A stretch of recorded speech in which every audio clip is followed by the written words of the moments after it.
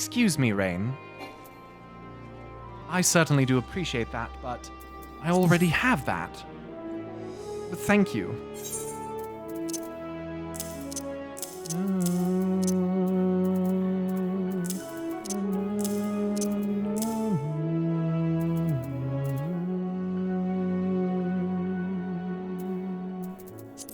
Why is the music so fucking good in this game?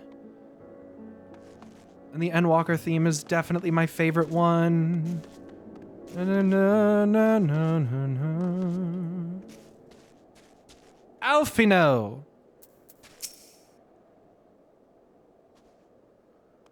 Shouldn't be long before we have a half-decent camp with so many helping hands.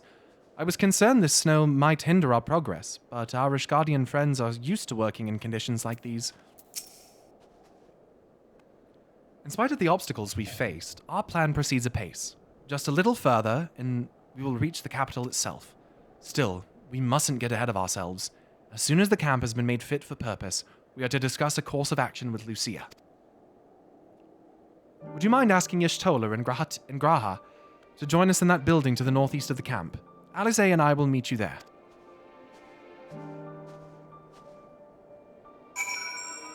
That one?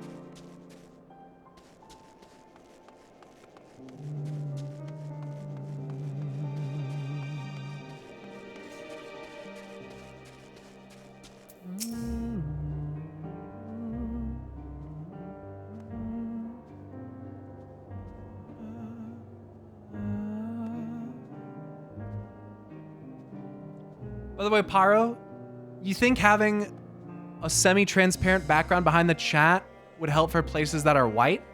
Since it covers chat when viewing the VOD? Yes, but I think a better option is to put a shadow, and I was thinking about this actually yesterday when I was watching a VOD, not one of my VODs, but I was thinking about maybe putting a little shadow or like a stroke around the text. I think that's the play.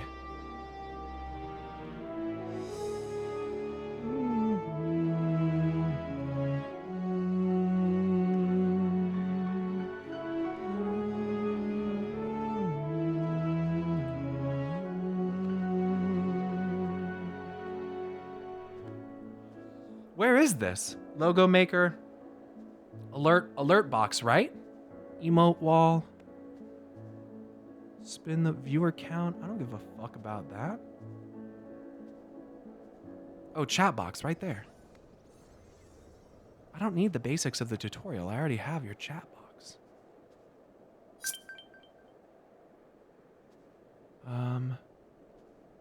Theme, Twitch. Ooh, boxed is gross.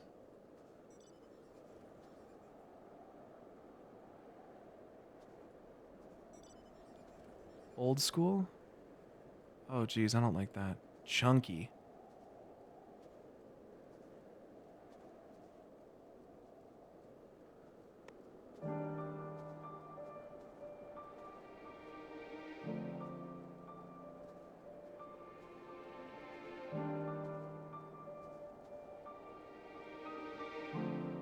Font size.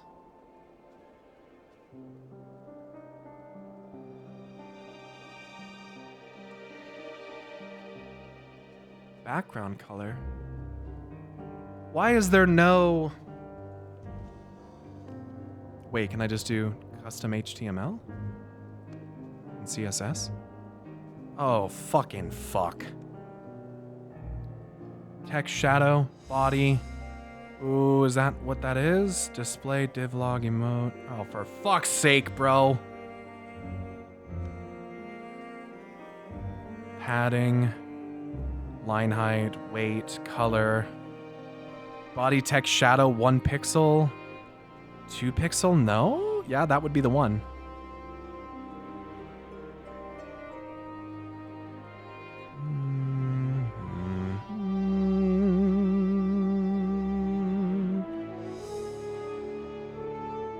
What's wrong? It doesn't actually just have a outline your text option. It like doesn't have that.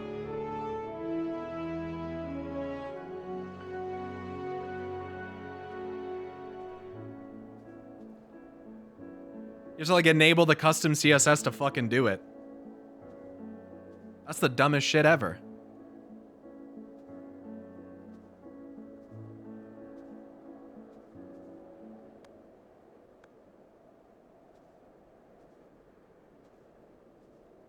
For a quick trick, make 2 chats.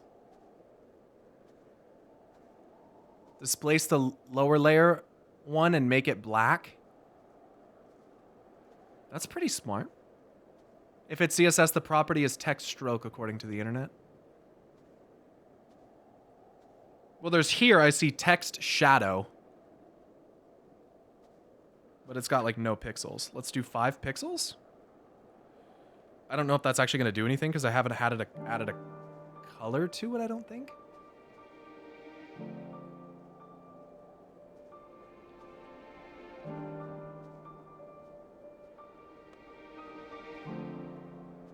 Now I just have to make it smaller.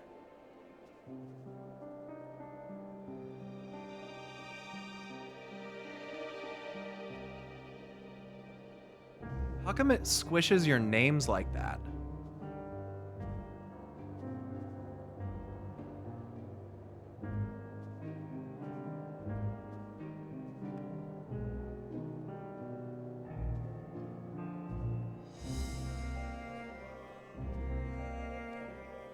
What if I did this?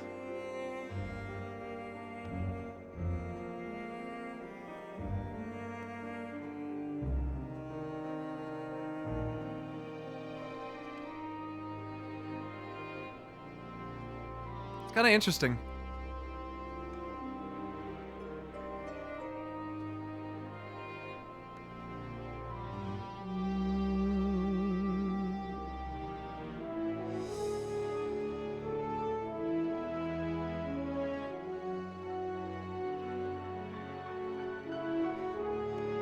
I don't get it.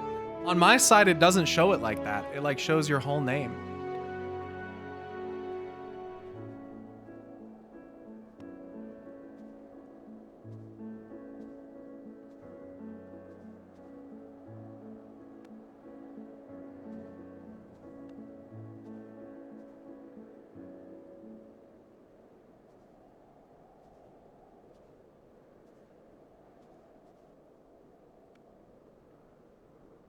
No, it's a Stream Labs widget, this one.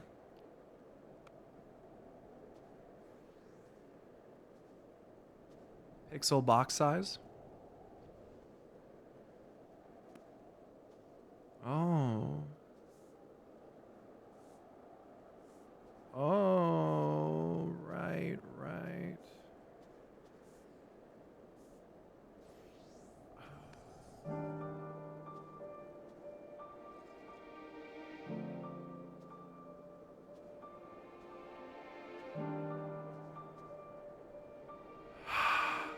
Ah, fuck, dude. I was not supposed to be... It's fine.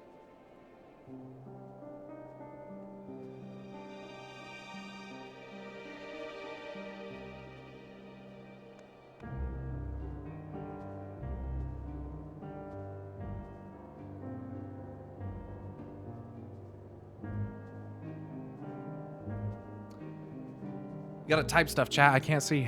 Oh, it's doing it... It does it regardless of the custom HTML. What?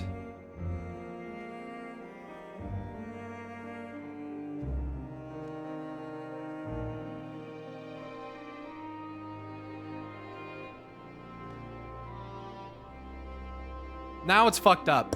Now it's fucked up forever. Now we've done it, chat. Now we've done it.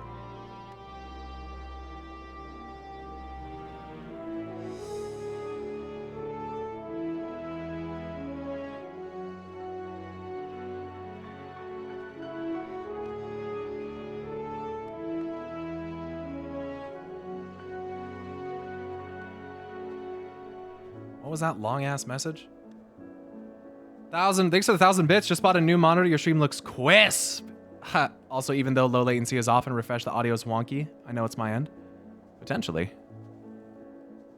If it's set by CSS, then it could have a set width. Width fit content would make it as wide as the content itself. I know CSS, but nothing about Twitch overlays. So I think you're right. I think what I need to do...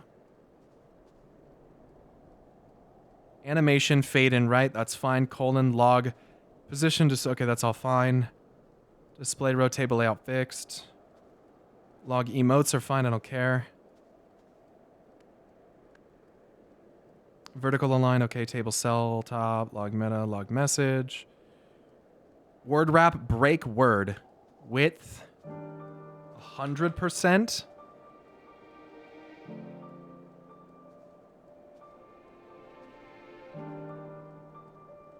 Oh, that's awkward as... That's weird. That's the word wrap. Do a longer message. Someone send like a fucking...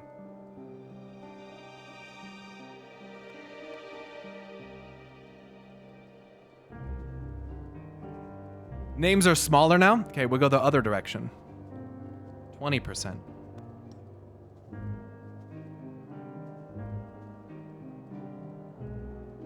Well, that's so awkward. That doesn't look right.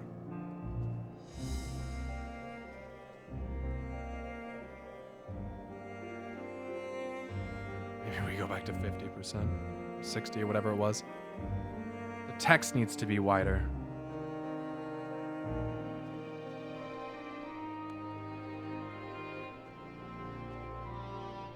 Badge, name, log message, log meta, text overflow ellipses, overflow hidden, white space, no wrap, padding right, that's width, log meta, log message, log meta, okay, let's try this.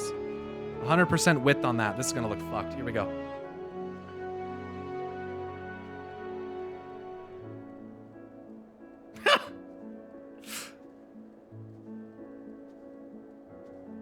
Didn't change anything.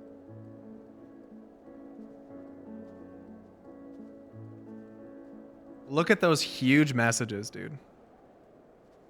Let's reset all this code. Okay, we're going back to blank slate.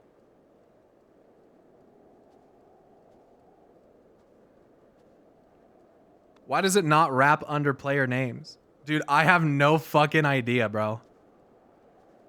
I have no idea what the fuck is going on.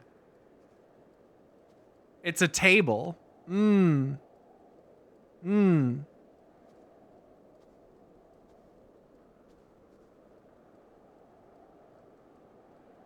Okay, so here we go.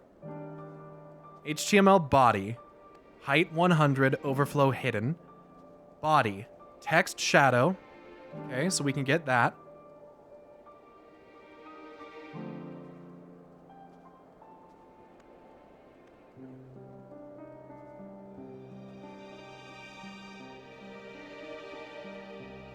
Okay, so now we have a text shadow.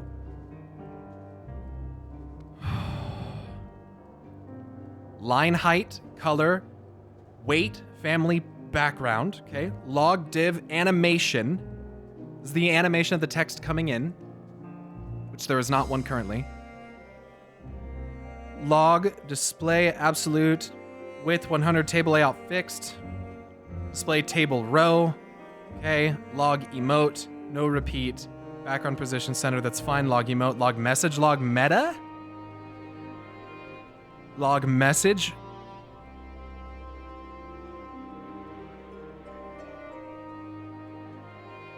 Word wrap break word. Text overflow ellipses. What did you, text overflow is ellipses and overflow is hidden. Then there's badge and name, which it's the name that we want, right? But then it's not word wrapping right. Instead of percent, you could just increase the size of the column from 100 to 150. Change it to text overflow clip.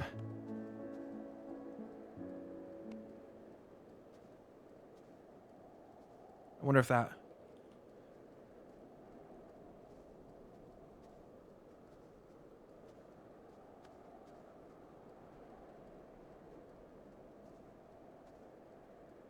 So that's gonna cut messages that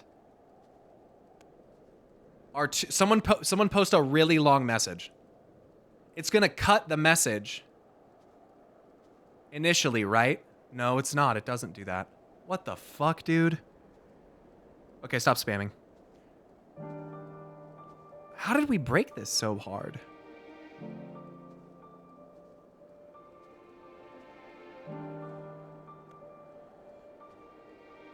Is that the names are being cut off? No, I understand. I just don't know why. I see name margin left 2 EM, but like, let's do 1 EM? I don't know what an EM is. Fairly certain it's the table format. I think the original one was all right. Well, the problem is I can't get back to the original one. Oh, that's the margin to the left of your name. Fuck.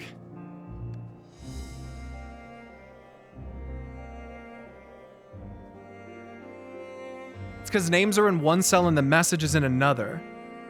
I understand.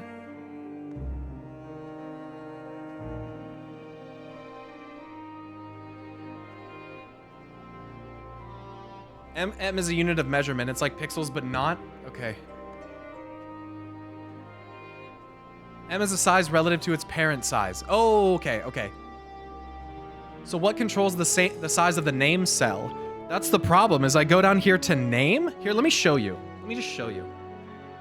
I go down here to name, and that's all there is.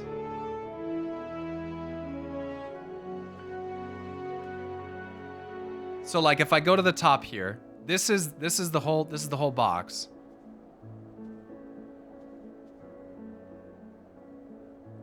So it's the log.meta. This one here, you think?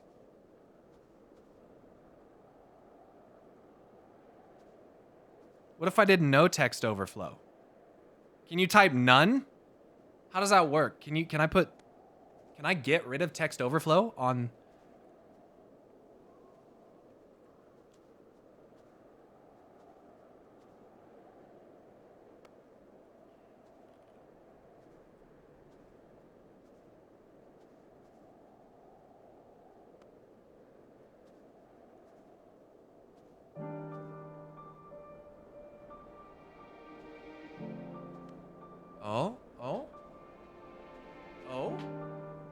But it's going behind the text.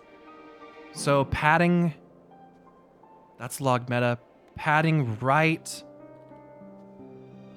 point, just do 1 EM.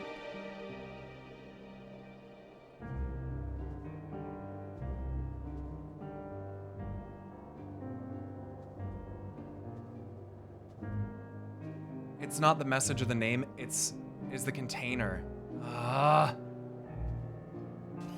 Overflow of it. I don't know.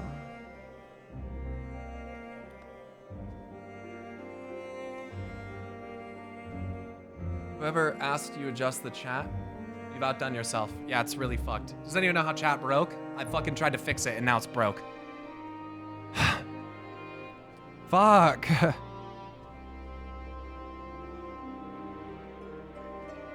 Text align right? How about text align center? Text align left?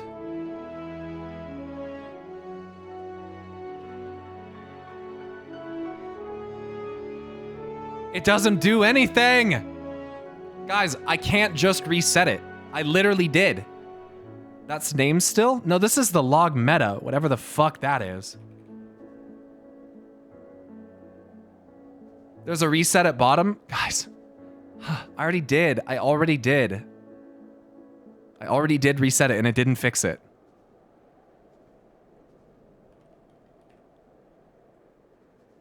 Fuck!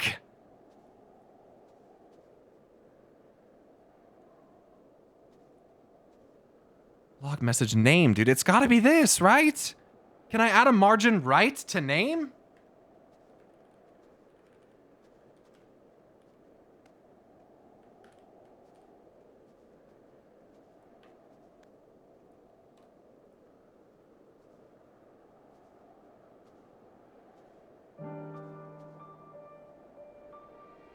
Look at the container class and change the display.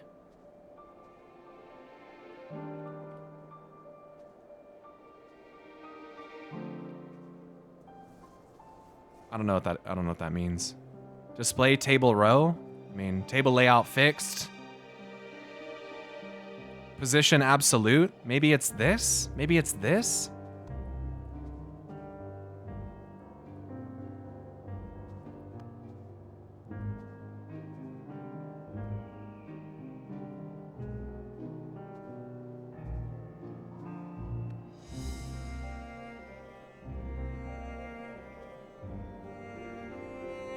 Did you have a custom HTML before? I don't think so.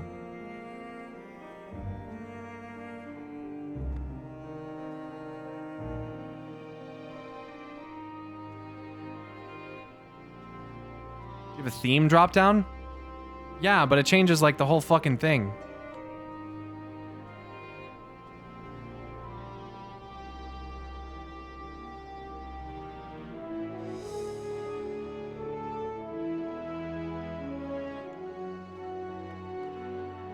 Change it to Twitch? That's what it just was. Look, I'll reset this whole thing. Disable the custom HTML. We're literally just on the Twitch fucking preset. Oh. Look at that. I don't know why that didn't work last time I did that. But here we are. Okay, I think that's what we wanted. Does it look... Oh, wait. No, this isn't what we wanted. Remember, this isn't what we wanted. No. This isn't what we wanted. Remember, because the whole reason... No, this is not perfect. This is not perfect. This is not what we wanted. We want to put a shadow on the text. I don't think I'm going to be able to, because I have to enable the custom HTML and CSS to do it. I can put a background. I just don't really want to do that. Like, you can't even see the background anyway. For preview purposes only, it will not be shown in your streaming software. Yeah, it doesn't make a fucking difference. Change text color? Fuck no. I'm not changing the text color to anything except white. Hell no.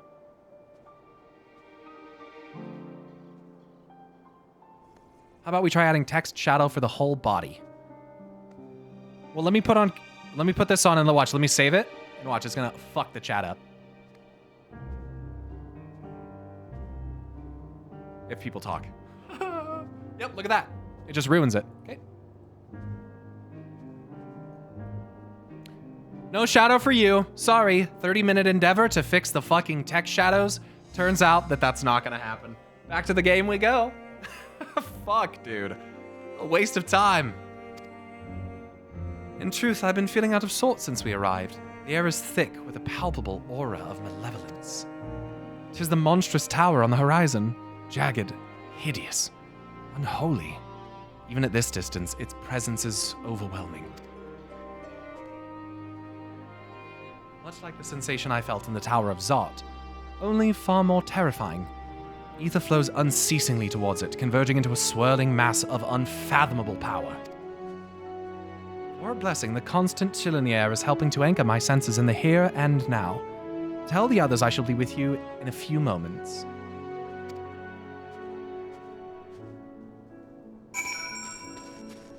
Dark background behind chat? Hey, don't even... Listen, guys.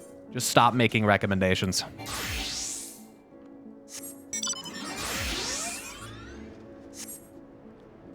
Let's just let it go. Even when I put it on like a white background, you can still see what it says. If for the 2 seconds the screen goes completely white during like a boss transition, you can't read the text on the screen, you're just gonna have to live with that. You will be pleased to know most of the Tempered have been quartered inside the nearby buildings and are receiving treatment as we speak. I do, however, feel no small amount of guilt for commandeering civilian homes. The occupants may be long gone, but everything is exactly as they left it. Considering the length of time that has clearly passed since, no one would expect to find them ransacked. Oh, one would expect to find them ransacked. Strangely, there are no signs of anything having been stolen. It's possible that everyone fled at the first sight of trouble, though it seems to me they left far too many useful possessions behind. Aye, though there is no conclusive evidence, I strongly suggest they were tempered. Sorry, I was merely thinking out loud. You mentioned a meeting. I will make my way there. Let it go, chat, like an iPhone down the Deschutes River. I'm gonna fucking scream. You figured out how to fix it? I don't believe you.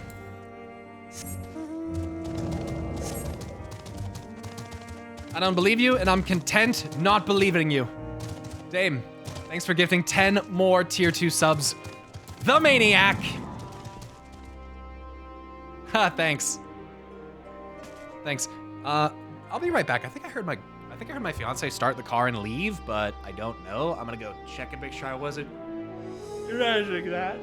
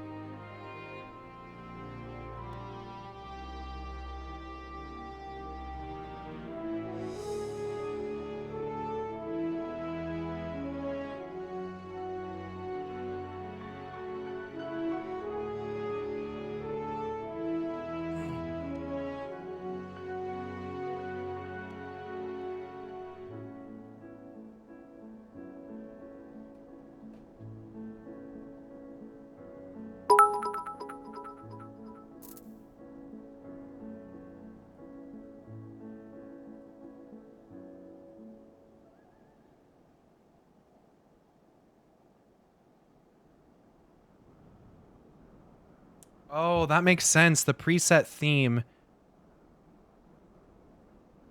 is locked to... It's basically, when you think about it, the preset theme is custom HTML and CSS.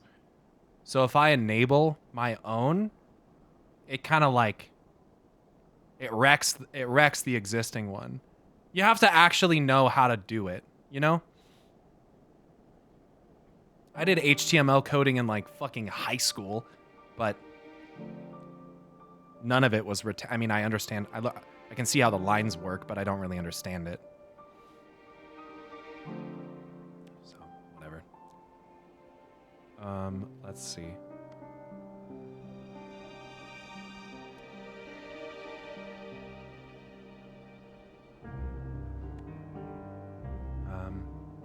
Pyro's currently AFK. He can't answer questions like, where'd you get that Emmett Selk portrait? Let him get back. Yeah, the Emmett Selk picture behind me was sent to me by a viewer, actually. Just the poster, and they bought it. Look at that fat ass chocobo out that window. They bought it off of Redbubble. Redbubble. Looks like Crane Song put the link in chat, if you're curious. I framed it. I paid for the framing. Pyro went AFK for several minutes yesterday, and the camera kept focusing on a cat girl Tifa. Probably Akira. Probably Akira Sin. Pretty sure that's how Akira dresses. Twitch, I swear to God, stop changing the source to 480 when I choose 1080p. Are you on a phone? Was the framing a lot cheaper than the map? No. I probably pay... Yeah, I pay a lot more for the framing than the picture, but that's not the point. It's that the picture is high quality. It's nice. The same thing I did with the map. And the map is not a poster, just so everybody knows. That's not a poster. That is a cloth map. So what we had to do was put that brown backer board behind it, and then you have to stretch the map out and sew the map to the backer board, and then frame it. So that is not... it's from a collector's edition. I think Stormblood collector's edition.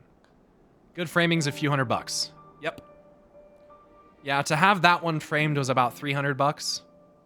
And the Emmett Selk one I think was like about $200. Yeah. It's expensive. I've never had anything framed besides those two things before. I've always just bought like my own cheap frames and put stuff in them.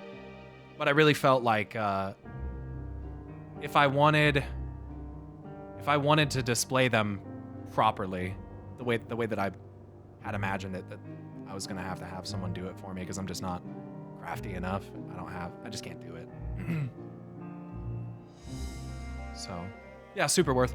As far as the other things in the background, you really love this game? I do. Yeah, it's my favorite game. I definitely can say that. Realistically, my only fear is eventually running out of things to do. I don't think that'll ever really happen, but I'm sure there's always going to be something to do. It's just whether or not I'm interested in what there is to do. You know what I mean? It's like, for instance, in RuneScape, like there's a trillion activities. But it doesn't mean that I want to do them all. So, at that point, you PvP. You know what, dude? I would have done PvP by now if I didn't have to, like, have a whole different set of abilities. That's the biggest turnoff for me, dude. Fuck that. I don't want to have to go, like, learn literally all these, like, what the fuck is all this shit? Your whole bars change. I was like, what the fuck, dude? World of Warcraft is not like that. World of Warcraft, 90% of your abilities are the same. It's not that different. It's hardly different. Bullshit. All the buttons look different. Am I mistaken? Oh, it's mostly the same buttons though. It's basically all the same, just condensed. I don't know. It looked different, but I didn't sit there and actually read through the abilities. I'm going to be totally honest, chat. As soon as I saw it, I just was like, fuck that. Fuck that, dude. And I just backed out. So maybe I just, initial impression was like, oh, these are all completely different abilities. But I don't know. Maybe I should actually just sit and read it at some point. Because the reason I wanted to do it is because there's a couple pretty good glams that are locked behind some wolf marks or whatever they're called. And I'm gonna need those at some point. There's some dope ass ones. Just wait until they change PvP. I have this like weird like hidden deep down trauma though that when they change PvP they'll discontinue all the old stuff and you won't be able to get it anymore. That's what all the other games that I got invested into the PvP of have done to me, like Destiny.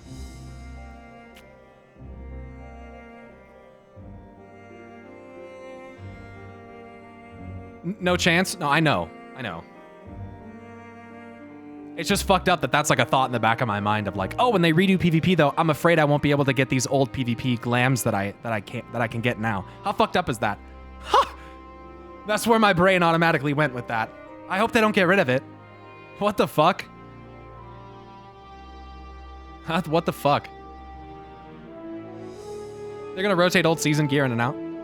Fear of missing out mode? Definitely. But also, World of Warcraft did that to me. World of Warcraft, they did that shit with the fucking Mage Tower, and then they brought the Mage Tower back! Oh man, imagine, dude. Imagine. This exclusive time-limited reward. But you can get it again, by the way. And then Destiny, you farm hours and hours and hours and hours and hours and hours and hours to get God Roll guns, dude. I don't know how many fucking runs of the Reckoning tier 3 I did to get a fucking God Roll what was it? Not last word, what's the fucking hand cannon called? The fucking meta one, the one that was meta for like literally 3 years. Spare rations. God damn, dude. Farmed forever and then they vaulted them. Oh. And then they came back and said, oh, hey, we're gonna get rid of vaulting, by the way. But all your old vaulted guns, they're irrelevant and you can't use those ones. Go farm new God Rolls. What? That made me want to kill myself. That was awful. Not really, but in a video game. It was terrible, dude. How can you do that? How can you do that to your player base, bro? How can you literally make all their weapons irrelevant and then take it back? Huh? That's why I stopped playing too. True. 100% truth. 100% true. It's fucking tragic. Let me fill up.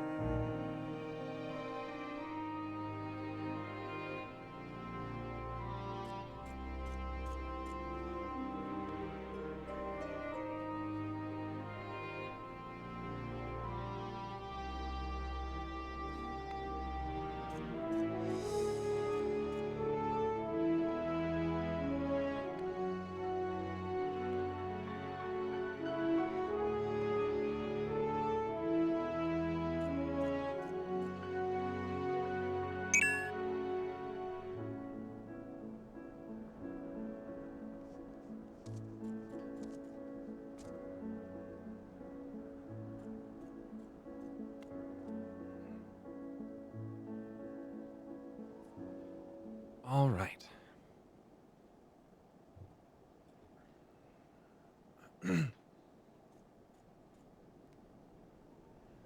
Oh, Siren, no problem.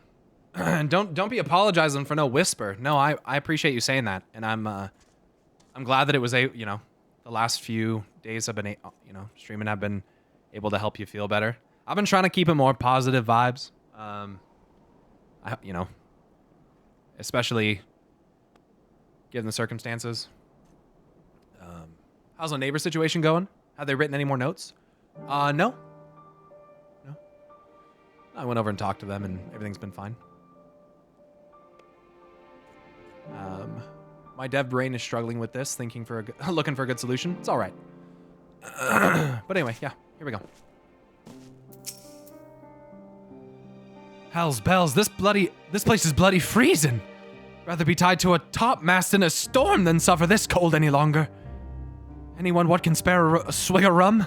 That'll sort me right out. Yeah. The tempered soldiers are sleeping soundly while they undergo treatment. There are too many to attend at once, but I and the other healers will see to all eventually.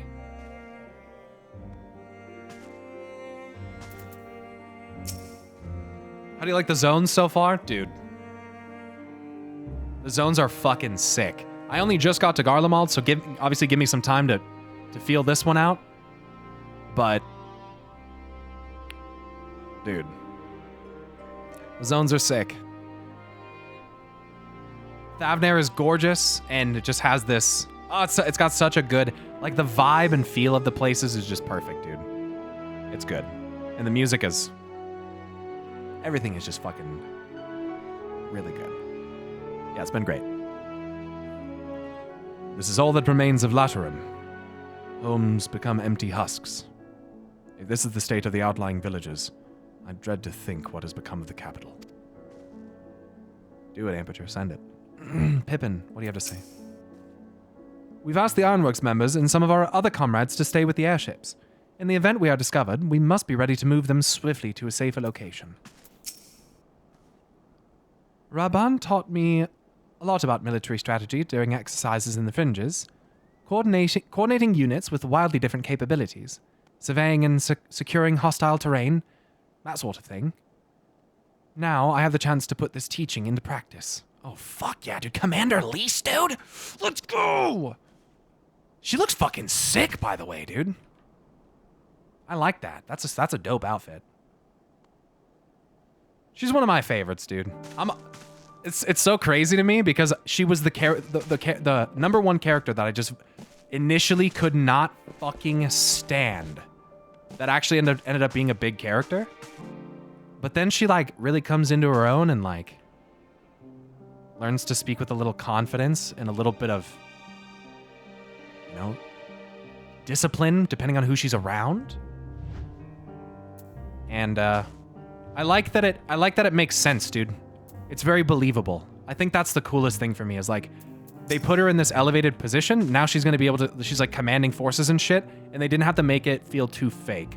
I think initially coming from Ida, it was just kind of like shocking because I don't know that I've ever really played very many games that have that type of character insertion used. But I think, yeah, she's definitely very much down to earth. I 100% agree. And I think that's part of why she struggled so much initially, because she was just real, but she just didn't have that that extra knowledge that would have maybe helped her not offend people so much.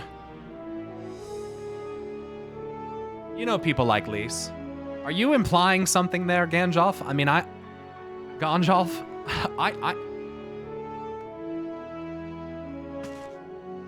The Ida to Lise transition didn't feel executed well.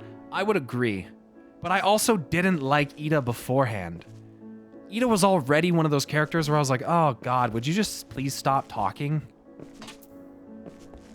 She was almost like Riku from fucking Final Fantasy X, where like sometimes Riku would just say the dumbest shit. And you're just like, oh, Riku, you're so cute. You know? It felt like that, except Riku was just, had a different kind of charm. Well, I think we all know what that was, but...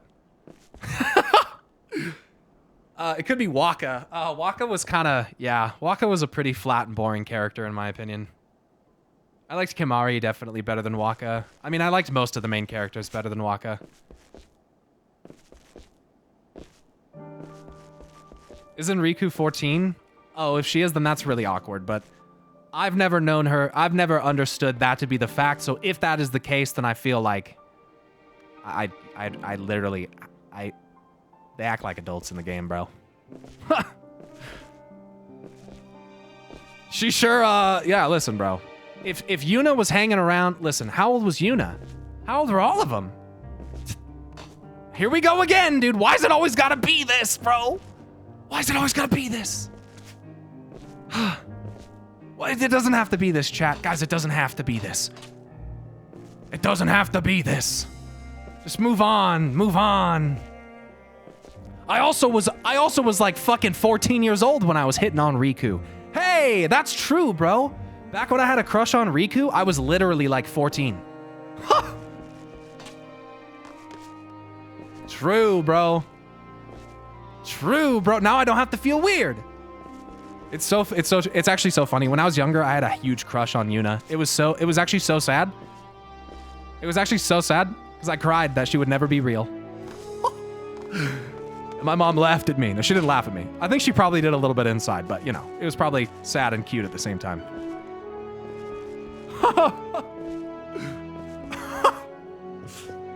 Who didn't? True.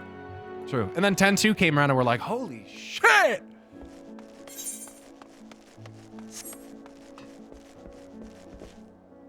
Then things got really crazy.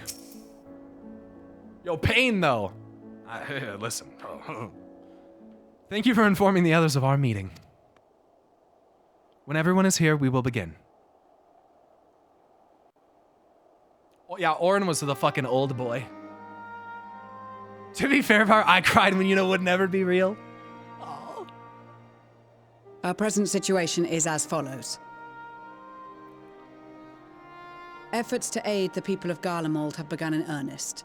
Moreover, having entered into the capital, the Imperial Palace is within our reach. But before we proceed further, we must learn what has befallen this city, for therein lies the key to understanding and combating the Telophoroid's designs. I have a suggestion, if I may. Several of the Imperial soldiers we captured on the Magna Glaciers are members of the Populares and acquaintances of mine. Oh. Once we have cured them of their tempering, they should be able to give a reliable account of the events leading to the capital's downfall. Okay. A promising idea. I will assist the healers and their ministrations. Yeah, you look the part right now. It's fucking weird. Of course, I will require a porxie of my own, assuming you can spare one. The fact that their eyes are always covered just creeps me out, dude. I don't know. It's Would like you a like a Dragon hand? Ball Z character. You know? No, I am sure we will manage. Better that you take my place in the field. The noxious ether of this place disagrees with me, and as I shall need to draw on my own for the treatment, 'twill be prudent for me to remain within the camp. Is that a good example? I don't know if that's a good example. It's more like a near. It's more like a near This character. talk of curing the tempered is all well and good, but I reckon the cold is a more pressing concern. All the houses round here are fitted with ceruleum heaters that could keep us warm and toasty. Problem is, the machines seem to have given up the ghost, and if we keep sitting around, freezing our asses off, we'll be next. Yeah, good logic. I My like smiths reckon Glad with we the brought the right pirates. parts, they can have them working again, but it won't be easy. Of course it won't. That would be too quick. Understood. The machinist will assist them in the repairs. Let it build. Zakar. The rest of us should either stand watch or survey the area. We've made our presence known to the Telophoroi. They will be searching for us, if they have not already ascertained our position. That we have seen no sign of them since the battle suggests they have yet to do so. However, I suspect they may be biding their time. Dude, I'm really scared, bro. I'm really scared. Or perhaps we are beneath their notice. I'm really worried about this, dude. Xenos already scared the shit out of me. Xenos is the one character that actually scares me. And we're actually... In any event, we'll find no answers standing around here. Urianger, Estinian and myself have visited Garlemald recently, so we'll lead the reconnaissance efforts. Perhaps bolstered by a few Bosnian and Dalmatian scouts from my previous excursion for good measure. He scares the shit out of me, dude.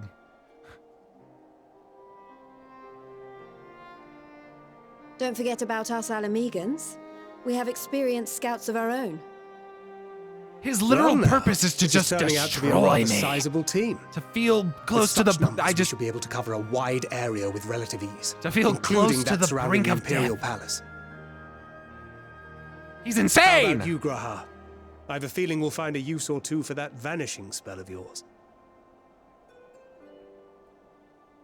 And he's got... 'Twould be my honor to be of service.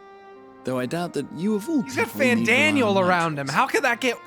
That's the worst combination. That leaves us with guard duty. Fucking Amon and fucking As a matter Xenos. of fact, I have something else in mind for the two of you and Alphino. Between here and the center of the capital lies the Eblan Rhine. I would have you search the area for survivors. Your keen sense of direction, honed in your extensive travels, should prove useful in navigating the ice fields. Dude, let Xenos be a part of his M2, dude. If there are any survivors, we will find them. Extensive travels is something of an understatement, but I suppose if there's nothing else that needs doing... Ice fields! I love ice fields! Oh, wait. No, I don't. We'll go the first one. Let's give the nice answer. I have faith that you will, and look forward to greeting you on your safe return. Thanks. You all have your duties. Let us make haste. May the Fury bless and keep you.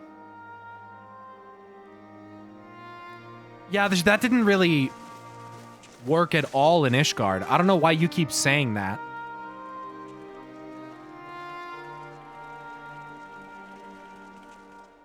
Like,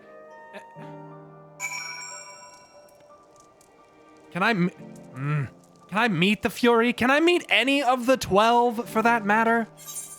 Fuck, man. How have we got this far and we don't have no 12 information?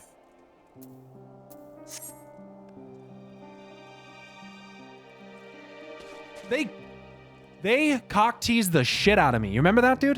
When they were making it seem like they were gonna summon Rhalgr?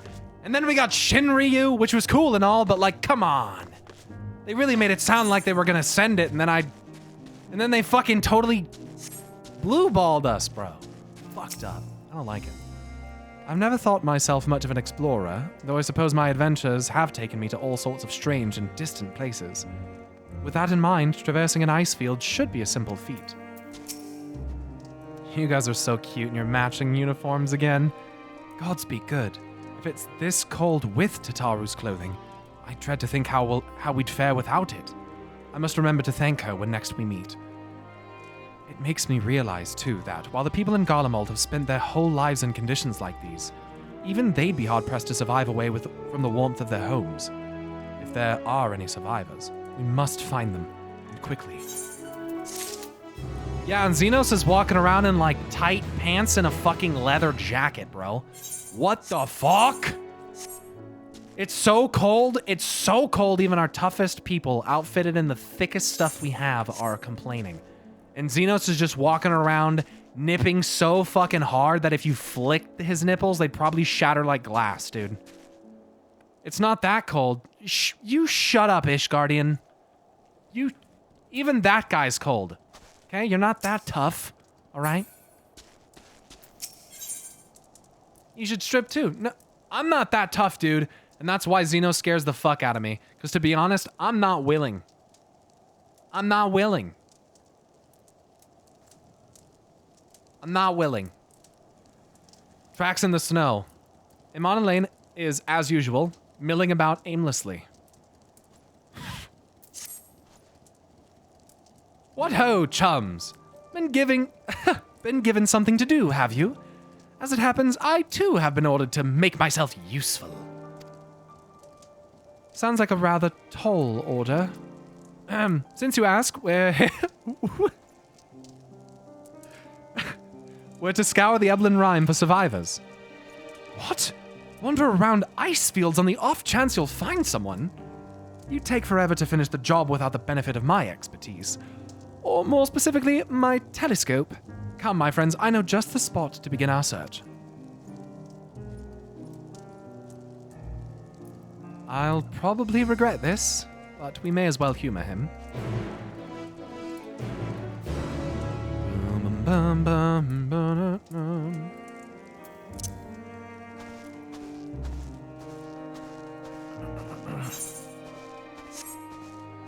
Get some RP cold walk, dude.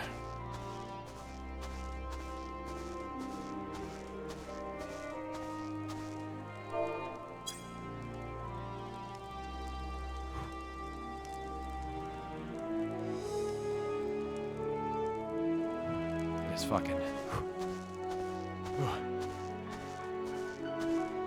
Xenos' nipples don't get hard till he sees you.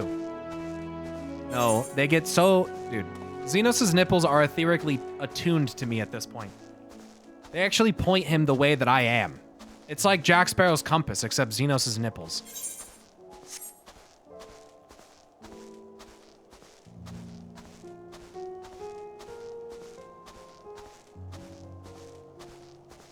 Nipple radar, bro. They're like honing beacons. Right. What he doesn't know is I have some ethereal flares. That way when they're like honing in on me like a fucking torpedo, like I can launch flares and...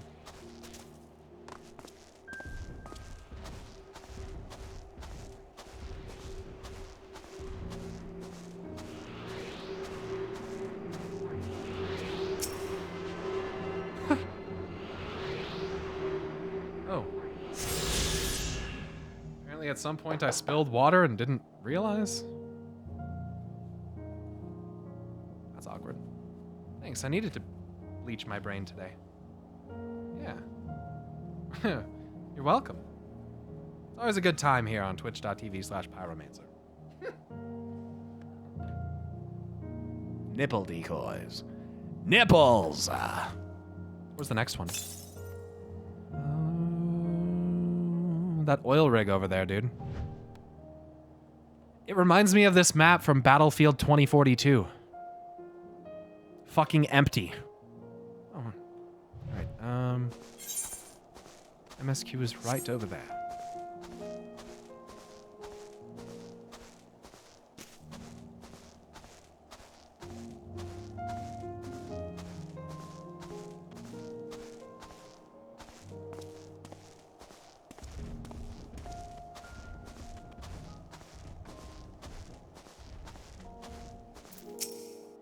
The few buildings I can see don't appear to be residences. They may still warrant investigation, though. I'm surprised by how many wild beasts there are roaming about the place. Perhaps now that the soldiers have gone, they're free to wander and forage as they please.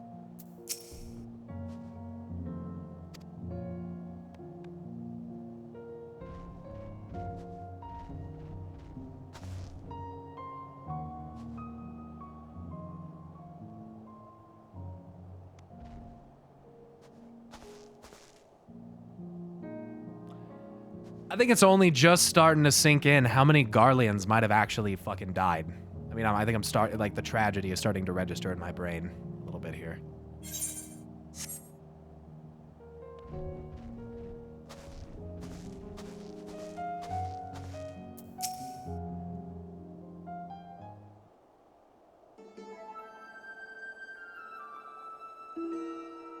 Oh, time for a Gosetsu! I wish. I spy with my little telescope a massive sheep thing? Maybe it's a cow? Not what we're after, either way. Is that an ether current? Oh, no. Just a wind sprite. Huh. There's no mistaking it. That's a girl.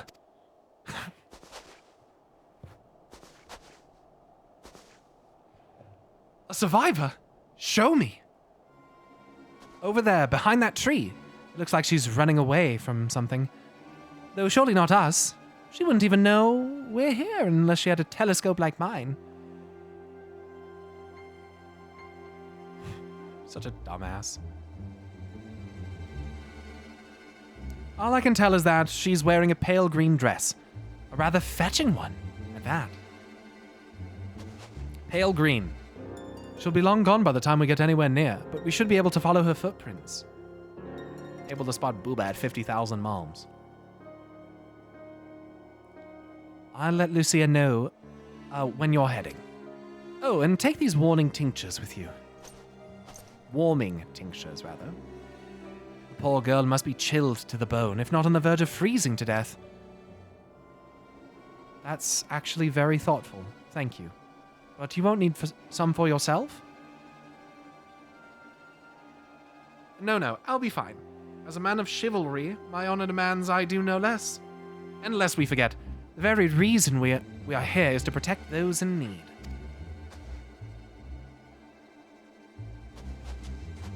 I am carrying kind of a bright beacon on my shoulder. I don't know. His boobdar is too powerful. He's got pussy vision? Jesus Christ. Calm down. He's not even a Mikote. Why are you still here? If you dally any longer, you will miss your chance to play the hero. Oh, you are so annoying, Melanie. Oh.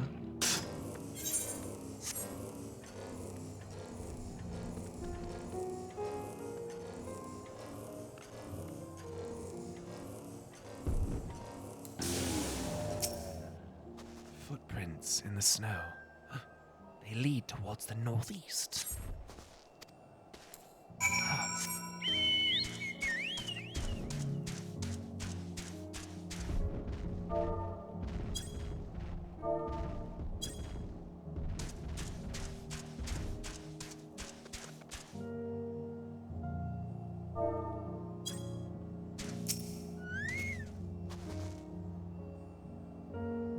I do have the motorcycle. I just don't use it all the time.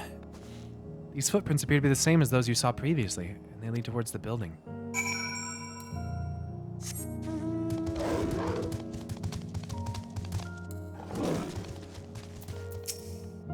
According to the label here, this place was used by those involved with extracting ceruleum. Ceruleum. We're getting closer, I'm sure of it. At first, we thought she'd gone inside the building, but the door doesn't look to have been opened in some time. She might still be nearby, so we'll keep looking for her. Then again, it's also possible that she ran right past this place. Would you mind searching up ahead?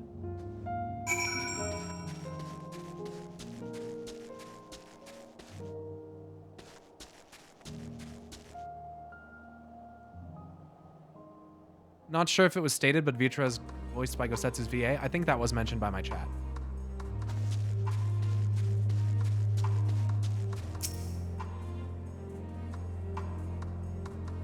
Yeah, you see that Amana Lane like heat-seeking vision? That's like what Xenos has, but for me.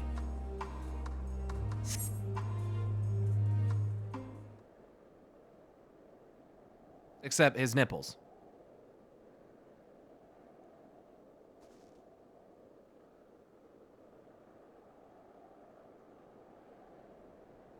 Clover, no.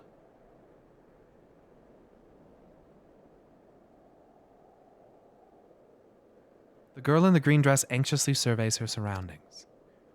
Were you to call out to her from this distance, it might attract wild beasts to your location. It would be safer to get closer first, but you must do so without drawing her attention.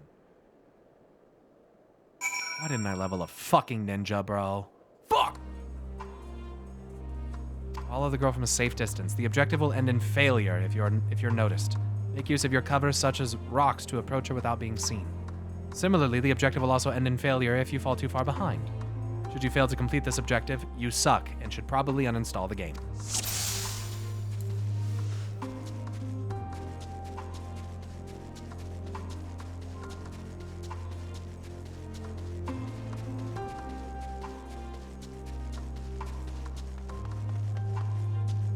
Did you do it? Motherfucker!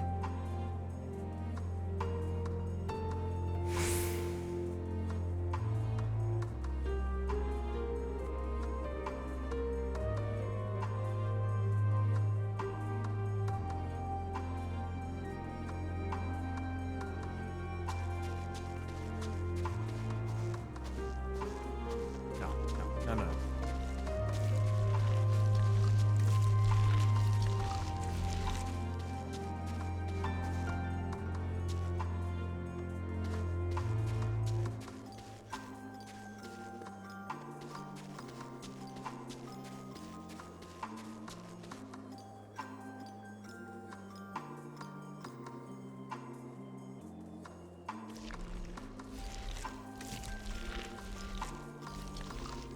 Sneaky fucker. You must be imagining things. You must. Regardless of whether or not that's true, I'm fast as fuck, boy!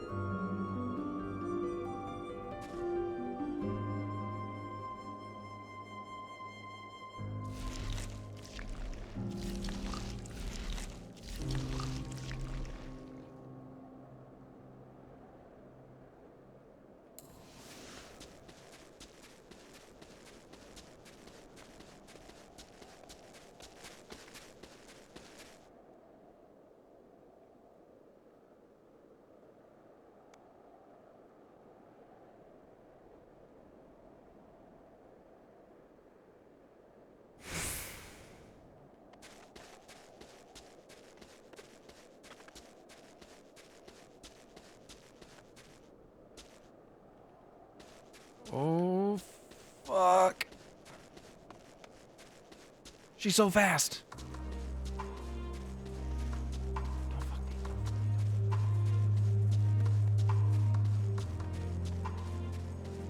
She's gonna go all the way. Nice. Whew.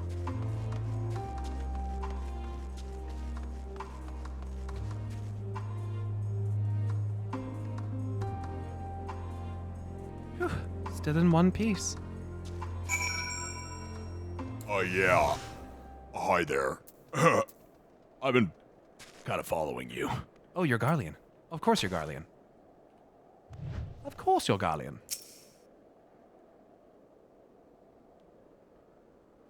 Get fucked, doubters.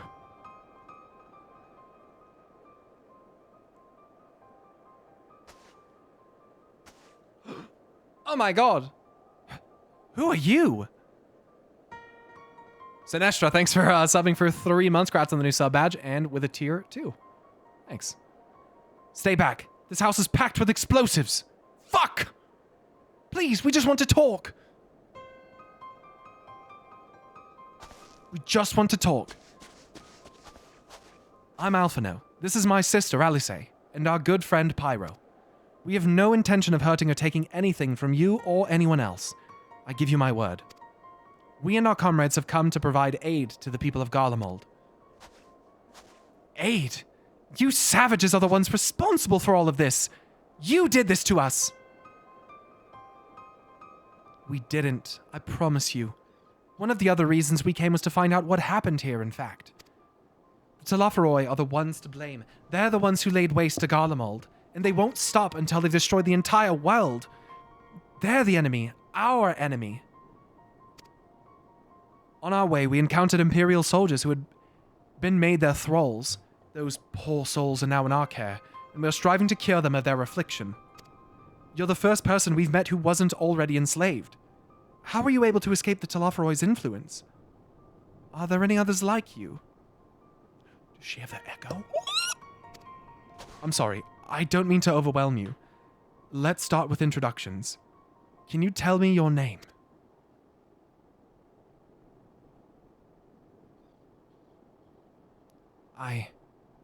My name's Licinia.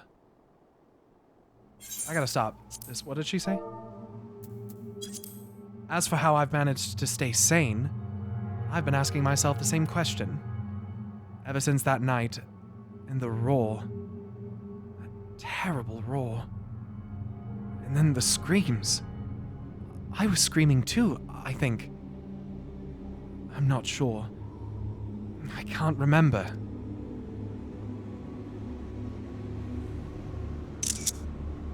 Then came the silence. Everything was still. It was like waking up from a nightmare. I thought that maybe the fighting had stopped, so I stepped outside.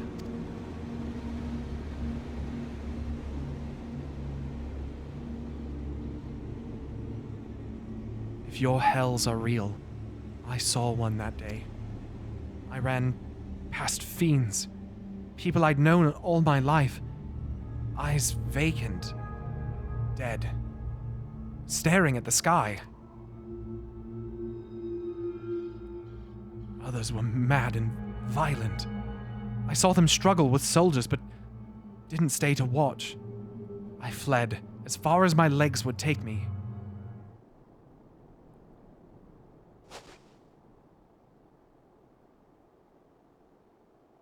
Do you have a family here? Is this their home?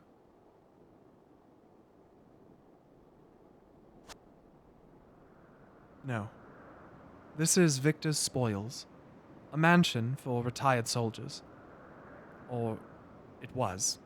But now me and a few others are, borrowing it. As for the explosives, I was making that up. Posture check, fuck. I just wanted to keep everyone else safe, and I didn't know if you were... The truth is, our supplies are running low, and you said you're here to help. Can you? Of course. Whatever assistance we can provide, we will. Judgment Sai, thanks for the 8-month resub. Thank you. I'd better tell the others first, though. Wait here.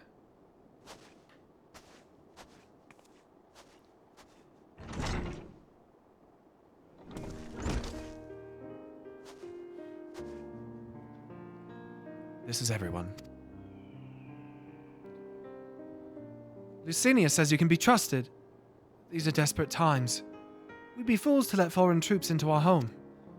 Having said that, were you to provide us with means of heating the place, as a sign of goodwill, perhaps we could take you at your word. If that's too much to ask, then leave us be. Time to put my firewood gathering skills to use. Could you provide the spark with a little magic, Alice?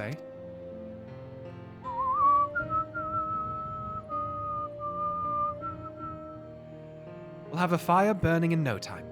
May we build it under that gazebo? The what? Oh, you mean the bower? Yes, do as you will.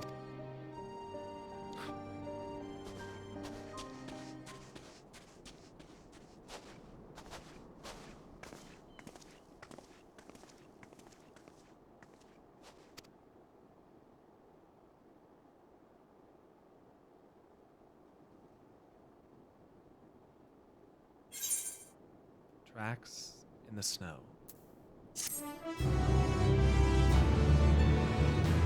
Kitsu QC, thanks so much for the Prime Gaming sub for 3 months. Congrats on the new sub badge.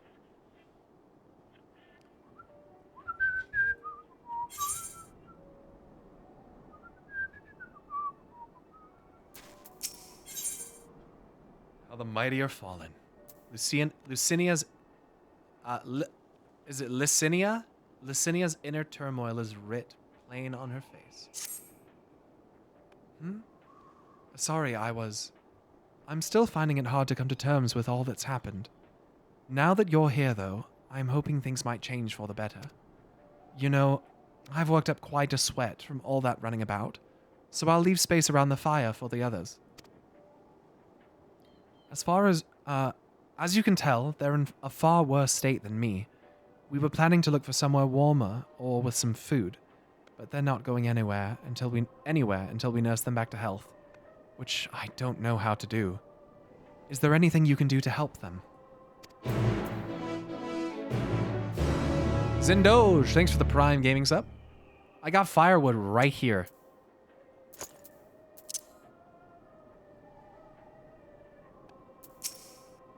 Before the Civil War, I was a student.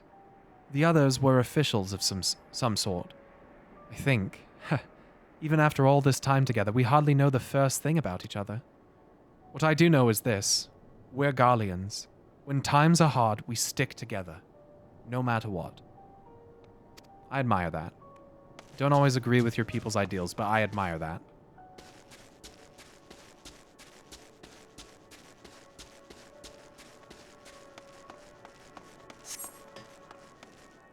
Dude, that sword is fucking wicked. That's a relic weapon, isn't it? Isn't that one of the... That's Dark Knight, obviously.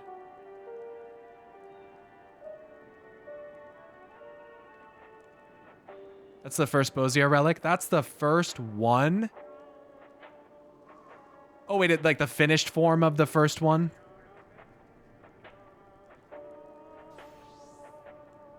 Bozia Stage 2.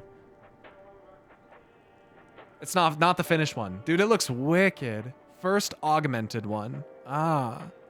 That's pretty sick. I might have to get that for my Dark Knight, because that's really cool. And I've kind of struggled like with the sword a little bit on my Dark Knight. Just have this one.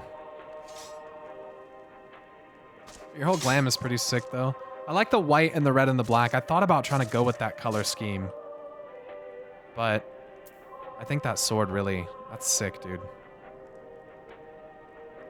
That one is hard to replace. It's super dope, though. Yeah, I like this one. I was using the Horde sword for a minute, but it didn't quite, like the metal on it didn't quite match the color of my outfit, so I took it off.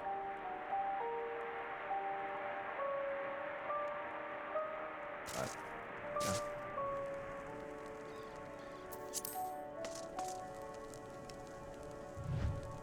Is that a little piece of ceruleum?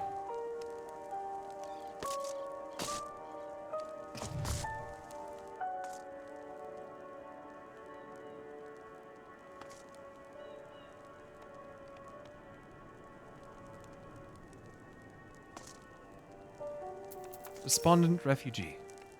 Doesn't say anything. That's sad.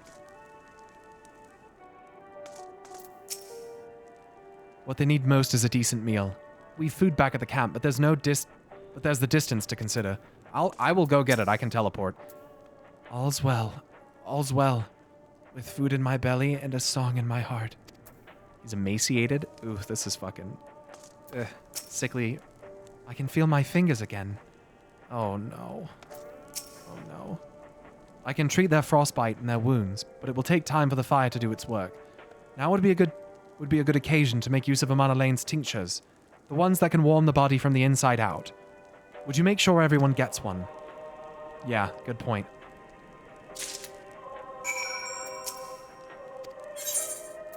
Wait, what did he say? The numbness is beginning to subside, though I suspect once the fire dies, it will return with a vengeance. Here you go. Warming tincture? I've never heard of such a thing. No harm in trying. But tell me, have you heard aught of the city?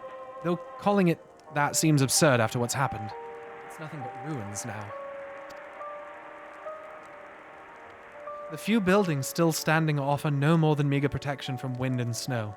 Food production, water purification, the magitech that sustained us has come to a grinding halt.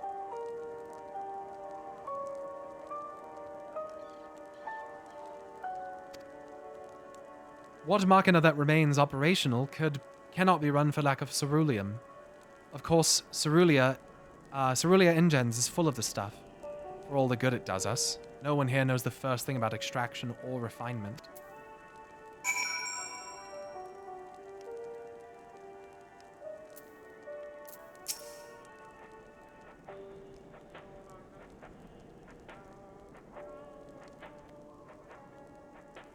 All is well. Yes, never better.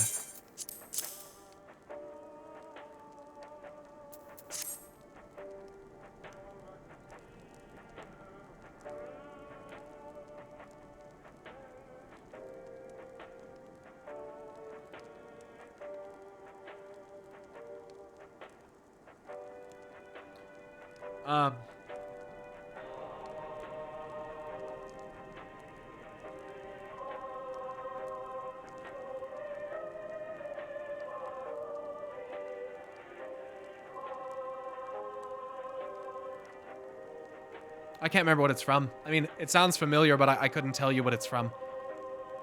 Oh, what sweet libation is this? Is it poison, by any chance? 'Twas a joke, a joke.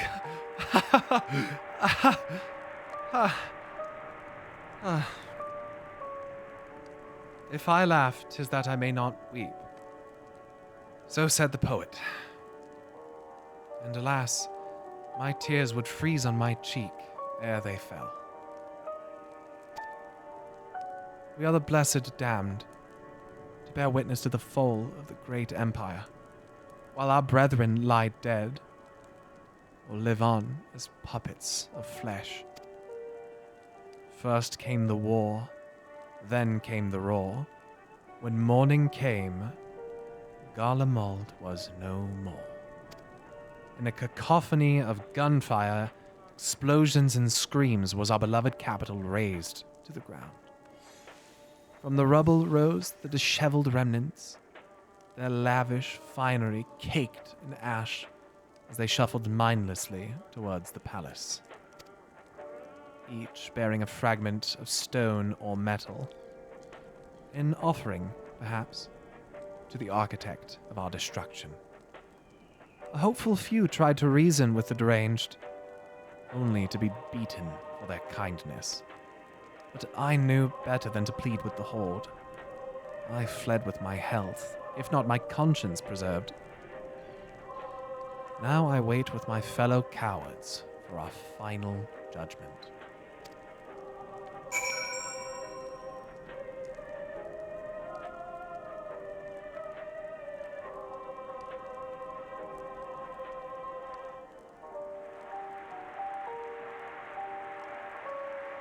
This is a song what the Empire's theme is based off of, at least canonically. The one that plays in most cutscenes with Garleans. Yeah.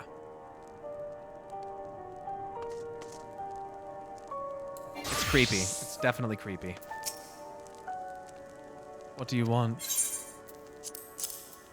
Being gifts from the notoriously unreliable Imana Lane, it is highly doubtful this concoction will have the intended effect. If only they were willing and, more importantly, unwitting volunteers on whom to test it. What the fuck? A tincture. May as well drink it, I suppose.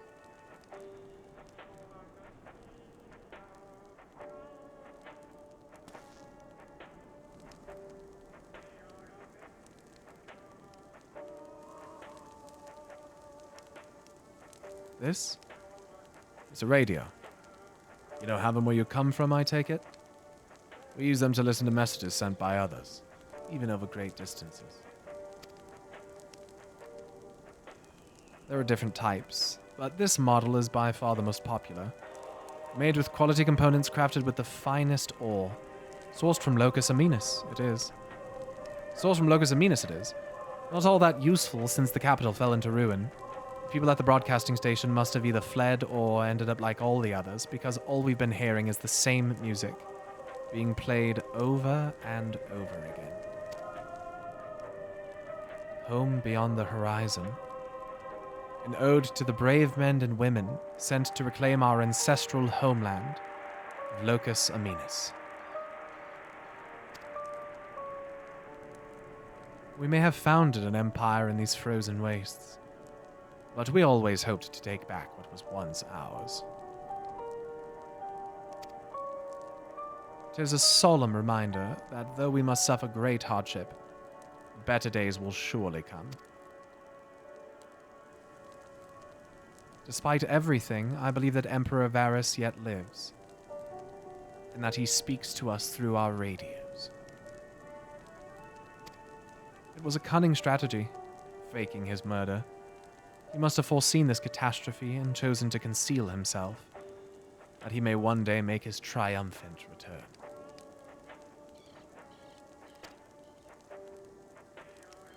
Yes, I'm sure of it. Emperor Varus would not be defeated so easily.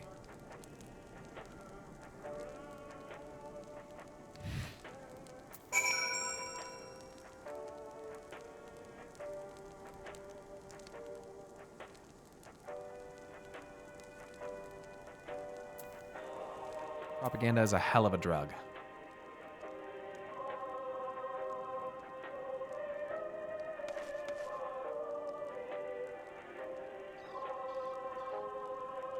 He doesn't know we saw it in a cutscene.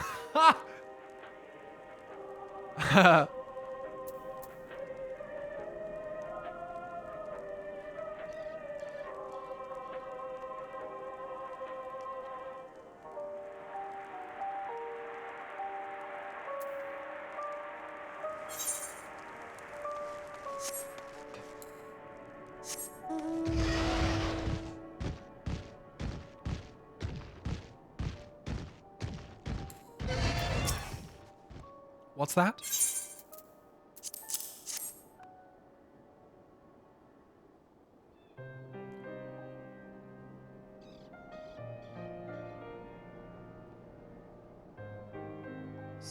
Hold on, I gotta go tell my dog to be quiet.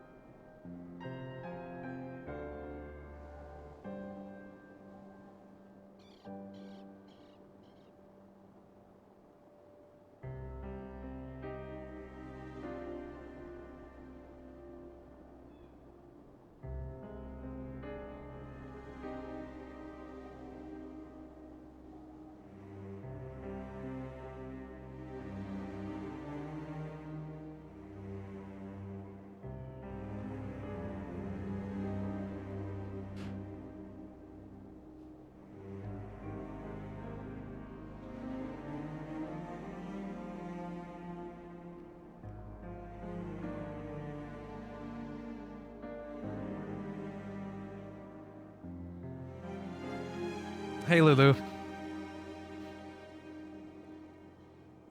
So this is what you gave the others. Thank you. I'll save it for later.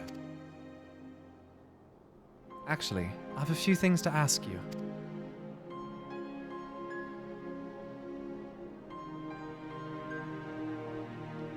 Are you a part of the group staying in Laternum?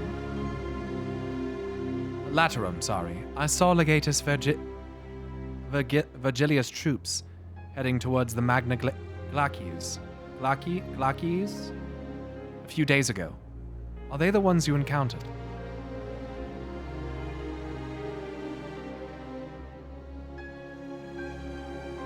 Camp Broken Glass, call it. And Virgilia and her men are there now.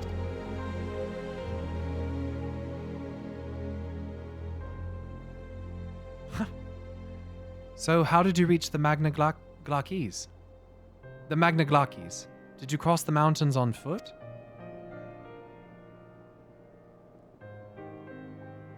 Airships. Then there might be a way to...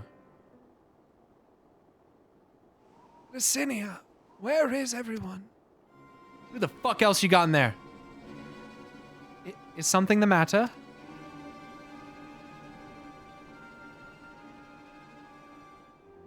A voice from inside, you say?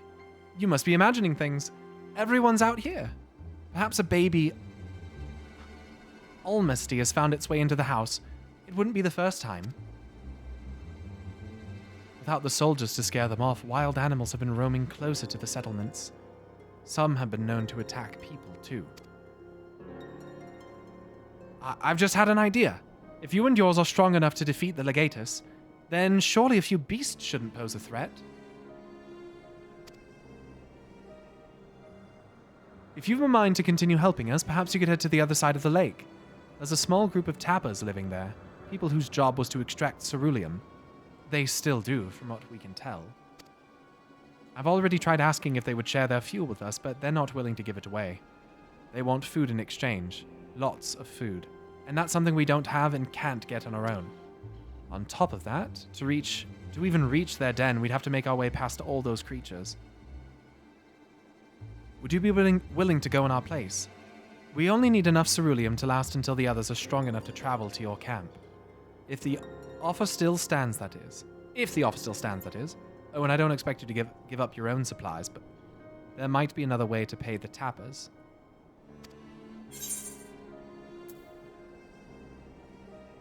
You better watch out for baby Almasties while we're away.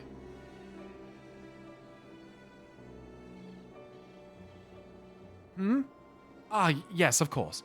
If I see any, I'll be sure to shoo them away. To reach Tapper's Den, you'll have to cross the lake.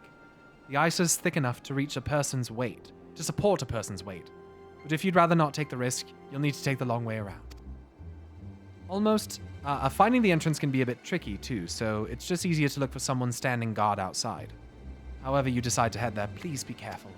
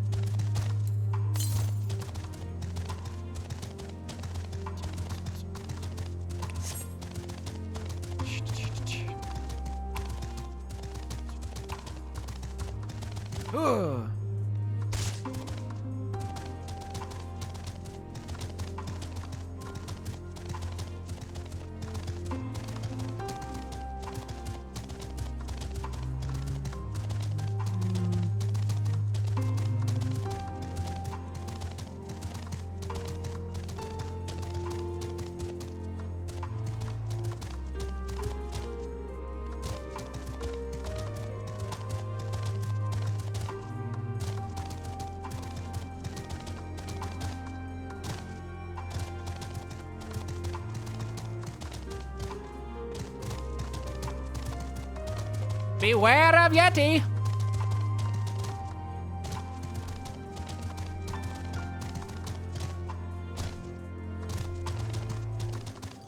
Oh, nice, dude. What the fuck? Hell yeah. off. Many lucky doos.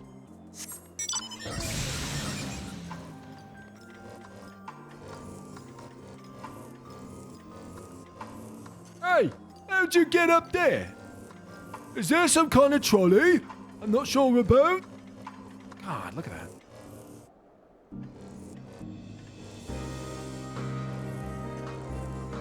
Huh.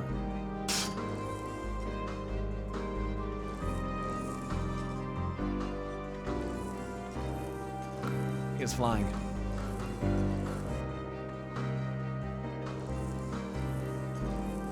That would make sense.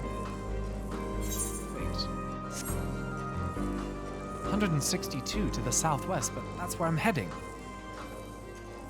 Remarkable. Oh my god, there it is.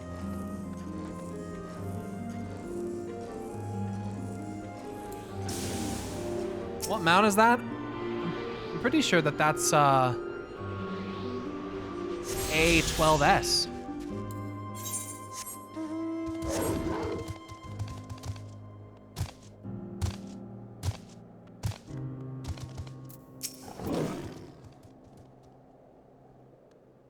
Who goes there?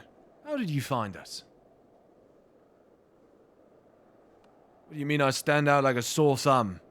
If the purebloods over at Victor Spoils hadn't given away our location, you'd never have found us. Those stuck-up assholes. Thought they could come waltzing in here demanding cerulean with nothing to offer in return. Ha! Looks like the boot's on the other foot now the capital's gone to shit. So they've resorted to sending you to negotiate. I know your game, Sellsword. If they think we'll give in to intimidation, they've got another think coming. What?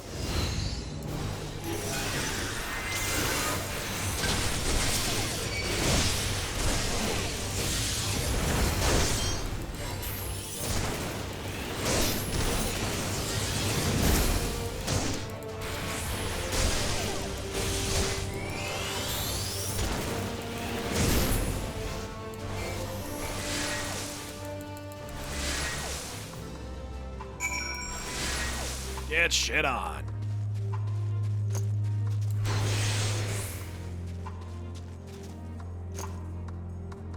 Kick up their ass! Chad, what happened to the Dragoon Pyro? I'm just not spec'd into it right now. There you are. Just after you left, the Cinia asked me to go and catch up with you in case you needed a hand. Someone must have let slip that I have a little experience in transporting barrels of ceruleum.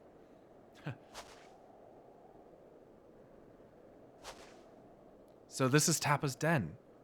Well then, after you. I quit Dragoon. And now I'm never playing it again. Never! Never! Until maybe 5 minutes from now. Who are you? What happened to the guards?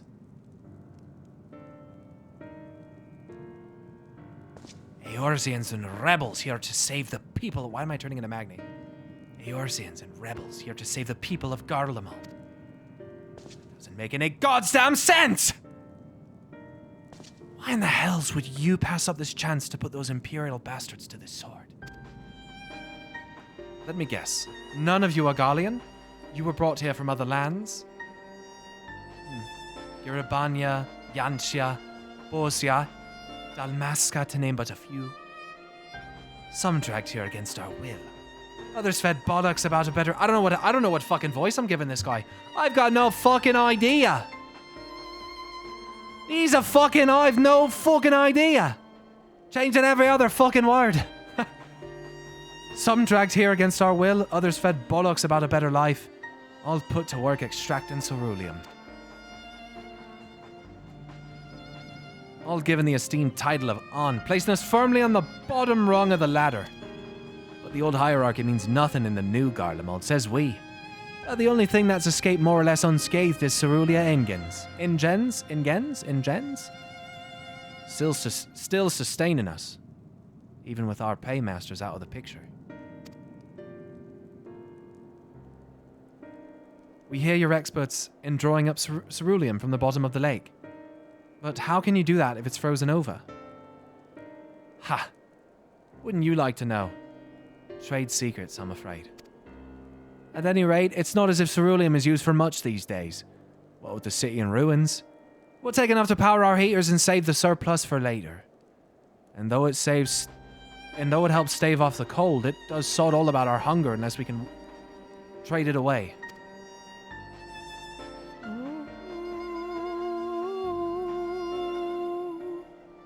Speaking of which, be sure to tell your contingent we've got ceruleum by the barrelful. If they're interested, we'll exchange it for whatever provisions they're willing to spare.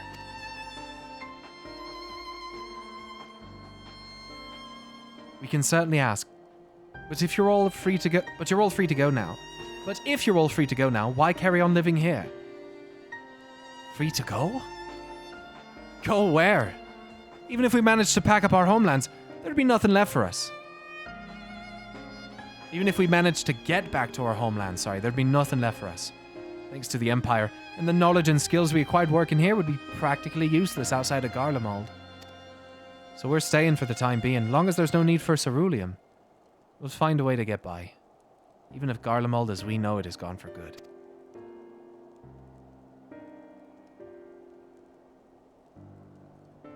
Gone for good.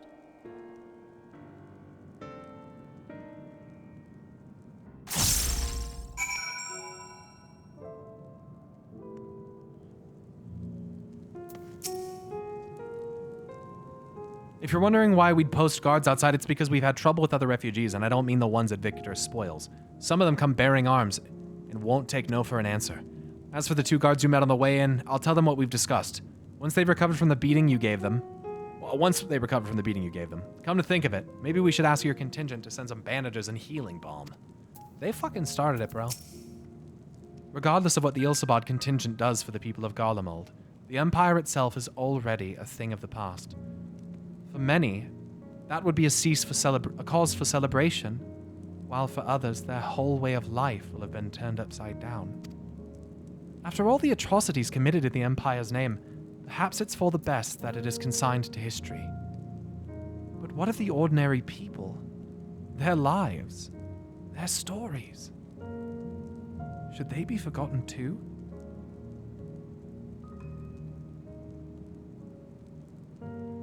No. I suppose there will be plenty of time to ponder that later. For now, let's see about getting some ceruleum.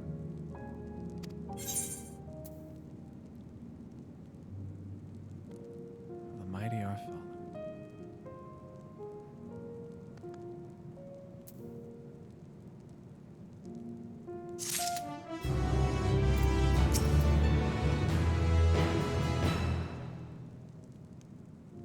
The fire we built at Victor's spoils won't last forever, and it's too dangerous for Licinia and the others to search for more kindling. If we can get them some ceruleum, that'll be one less thing for them to worry about. For a time at least.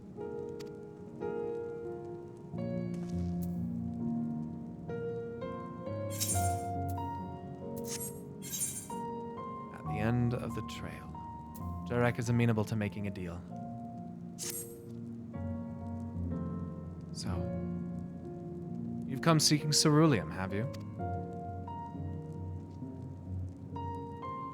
What? Those purebloods up at Victor's spoils sent you? To turn to their enemies for help. It must be more desperate than I'd thought. And again, Lysinia's got her little sister to think about. A sister? But we only saw Lysinia and 3 men. Possible she died from whatever was ailing her. If she needed treatment, I doubt there'd be any way to get it around here. I may have refused Licinia at first, thinking she'd come back with something to exchange, but I can spare them a bottle's worth of ceruleum. Consider it a reward for introducing me to the rest of your contingent. Be sure to send them our way, you hear?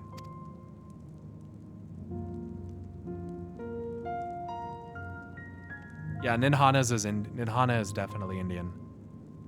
I can't for the life of me think why Licinia would keep her sister a secret from us. But we can ask about that after we've delivered the ceruleum. Come on, let's hurry back. Oh, is she like being affected? Is she like being maybe she doesn't... Oh no.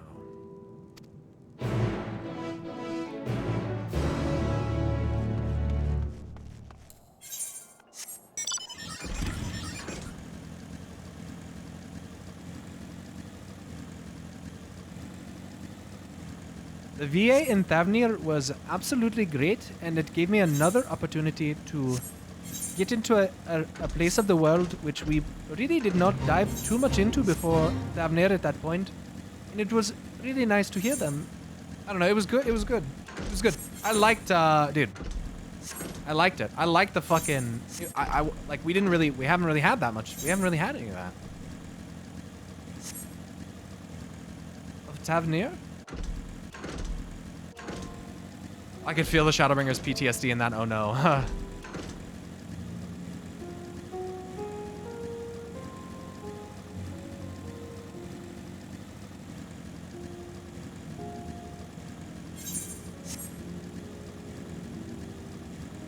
Thanks, Atronave.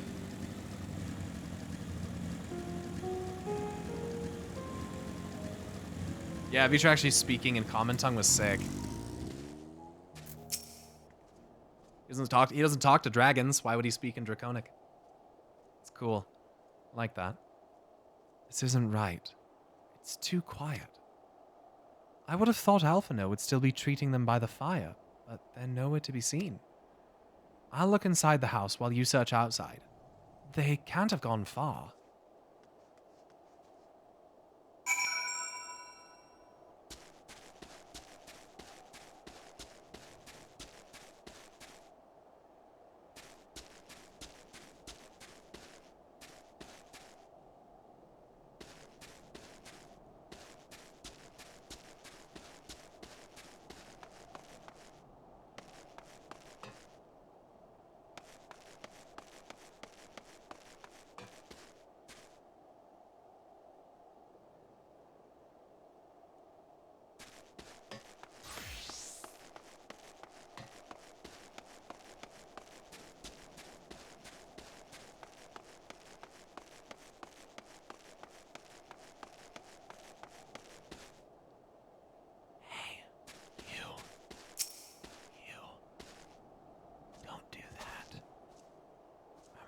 Spank you. Don't do that. Ugh, damn it. Damn it all. Oh, fuck.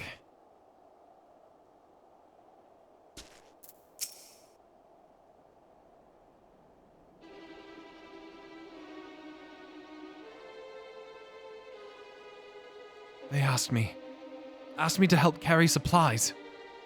But when I followed them back here, they attacked me, caught me off guard, and forced me to defend myself. I fear they fared rather worse than me. You can't fool us. We know. We know what you're about. Vultures, that's what you are. Waiting in the wings for us to show weakness. Then in you swoop. Here to help? What a rot! All a ploy to make us lower our guard. Let you in! Put ourselves at your mercy! Put us in chains! Steal our lands! Get your revenge. You're wrong. That's not what any of us want. Save the arguments for later. We've got bigger problems. I found empty medicine bottles and a bed that was still warm. It's true. Lucinia was hiding her sick sister inside the house. But now, there's no sign of either of them. Where are they? Where did they go? Away from you and yours, and if you think I'll tell you, you're a fool! I'd never give up my people. We're trying to help them, you idiot! Her sister's ill. The empty bottles prove it. So the medicine ran out, or she put it in her pockets to make it easier to carry, or to avoid the sound of clinking glass. There are beasts everywhere. How could you let them go alone? To protect them from you!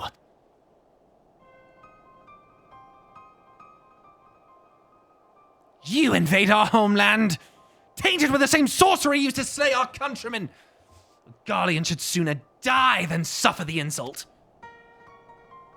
Better for them to flee, keep their purity intact, and be corrupted by your vile magics.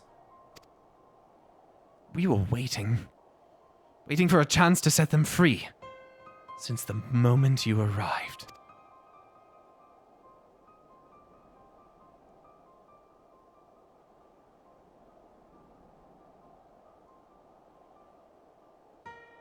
This is getting us nowhere.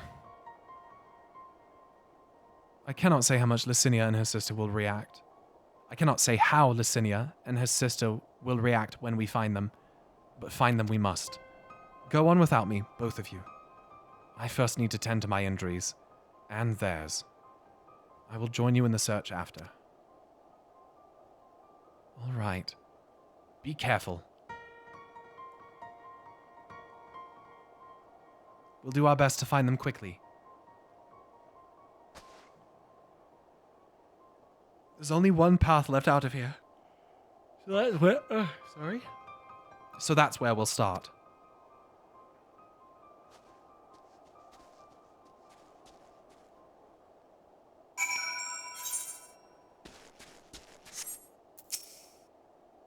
I will follow as soon as I can. After I've given them some basic treatment, I'll take the men inside the house and use a light sleeping enchantment to help them rest, and ensure that they don't cause any more trouble. I'm sorry, but this is something I must do. Rob us of our lands. Rob us of our pride. No, no. I will not allow it. Better to die free than live in servitude and shame. The girls would say the same.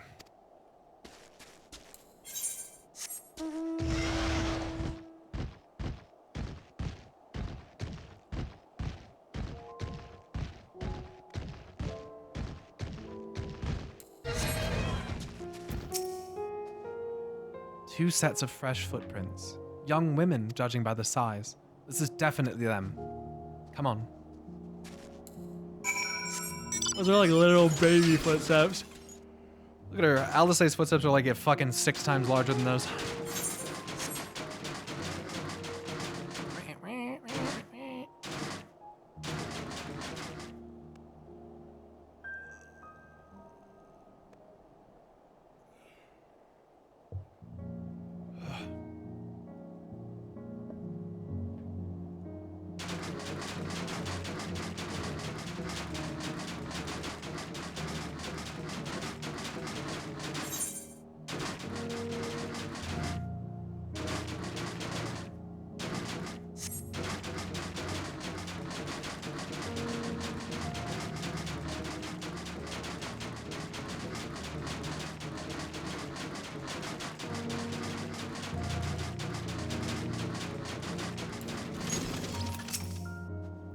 The trail stops at the frozen lake. Perhaps they chose this route as not to leave footprints. I can't think of any other reason.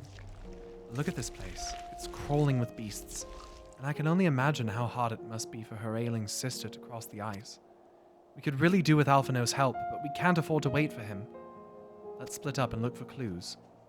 We got a mystery to solve, gang!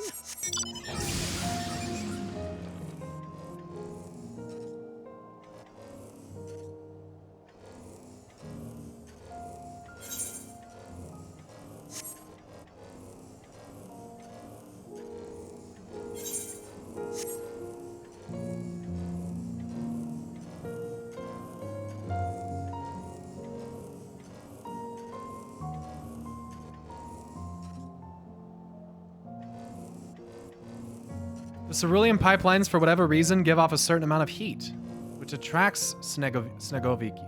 There is concern, however, that allowing them to huddle around the pipes will raise the temperature to dangerous levels, so they must be driven off. Okay. They put off heat? This is where I would go.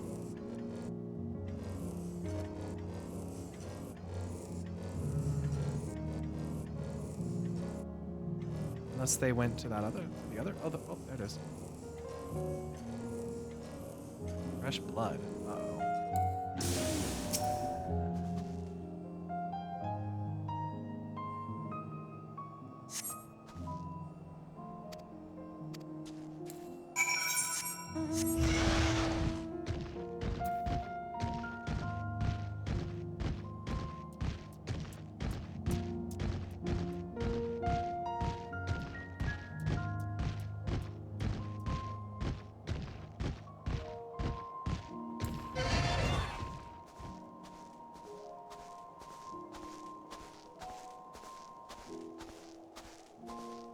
fucking radio. Are they both dead? No!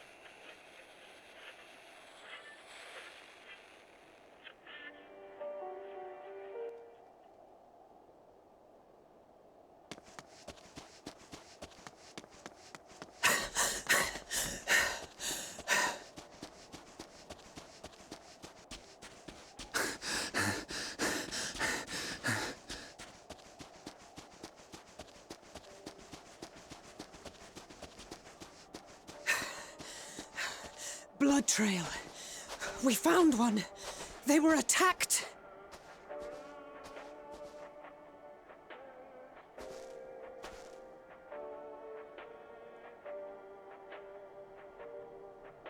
No.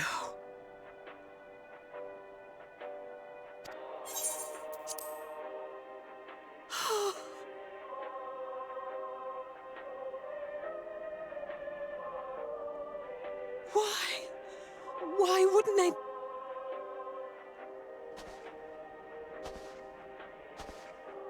Safer to brave the wilds than trust in our magic.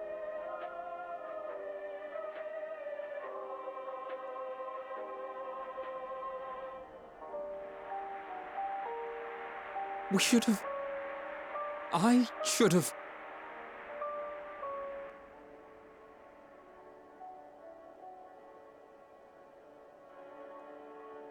We can't leave them like this. We have to take them home. What if we're only making it worse?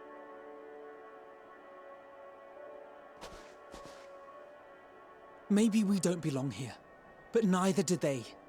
Not out here in the wind and the cold.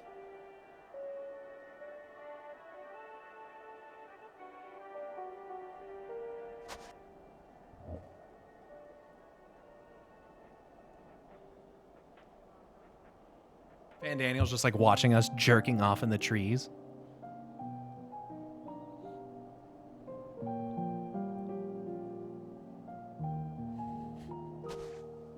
I heard the story about Varus's voice from beyond the grave.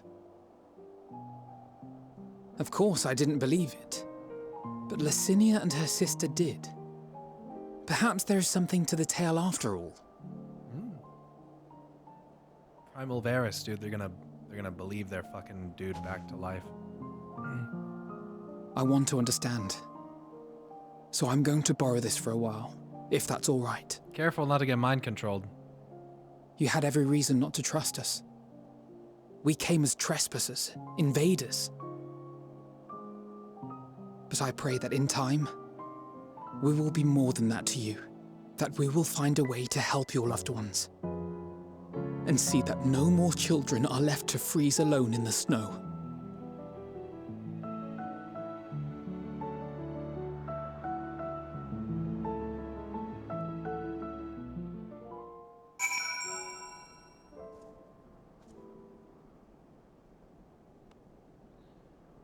Who the fuck is calling me? Hello?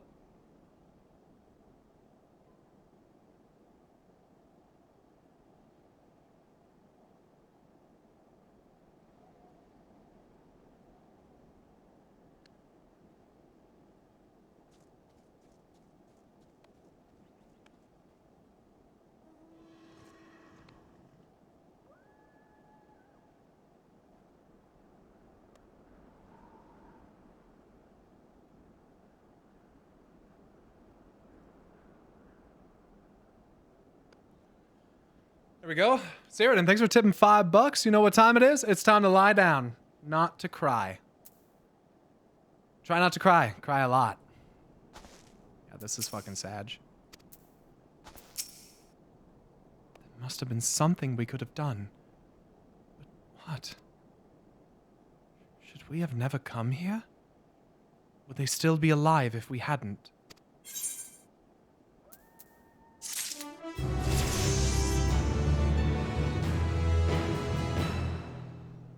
Amplifier. Grants polyglot. Can only be executed while under the effect of astral fire or umbral ice. Cool.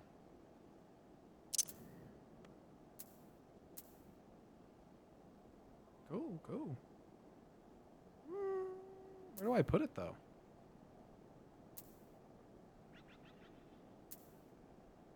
I don't know where to put it. I really like where all my keybinds are on...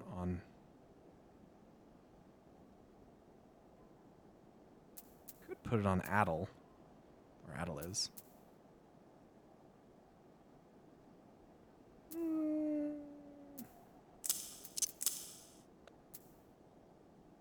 That's going to be awkward, but we'll put it there for now.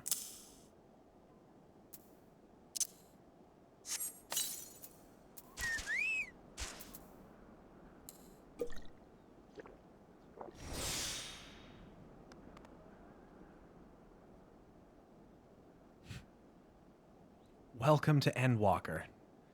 I don't think...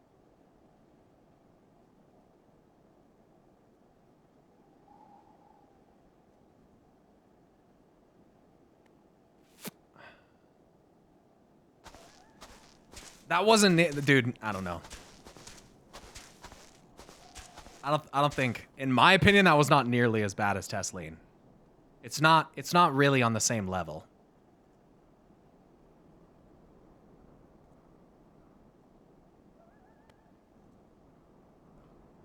It's not close. It's not close. I just it's not intended to be the same. I know, but I'm just saying, like, people are saying welcome to Endwalker like it's similar to, like, I mean, it is similar, but it's really not at the same gravity. Not quite the same. Yeah. People saying, yeah. It's just tragic. You don't have to fucking tell me. You guys don't have to tell me what it is. Oh, I totally, I mean, it is fucking sad. But the other one made me, like, physically cringe.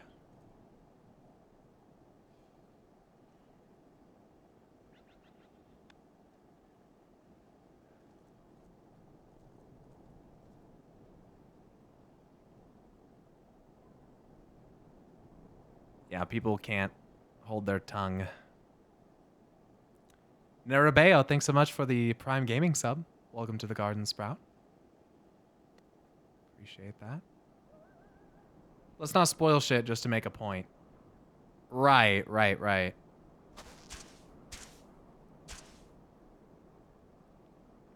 Renona, thanks so much for the Prime Gaming sub for 2 months. Congrats on the new sub badge.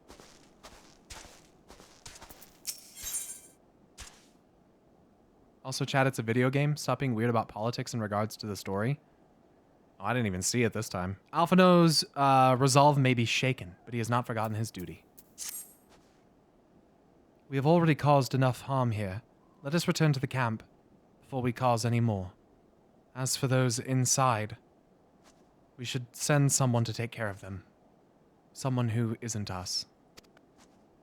All we can do for now is make our report to Lucia, and do everything in our power to prevent further tragedy. Astralis, thanks so much for the Prime Gaming. Appreciate that.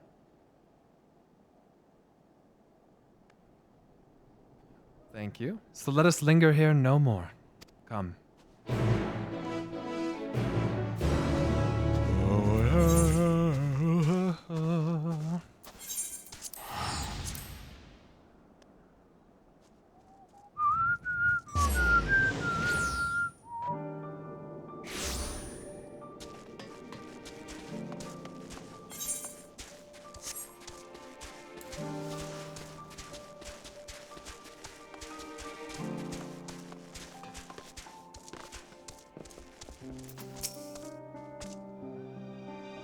would you mind giving Lucia a full report?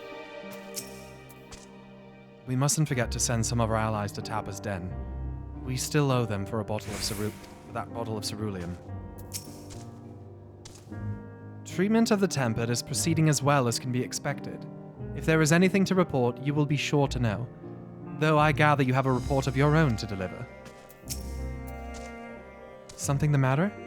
The twins look out of sorts, and you two seem a bit off. Forgive me for saying, but the three of you appear rather drained since your return.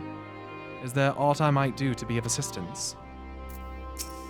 Charlie, can you get off the fucking table?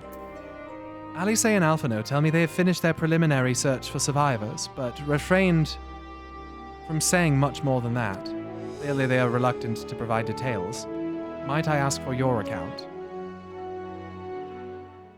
Fucking stupid chocobo. Ha.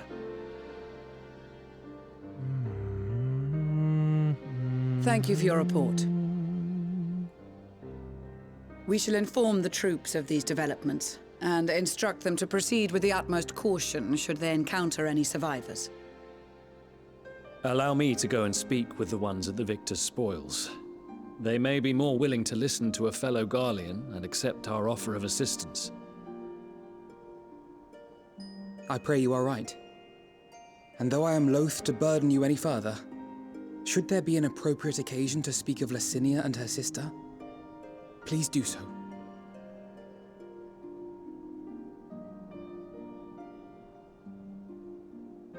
I am sorry to have put you through this. My distress is nothing compared to their suffering. So tell me, what else have we learned?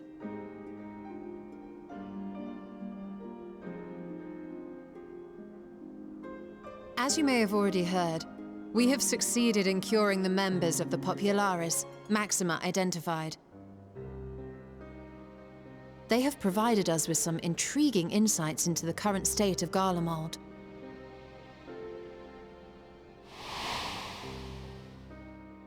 The assassination of Emperor Varus was the catalyst for the civil war. Nerva declared his claim to the throne, and his opponents refused to recognize it.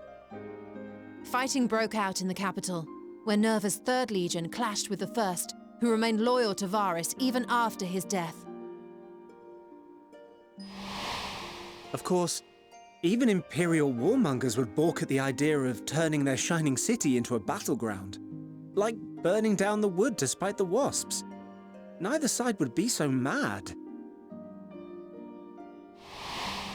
Unless something or someone inflamed their animosity to such an extent that they could not help but act against their better judgment.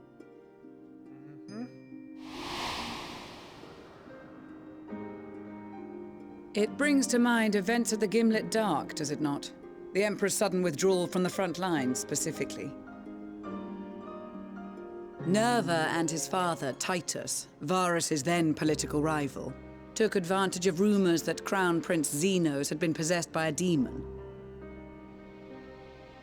Elidibus, what better way to disparage your enemies than with the truth, or a close enough approximation? Indeed. But before their accusations could be substantiated, many of Titus's followers were silenced. While some were merely stripped of their status, others died under curious circumstances. One after another, suddenly and suspiciously. Nothing suspicious about that. Again, Elidibus. Like as not, he had a hand in it. No evidence was found to implicate Varus, certainly.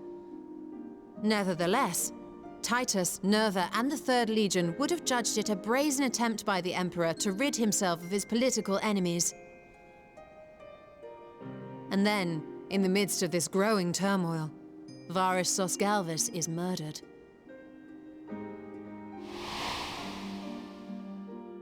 And Garlemald's own prodigal son, Gaius van Belsar, is named the murderer. Shortly thereafter, Nerva claims the right of succession, and in response, the 1st Legion claims the assassination was part of a coup d'etat orchestrated by Titus and Nerva.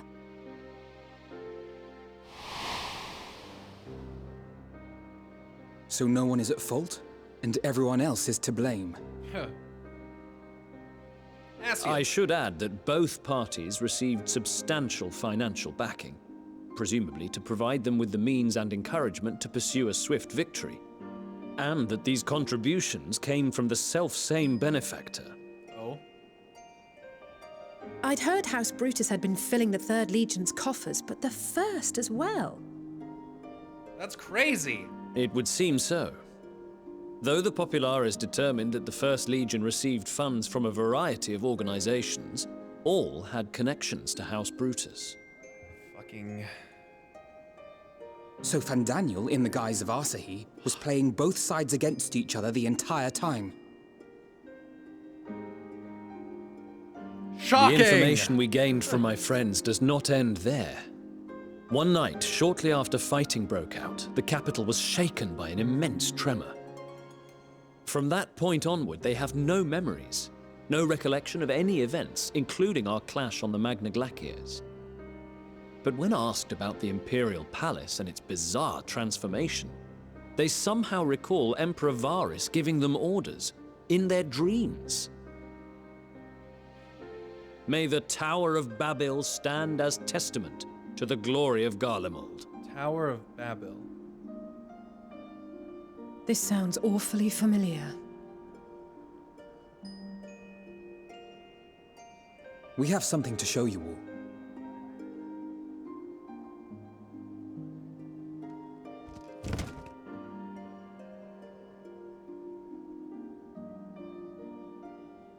Mind control! Varys spoke to them through this radio.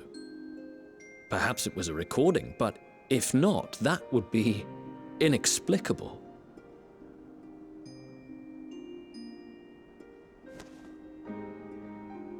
We are of one mind, then.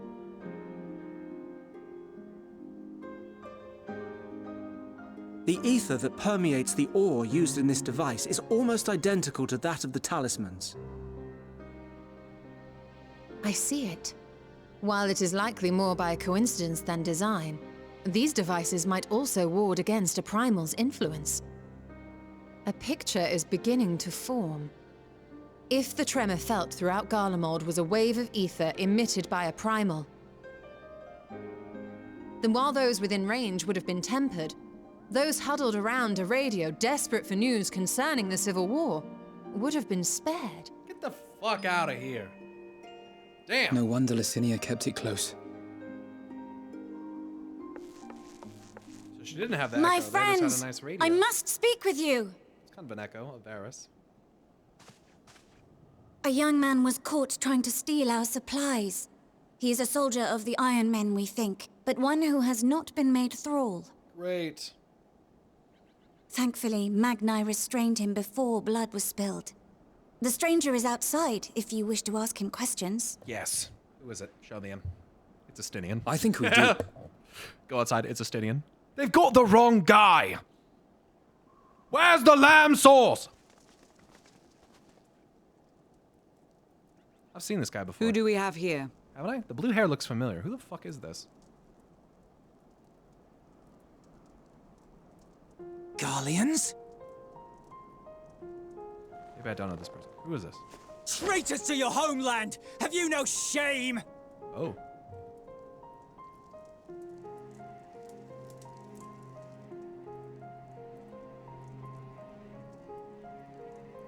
I am Lucia Junius, a temple knight of Ishgard. And you are? Iulus Pier Norbanus. And that's all you invaders will get from me. We are not here to invade Garlemald. Far from it. Like you, our allies in Eorzea and the Far East fight in defense of their lives and their loved ones even as we speak.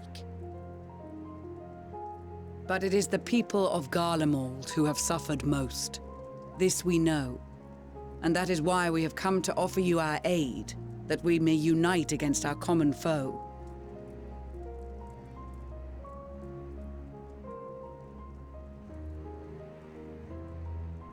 Whether you believe me or not, those are the facts. Now, answer me this.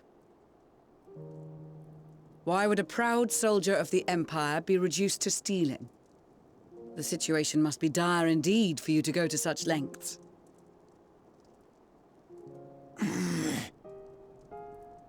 If it is supplies you seek, we would gladly share ours, or turn a blind eye while you leave with your spoils. I will not negotiate. My commander will determine how to deal with you and yours. If you wish to treat with him, I will take you, but no more than 3. Me, Lucia, and Maxima? I guess maybe the 3 I of us? don't much like the Stola? sound of that. But if we do accept his 2 of proposal, us and I suggest the 2 of us and... Maxima? Alphino? Please allow me and Alize to act as envoys. I thought we're only bringing 3. May I ask why? We have seen with our own eyes the hardships the Garleans face. How their futures Porin and Dras, lives thanks so hang much in for the balance. the tier 2 sub. Thanks. It's not the warmest invitation, but it's an opportunity to prove our intentions true. Maybe not a chance to make things right, but a chance to make them better.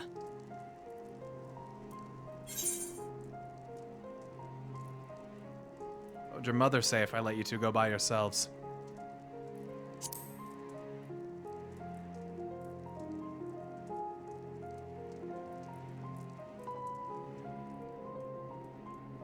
I can see that persuading you otherwise is a lost cause, but you will proceed with the utmost care.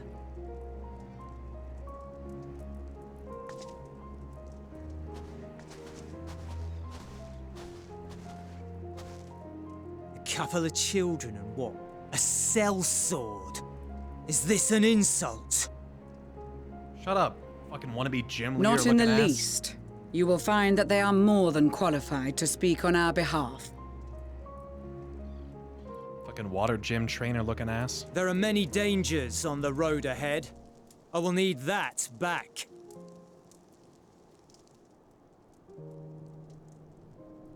You can have your sword back with the sass. Little shit. He's too hot-headed to be a water trainer.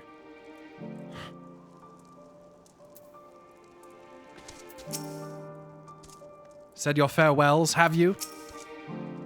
The lowly task of keeping watch over provisions would not normally befit the sun. But these being unusual circumstances, I will let no man take that which is not by rights theirs. Thanks, Magni. Perhaps it is unwise to volunteer for a mission so soon after the previous disaster. Nevertheless, I shall not squander this opportunity. He's on food guard duty. Move, Charlie. I know. This won't bring back Licinia or her sister. Taking the same risks, making the same mistakes. It's possible, but better to try than give up. Every time. I worry they were not in the best state of mind to volunteer for this undertaking, but what's done is done. I know you will take good care of them, and yourself as well, I trust. They are resilient in the face of hardship. You as well. But good intentions and stubborn determination alone will not be enough to bring our mission to a successful conclusion. Be on your guard. Julius Pierre Norbanus. It's unusual for one so young to achieve such a high rank. Very unusual. It's because everyone's fucking dead, Maxima. His uniform identifies him as a member of the 1st Legion, which has a particularly fierce reputation. Whoever his superior may be, I advise you to approach them with caution. We captured the boy as he was about to make off with our food. He must be very hungry to take such risks. Maybe we should give him something to eat. Reward him for his boldness. Perhaps. Speaking of something to eat, I'll be right back. I gotta go. I gotta have something. I'm dying.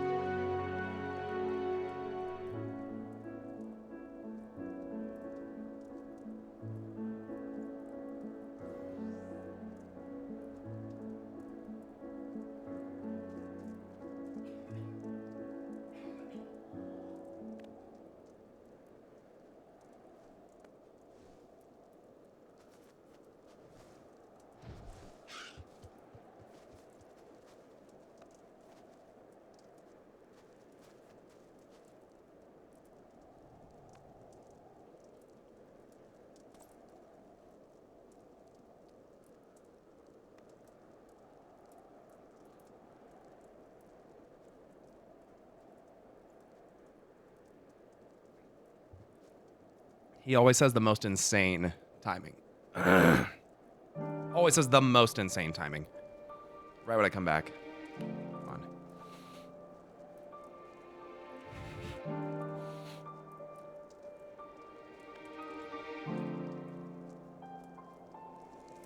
There was a ghost. Indeed there is.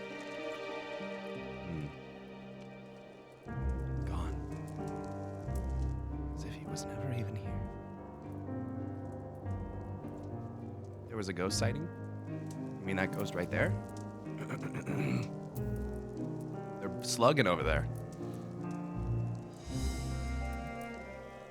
Yo, Dame, thanks for giving 10 subs to the channel. I appreciate that. Gotta clean my glasses.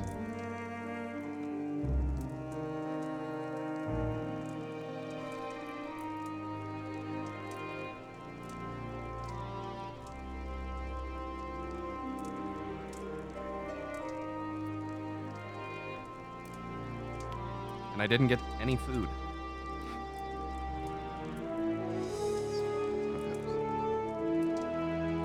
It is what it is.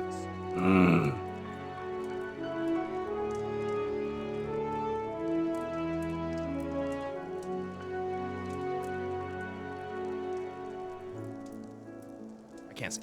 I cannot see shit. Scratchy throat? Yeah, I just spent the last like 5 minutes coughing my fucking lungs out. Yep. It was great. It was such a fun experience. Which bugged out, I got constant ads. Yeah. Assassino! Assassino!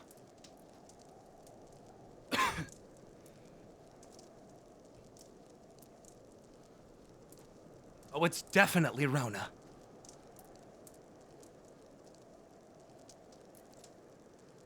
I'm just kidding. It's not.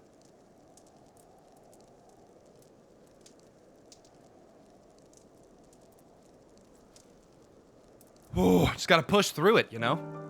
Hi, Olive. 100% Rona? Maybe only 95%. Whoa, why did my spacebar not work? Whoa, whoa. Thanks for the entertaining playthrough of FF Story so far. Looking forward to more months of your stream. Well, thanks, Prism Tree.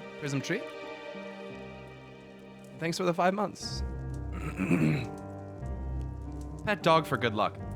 Maybe Olive. I went out there and Clover was beginning to tear up a box for Mancala. Like the board game.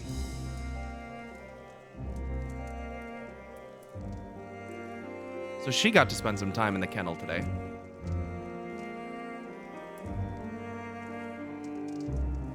That's why I was telling her to be quiet earlier.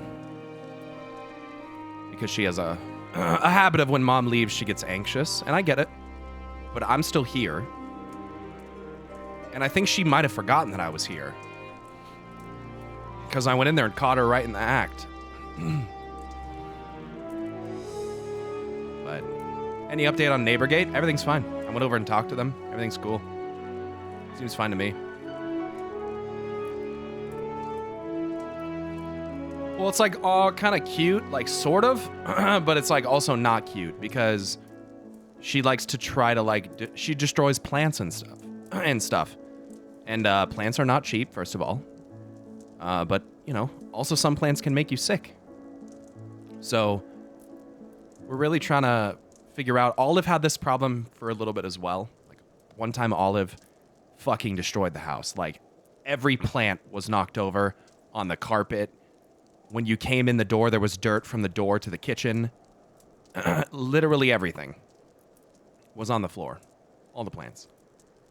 And it was only ever that severe one time, but they Ariel doesn't have to work, so she's home all the time. And admittedly, we haven't been diligent enough in our exercises with Clover. And so when Ariel leaves, she gets nervous. Do you lock the greenhouse when you're gone? It's so she has her own room. She has like an entire room which is full of plants. But that doesn't mean that's the only place plants are. There are plants all over the house. Not all of them are within reach of the dogs. But some of them are. Wind up Magnite, thank you. Do I have this one? I don't, thanks. Hell yeah.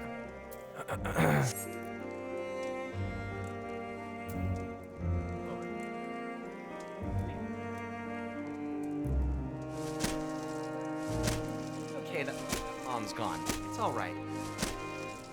Doggy CBD treats help with anxiety? I know. What's that? What is all? What's that?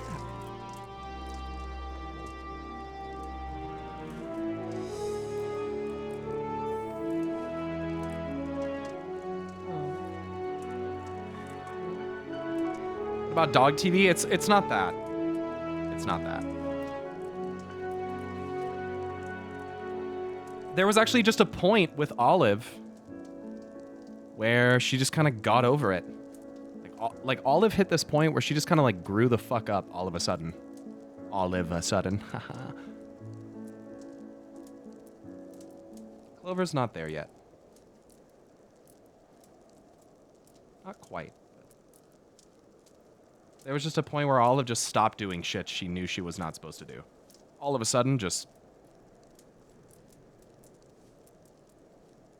stopped. It was weird. They're whippets, yeah. They're whippets. They're like so you guys know what a greyhound is, everybody knows. Then you have like a miniature greyhound, which is called an Italian greyhound, and that's smaller than these. And in between those two sizes, you have whippets, which is this. And they're great. They are bred to chase rabbits and stuff and race. So they're very fast. Very slender, very lean dogs. Very smart. Usually pretty independent. A lot of people think they're just bundles of energy. It's not true. They'll be way more chill than most working breed dogs. Aussies and Shepherds and anything like that.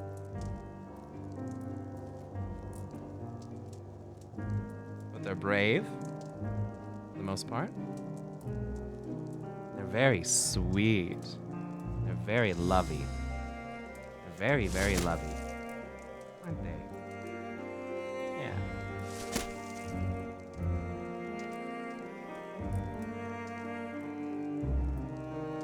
They usually, they honestly sleep a lot of the day. For a couple hours or so, they'll get up and go crazy out in the yard and run around. Stop throwing snowballs at me. Yeah.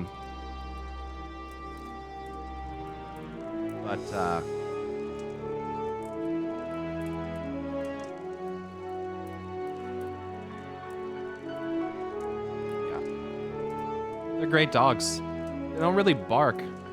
How old are they? Clover is, just about to be 8 or 9 months, I think. Oh, such a sweet. We're about to be at 8 or 9 months.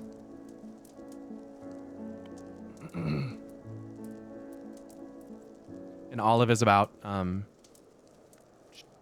coming in on 2.5 years, I think.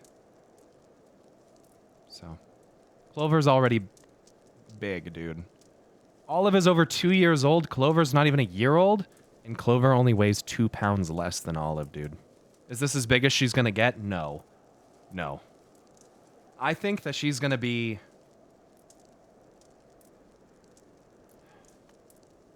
I think she's gonna be like 35 to 38 pounds, dude. Which is on the bigger side for females. Hi, baby. She eats healthily, I suppose. Very. Yeah. We spare pretty much no expense to make sure they eat very well. Yeah.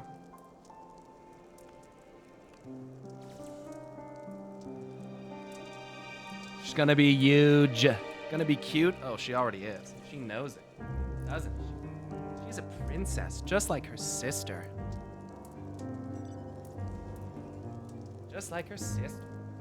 Girl.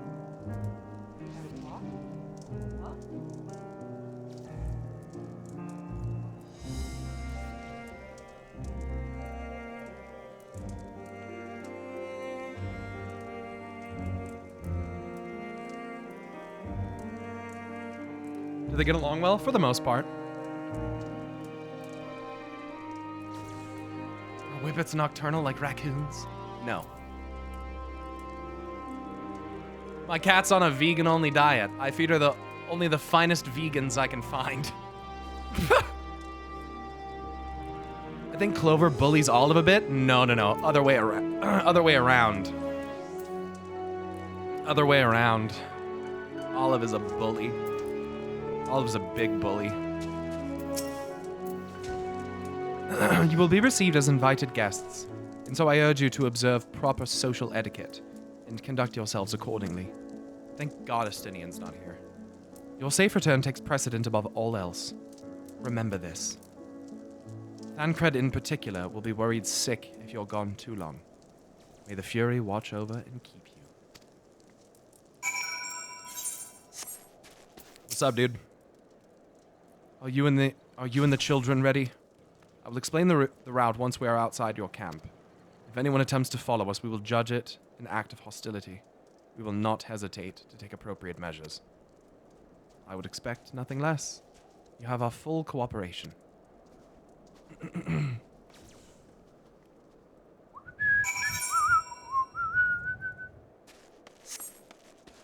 All right.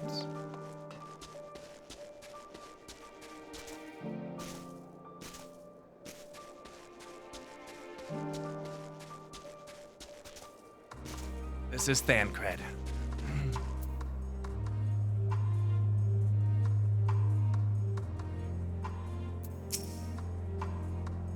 Where do you think their headquarters are? I assume there are a few others beside him and his commander he mentioned. We will do only as instructed. After all, this is what we've been striving for ever since we arrived. All right, this is far enough. Listen carefully. We head over that hill and follow the road until we reach Liminal Station. Liminal Station 4. Children in the lead. I want you where I can see you. We do have names, you know. I'm Alice, and he's Alphino. And last but not least, there's Pyro. Pyro? Where have I heard that before? No matter. Alphino and Alice will watch the road ahead, while we bring up the rear. I wasn't lying about there being many dangers, so you're to run, not saunter, run, towards the station. If you even think about going for your weapon, the deal's off. Should any creatures bar the way, we go around them. You fucking bitch. Once you choose to depart, Julius will accompany you. Alphino and Alice will then begin moving towards the destination. No, this is Patrick! Make your way to Liminal Station 4 without falling behind. Okay. Ready to make a dash for the station? Yes.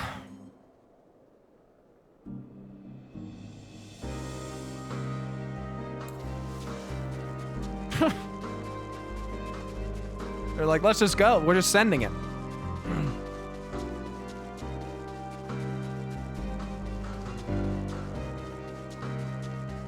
Run.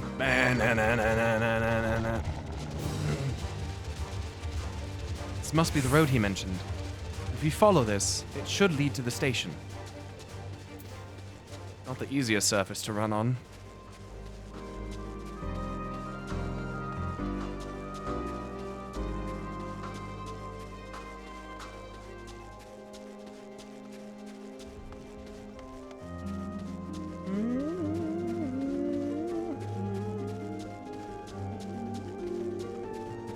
We'd better not draw attention. How on earth would we do that?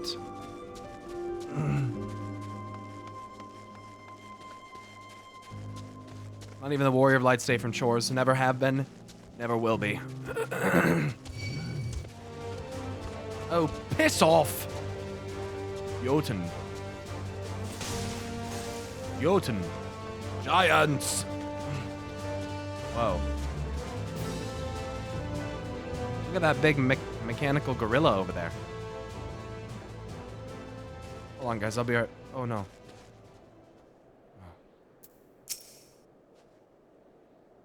We're here, I think. It's nothing like the ones in Sandland.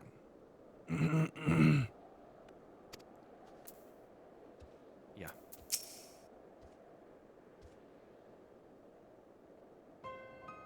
I agree, Fermioff. This is it. The first stop, that is.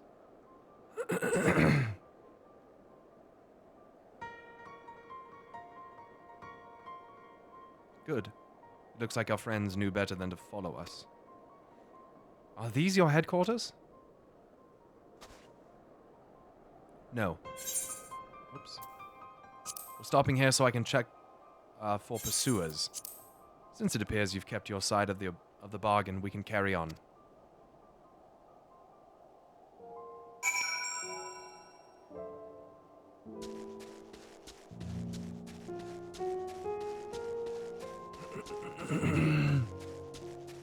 Minerva. That is a big monkey.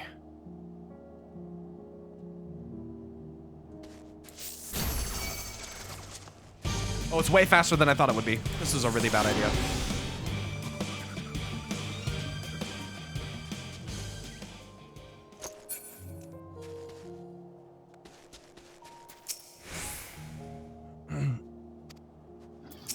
I wonder what sort of conditions Julius and his comrades are living in. If they've any sense, they'll have picked somewhere like Victor's Spoils to take shelter. We're getting closer to the Imperial Palace. If one can still call it that, it truly is a terrifying sight to behold. It's an A rank? Yeah, I'm not gonna try to fight that. I'll fucking die. Uh-oh, like that.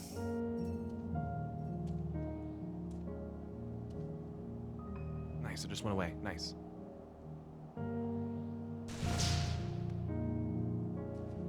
Oh, it didn't go away. You just had to dodge it. Well.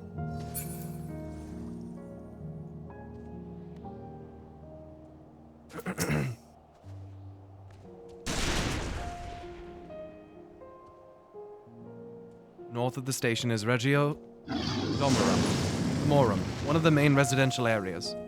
Or at least it was.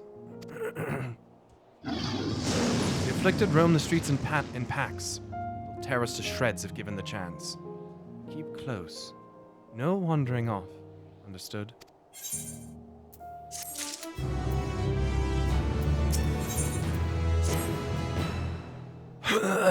Excuse me.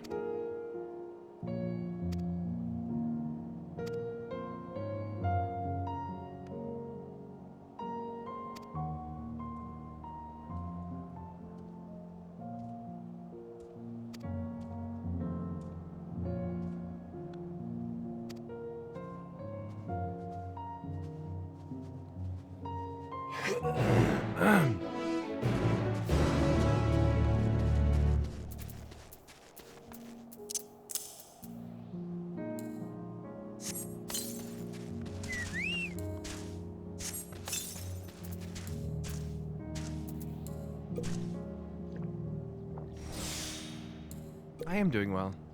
Lumina Rise?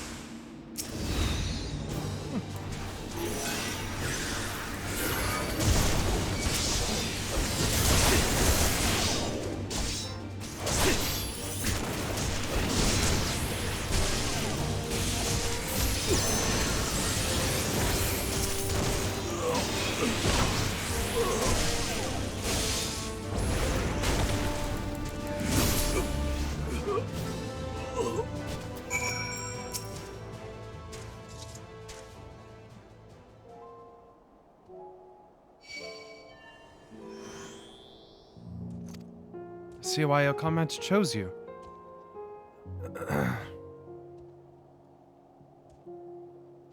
Julius, our contingent has a cure for the afflicted, or tempered as we call them.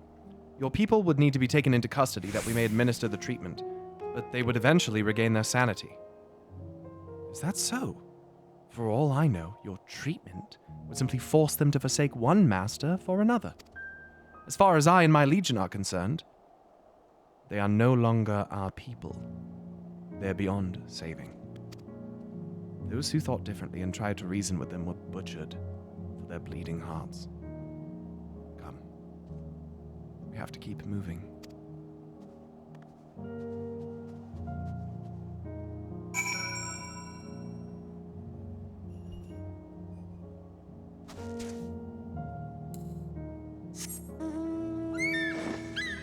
Fucking ghost train right there, bro. Shit, how did I get here? Runaway train. Ha! Nice.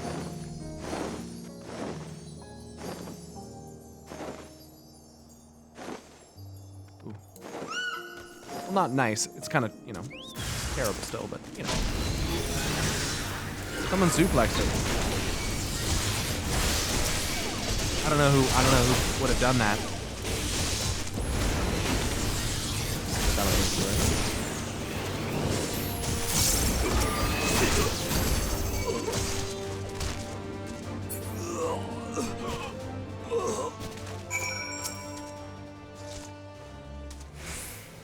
Looks like we're not being followed.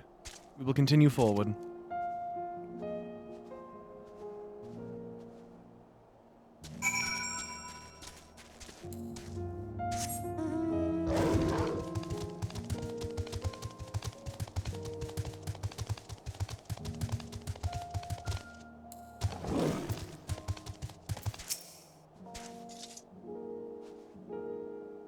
I meant what I said. These people deserve only death.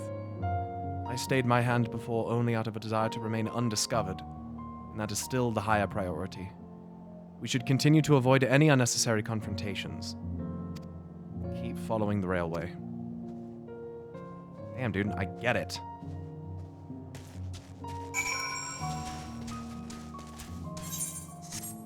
Eesh.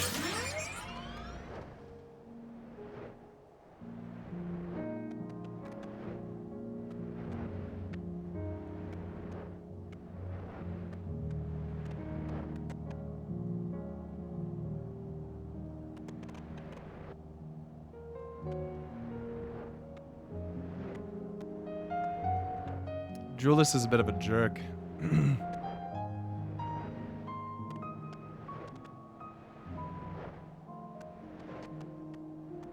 you guys hear that? Can you hear that too?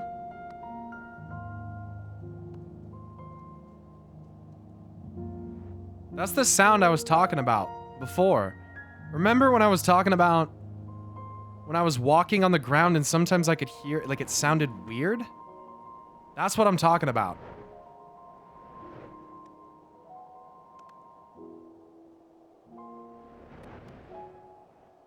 We heard it this time, which means it's not hardware.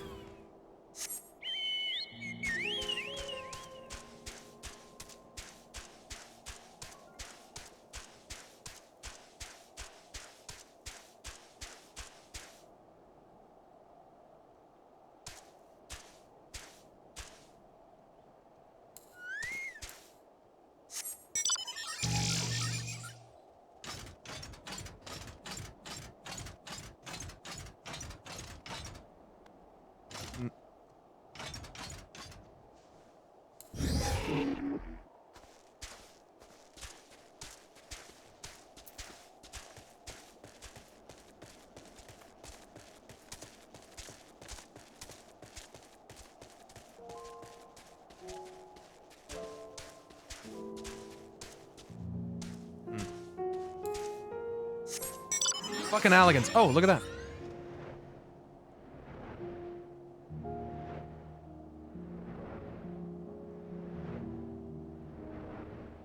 Now there's nothing.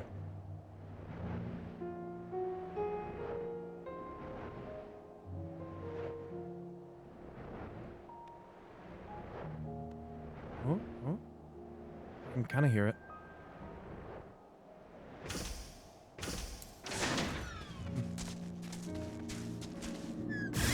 Yikes!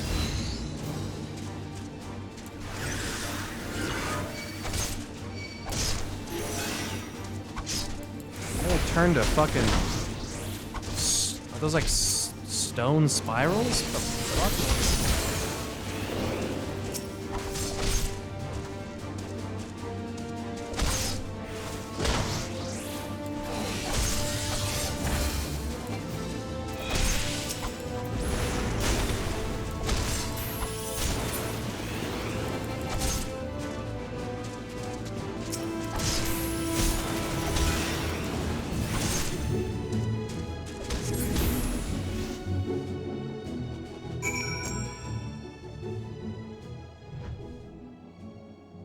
Yikes.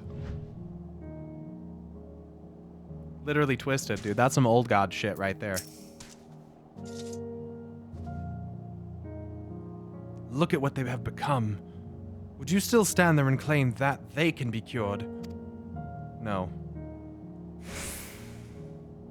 Those exposed to a vast quantity of a primal's ether may suffer severe corruption.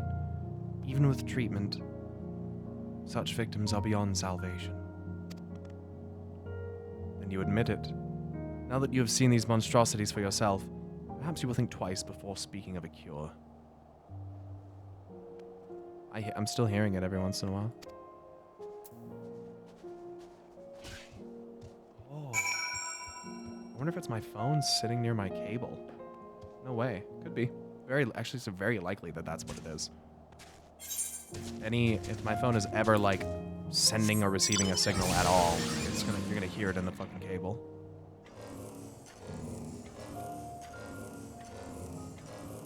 I bet that's probably what it is.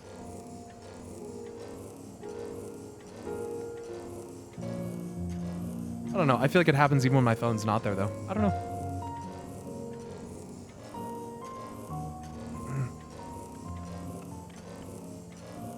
Jeez, dude.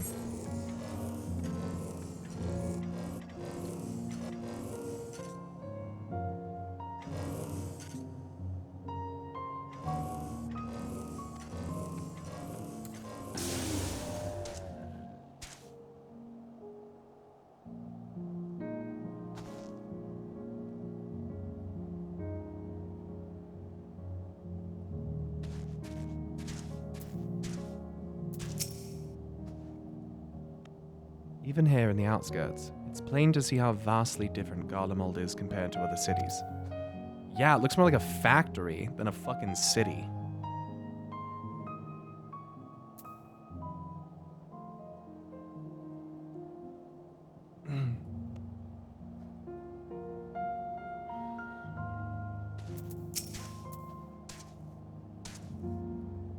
Though I wish there was another way.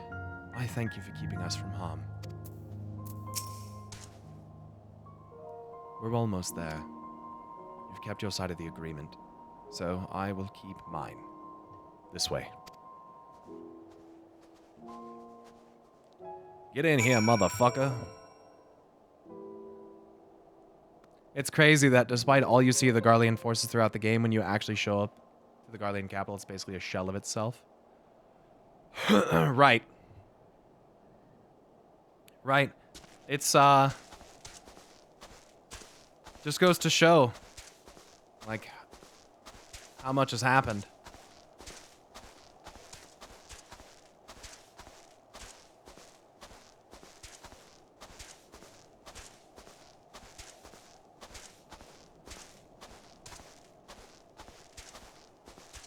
I do not have the dashboard open.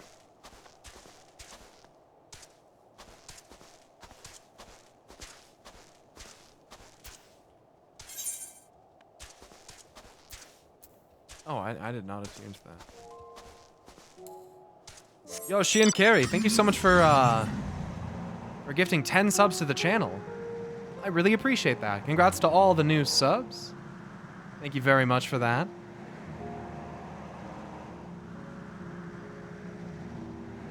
Have I actually gone over here yet? Or is this a new area? Hold on a second here. Let me finish. Let me just... Tertium. Oh, that's underground. Oh. So we'll get there.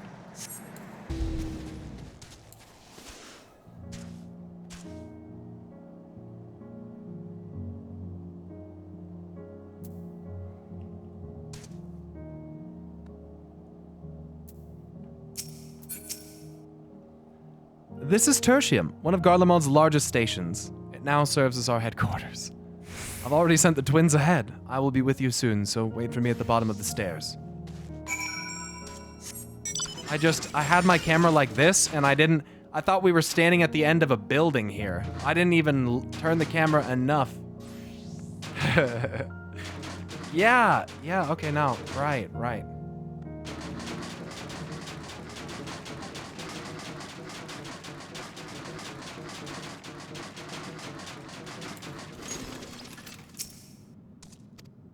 Clearly has no intention of speaking with you. Beware of Yeti!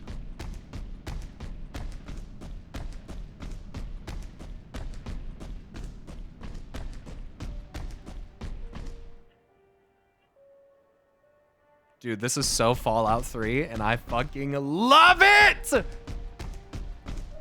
This is so sick! Aetheryte's not responding. Fuck.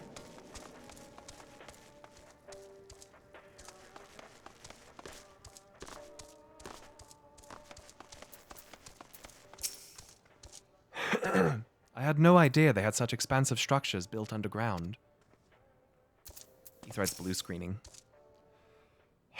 Patrolling the Mojave makes you wish for a nuclear winter.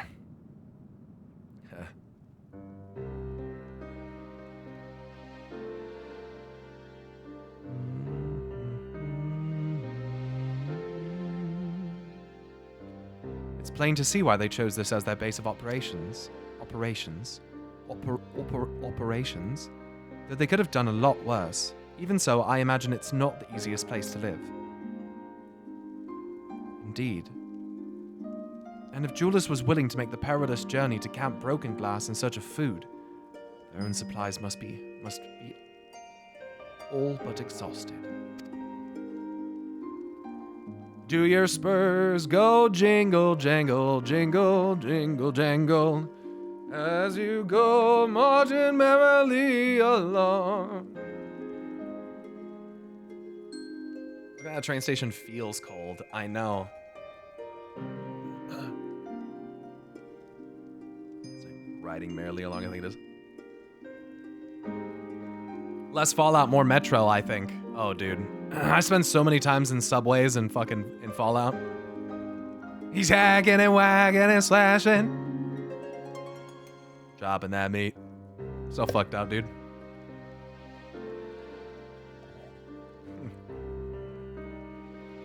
They may be shielded from the wind and snow, but it's still bitterly cold. Much like Victor's spoils, it must be a constant struggle to keep their people warm. Play it again, Johnny Guitar. Lower your voices. While you may be here as my guests, the others will not take kindly to your presence. Sorry, Julius, I'll stop singing. My commander is in the locomotive, over there.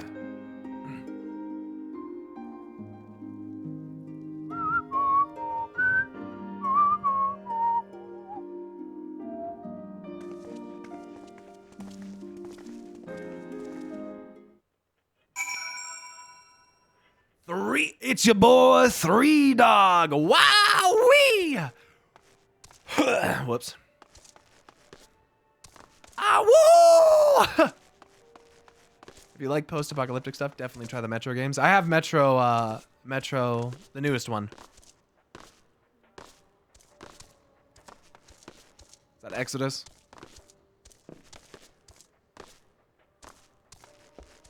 Oh, this is nice.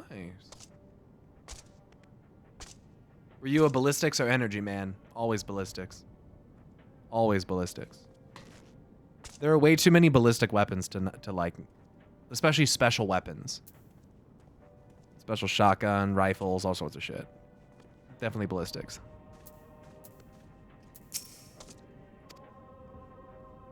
Campfire on a mattress. Spurious. Dang. Tell me, where does it hurt? My arm. It's killing me. Okay, listen. I love you, but man, you just get the fuck out of the way, Charlie.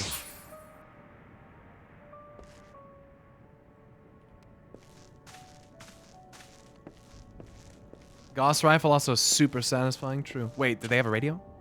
I mean, I'm hearing it.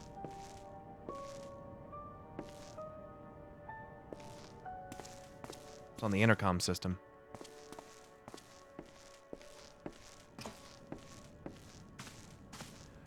And they go running early along. You got me fucked up, dude. I'm gonna have fucking Fallout music stuck in my fucking head for the rest of the damn day.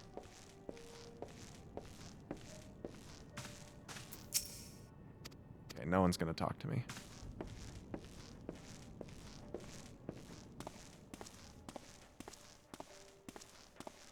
Blue moon, you caught me standing alone, without a dream in my heart, without a love of my own.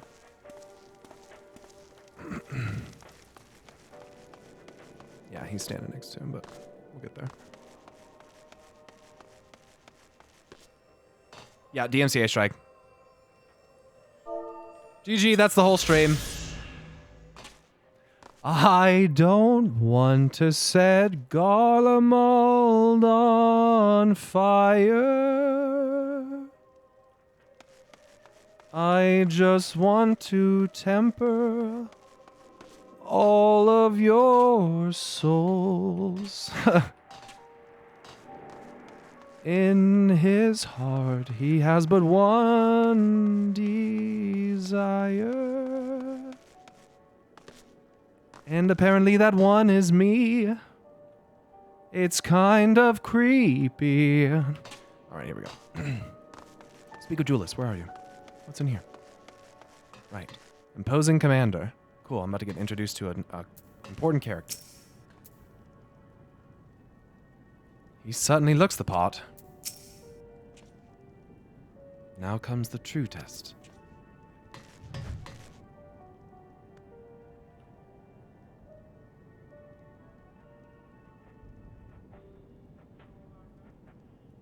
Kinda looks like Louis Swa.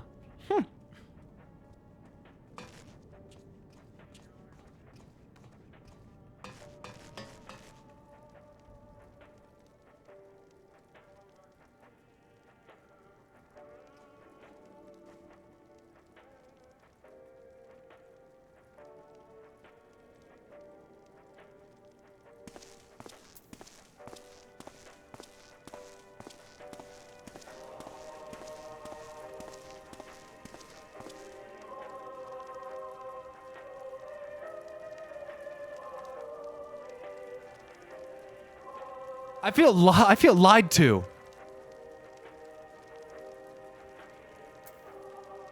Who are you? Are you an Ascian? Azam, get out here right now! You want to talk to me? No, of course not. Fuck off. Well, at least you're nicer than this guy. Fucking wanna be a Estinian looking ass with a dot on his forehead looking ass. His third eye looking ass. Well, guess what? Estinian's got a third eye too. A dragon eye! Mean. Well, no, you're cool. He's not. Maybe he is. I haven't met him yet. He won't talk to me. It's because I haven't unlocked the necessary prerequisites. It's not that he doesn't like me. You see, he's basically had his memory. See, basically, think of your soul as a sheet of paper. And your memories, like ether, ink on the page. And if you take the right type of ether, you can write over and blot over it. That's what's happened to all of these people. Giving them an inability to speak with me. Because they don't remember how. That's what's happened here. Lore. Mender? What a weird name. Why don't you have a more normal name like Sabinianus? Or Octavia, you know? Or Junkmonger. Even that's better. Docenis, dude. All these fucking Roman names, dude.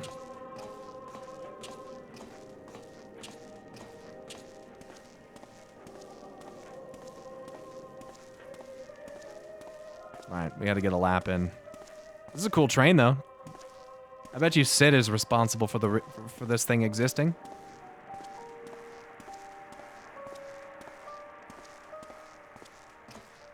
The father of true... Okay, we might need to do just one more lap. I don't know if we're ready to talk to him just yet. He seems to have some other company at present. And I don't really want to be involved with whatever the fuck was going on in that room now. No, it's funny, dude. That's funny. I think that was funny. Wait. Why did I live? When so many others...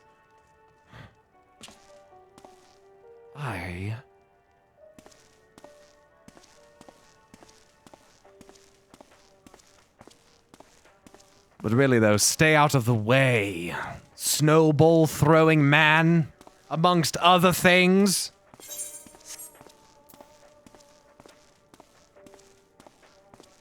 Who are these people with blue names, man? I wish they would stop following me. Fucking weirdos.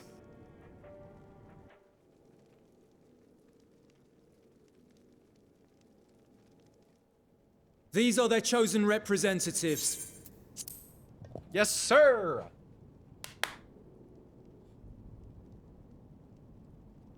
Very well. Let us hear what they have to say. Yes, sir.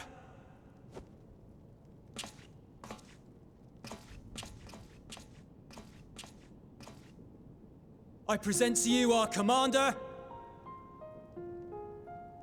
Lord Quintus Van Kina, Legatus of the First Legion. The first? I had no idea you had survived. Holy shit.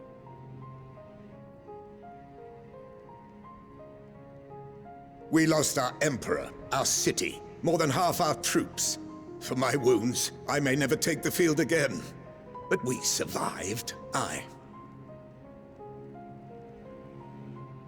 In a manner much to your liking, I dare say.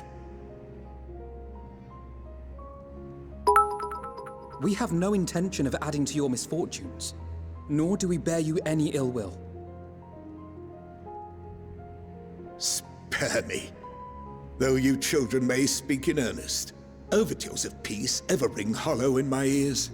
So long as man stands to profit from his neighbor's suffering, war is inevitable.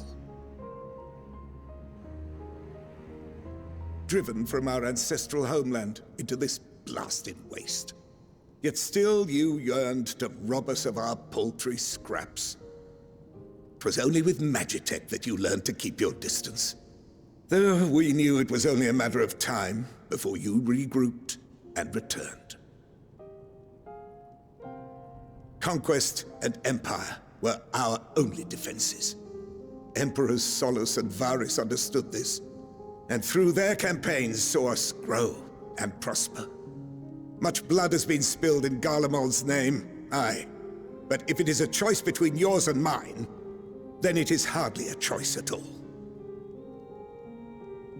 I do not deny that a great many conflicts throughout history were driven by the desire or necessity to gain by another's loss. That is not why we are here. Nor have we come to petition your aid in the war with the Telophoroi, grave though that threat may be. Our purpose is simply this.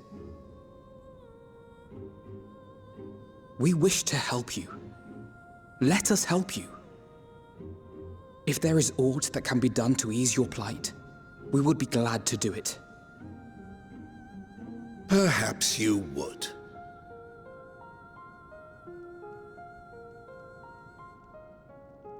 But regardless of the ideals you espouse, your leaders would not send an army into Garlemald if they did not stand to benefit. If we accept their aid, they will expect their efforts to be rewarded once the Telophoroi are no longer a threat. And after compensation and concessions, the great empire would be brought to heel. Her enemies rejoice at her downfall. Our third eye, a mark of shame. We won't stand idly by and let your people be humiliated. And we're not alone in that. We only want to make a difference, to make this world of ours better. Surely you can understand that. What I'm trying to say is, there are so many people who just don't care about making you suffer. And maybe that's almost insulting after all the suffering you feel the world has subjected your people to, but believe it or not, that's the truth. And now we're here, and all we're asking is for you to tell us what you want, what you hope for. So much blood has been shed, so much lost. All because of this endless war. Who wouldn't want to end it? Can we not work together to face our problems as one?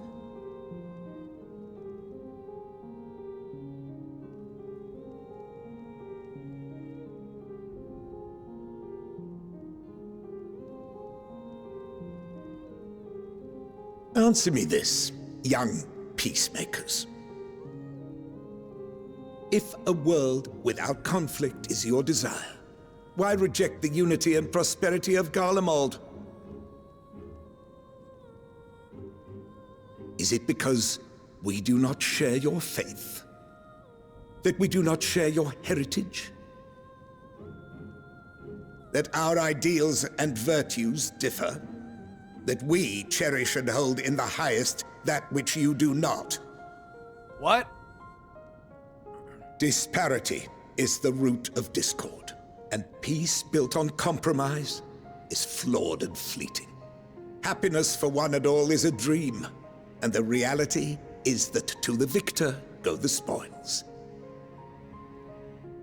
That is why we Garleans will never submit nor surrender. For freedom and for pride, we will remain true to ourselves until the bitter end. That is my hope.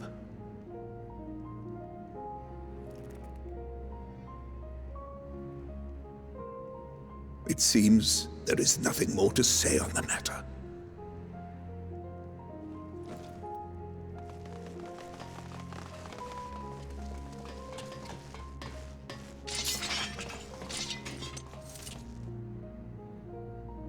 You will remain here while I decide what is to be done with you. Do not be alarmed. No harm will come to you if you cooperate.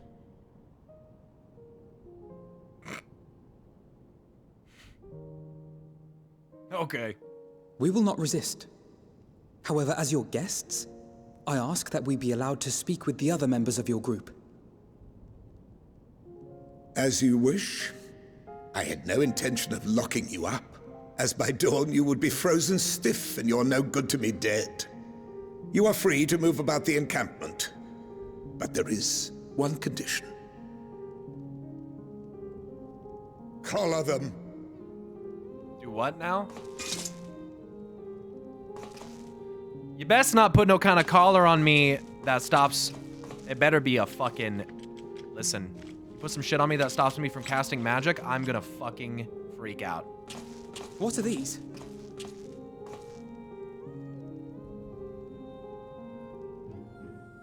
Incentive. You'll be watched at all times. A shot collar. Stray too far or act suspiciously, and we will administer a rather painful shock. Stop. Keep away from that one.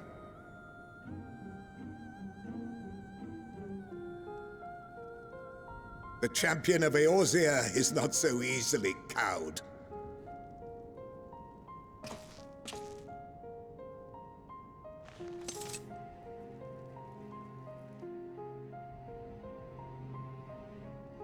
Even if he allowed himself to be collared, the shock would be no more than an itch.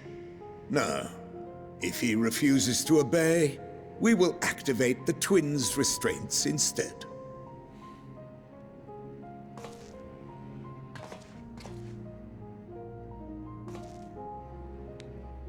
You needn't worry about us.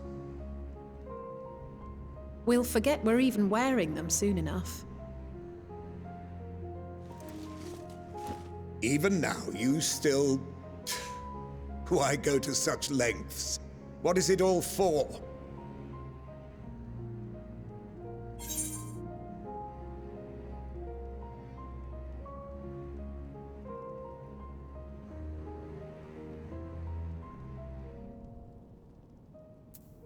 That's a nice line. You still...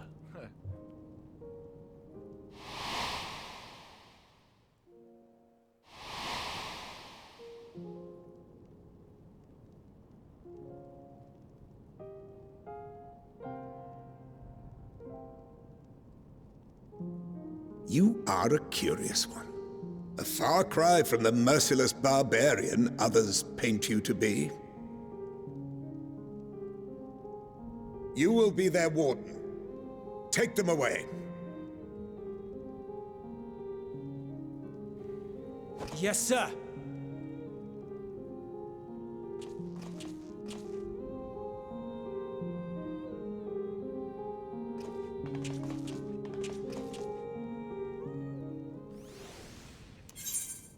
That was a super good scene. That was really good.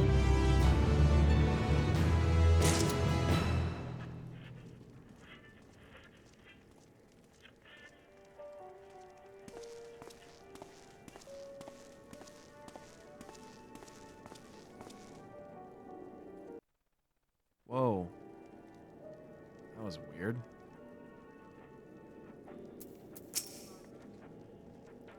I have to remind myself not to touch it, even if it starts to itch. I'd rather not set it off by accident. Anyway, enough about that. Let's learn what we can from the refugees. It will take more than a trifle such as this to deter us. Compared to what Garlemald's people have suffered in recent days, these collars are a minor inconvenience. Sane non grate.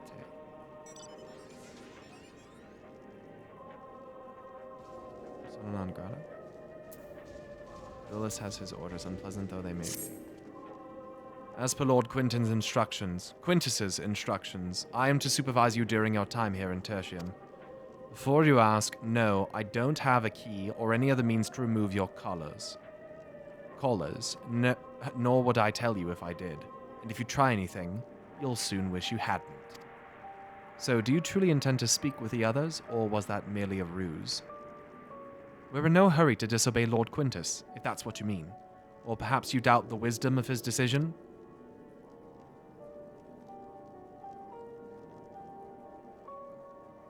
Do as you will, but remember, I'll be watching.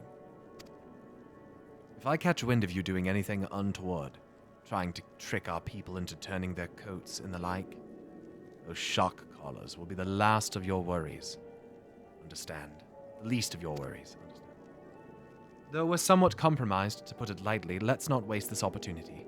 I suggest splitting up and learning what we can of their situation, and above all else, don't use magics of any sort.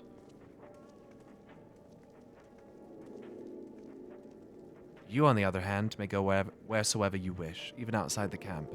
I know full well I couldn't stop you if I tried. But do not forget, if you do anything to endanger us or our interest, Alphino and Alice will pay the price. Don't do what? Don't do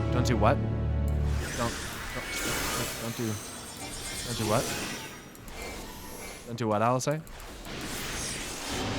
What's going on? Don't do what?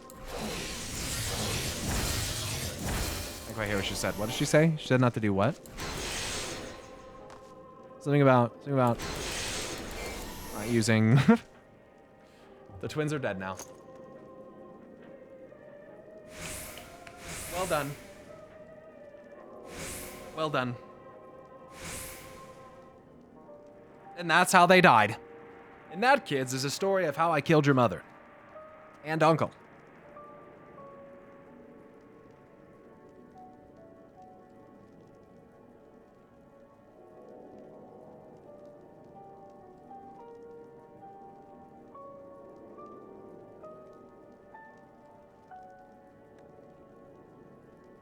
Did you just implying impregnating? No. What? I thought you liked RP Pyro. So wait, you had a kid? What? What the fuck are you guys talking about?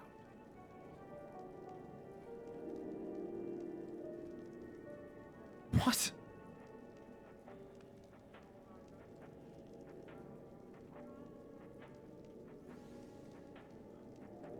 To jail! Single weird chatter? Fucking, that was weird. I'm really hungry. What in the fuck could you possibly be trading me? Bombako? I'm pretty sure I've got this, but in case I don't.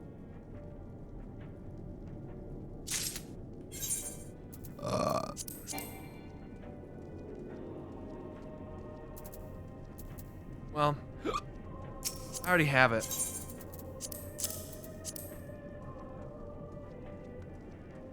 But thank you. An Odyssey miniature? I don't know what that is. But it goes on a table, so I'll take that. Thanks.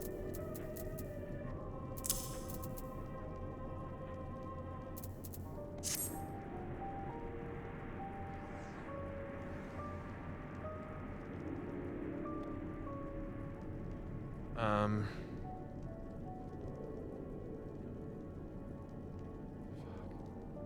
haven't eaten still.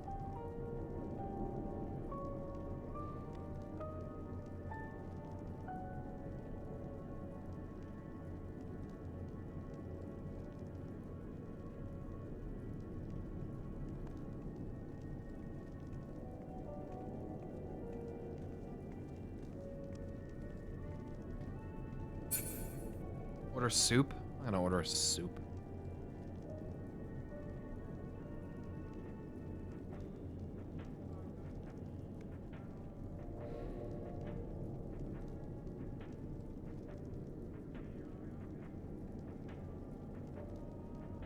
Damn. I mean, I have stuff.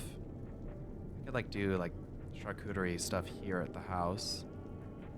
It's already 4:30.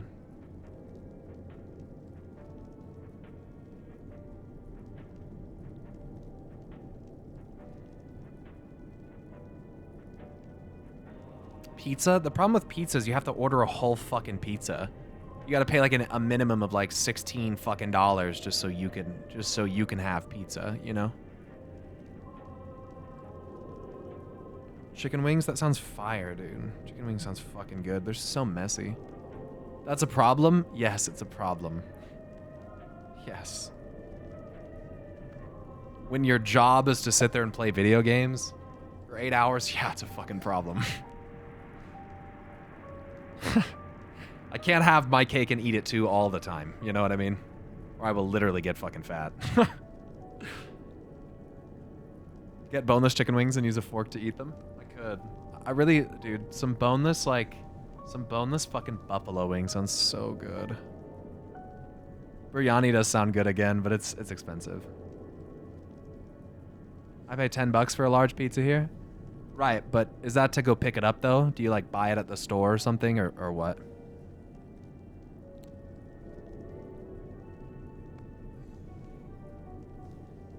Jerk chicken? I eat the whole pizza right now. Ordering it for delivery? No way, dude. No way you get a large pizza for $10. Maybe if their large pizza's like fucking 13 inches across or something. But then you have to pay the fucking delivery fee, and then you gotta tip them and all that bullshit. So you know it's not actually $10. What if we give like 5 subs so you can afford pizza? No. Let me make this clear. It's not about being able to afford it or anything. I don't want you to feel like you need to gift me subs so that I can eat. I have 7,000 subs. Like, that's an egregious amount of subs. And it's amazing. But thank you for the offer. It's just more so I just don't really want to order a whole pizza. I could get, like, mod pizza. They do, like, individual pizzas. Don't start arguing about pricing in different places again. I know. Have you looked at Treat Stream before? What is that? Where people can send me food? What if people send me a food that I don't want, though? Then I have to, like, throw away food that gets sent to me. And I want to just have to, like, have a fucking trash receptacle. To fucking throw away shit that... What, like a pizza? No. You can see what people are allowed to order for you? Oh, you, like, customize it? That sounds so weird. Is that, like... Isn't that weird? I don't know. For me, that might be, like, dipping just a teeny bit too much into, like...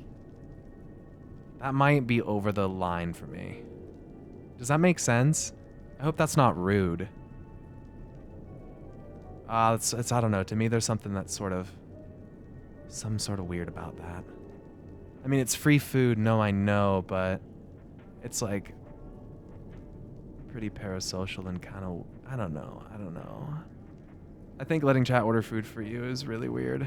I think so, too. It's like a kind gesture, but I think it's, I think it makes me feel a certain kind of way that I don't want to feel. Not rude, just wanted to bring it as an option. No, I appreciate that. It's a good idea. It's not the first time someone's done that.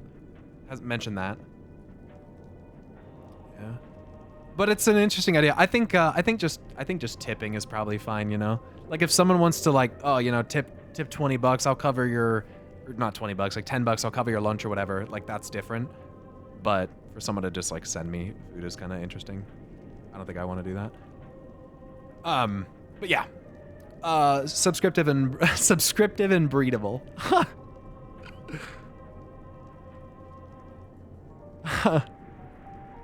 If you want to support me that much, then hey, just sub. I think chat ordering food isn't weird, but it's a huge leap in a parasocial relationship. That's why I'm saying it's weird. But it's not too crazy. It's not too crazy. Buy me a pizza, Pyro. Absolutely not. Did you order something? No.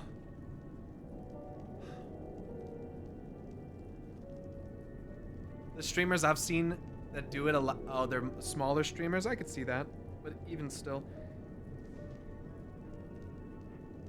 The Pancake Kitchen by Cracker Barrel. How about not, dude? How about not? Initiative Brewing with a fucking $11 delivery fee. It's 13 miles away? Why the fuck is that even on here?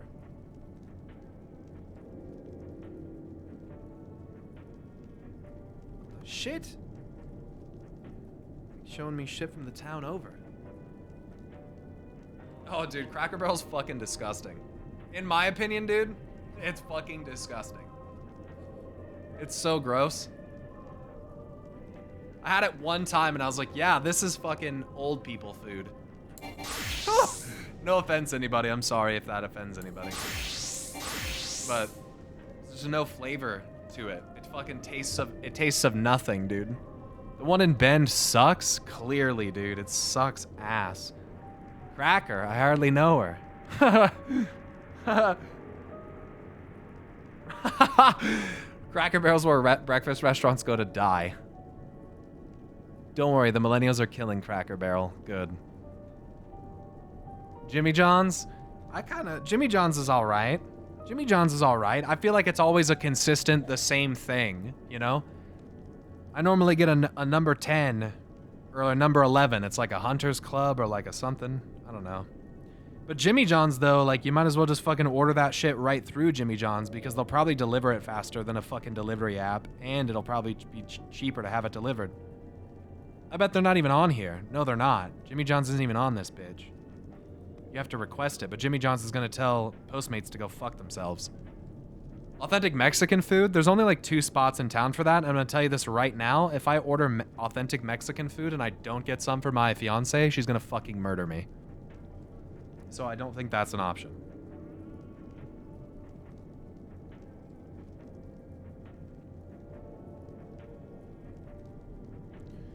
It's true, dude. What about Wingstop? We don't have that here, unfortunately. We don't really have a lot of good wing spots actually here at all. What about wings? So here's what we got. We got the first, dude, this is how bad it is, bro. The first recommendation for wings, what do you think it is? What restaurant? If I just go to Wings.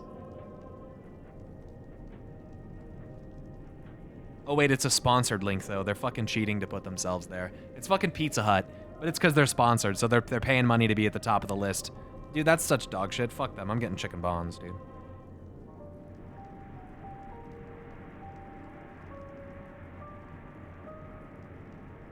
No, I don't think I'm gonna get that. You know why? Because they give you chicken bonds gives you the fucking chicken, and then you have to dip it in the sauce, dude. They don't fucking give you. They don't give you, like, I can't order 12 buffalo wings show up as buffalo wings. I have to oh, wait, maybe I'm tripping. Wait, what's this? Wait, 12 piece? Choose your sauce. Wings and things, bro? I don't have any of that shit. Man, the place that has pizza in the name has decent wings. Astronave. My girlfriend would get Mexican food, and if I went around, she'd take a picture and send it to me, the bitch. I could see my fiance doing that. Get your sauce on the side. Oh, yeah, I don't want to do that. So here, how about this?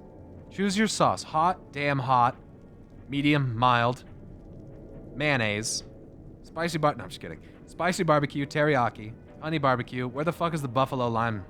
Hell yeah, dude. Buffalo lime cilantro. Send it. 12 buffalo wings. Wait, can I pick 2? Choose 1 or 2? Oh, shit. Let's do buffalo lime cilantro, and I could do sweet chili garlic, or I could do garlic parmesan, lemon pepper, honey sriracha, pineapple jalapeno teriyaki.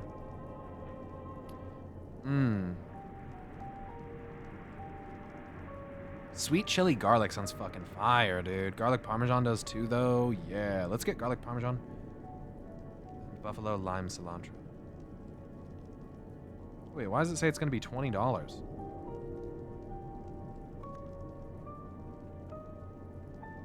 Oh, I see. Wait, I want a 12-piece. And as soon as I add the second sauce... Wait, no. Why is it so much? Oh, it's +9. Do I need 12 buffalo wings? Do I need 12 wings? It depends on how big they are. That sounds like a lot of fucking wings. But it depends.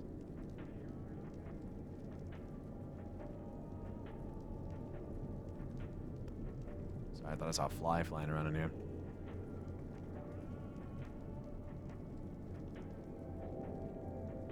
There's a wing shortage. So wing prices went up. Oh, but there's no shortage on any of the other parts of the chicken? Are you serious? They didn't run a... They only ran out of wings? It's real! Dude, that's fucking sad. What? You're lying to me. You're fucking lying to me. That happened back in 2019 too? Really? I guess I just didn't expect chicken wings. If you want to get 20... Dude, if you want to get 100-piece chicken wings, it's $144, dude. Isn't that insane? Isn't that insane? Okay, then we're not getting chicken bonds, because that's way overpriced. I could get their chicken sandwich, though. That sounds good. Add bacon and cheese? Yes. Lettuce, onion, pickle, tomato? Yes. Okra? No. No. No onion, though. View cart. That seems better. I mean, does it? I can either pay $15 for a fucking chicken sandwich. Fuck, what a scam this shit is, dude. If I go into the store, it's probably for fucking $9.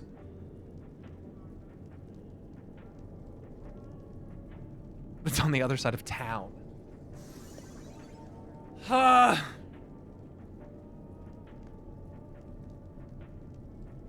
that $15 before delivery?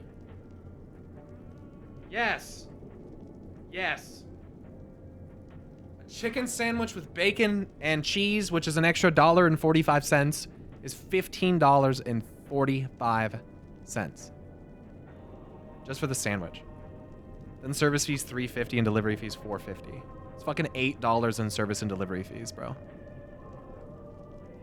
I don't think I can. I just can't bring myself to spend $23 on a single meal. I just can't do it. Like that's just egregious, dude. And that's just me. I just can't. That's too much for a sandwich. It's not worth. And before a tip even, bro. True. Because you know they fucking get you with that. Fuck. Gotta get used to paying that much, lol. That's fucking bullshit. Don't tip then? No, you have to. Well, I think you have to. There's like a minimum, but I don't know what it is. I think it's like $1. I think there's like, when you order through an app, it like forces you. There's like a minimum or some shit like that. Okay, I still can't use this yet, right? Okay. Yeah, it's not working. There's no Ethernet here. Everything's cut off. Queso, you came with Julius, didn't you? Well, whatever business brought you here, you'd best keep your hands off that aetherite. It's deactivated, but I'd rather you didn't mess about with it. There are others throughout the city, built by Garleans. 4 Garleans. Could teleport all over in the blink of an eye, provided there was a terminal nearby.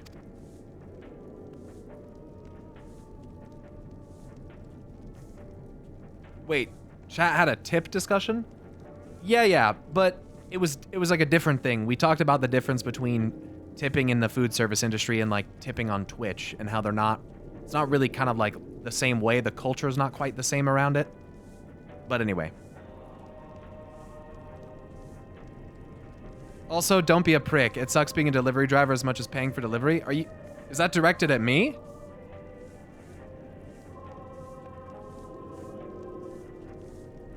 Oh, okay, I was gonna say.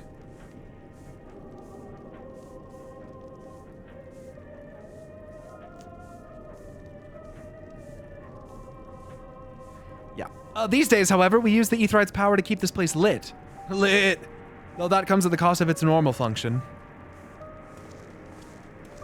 He's talking in chat? Yeah.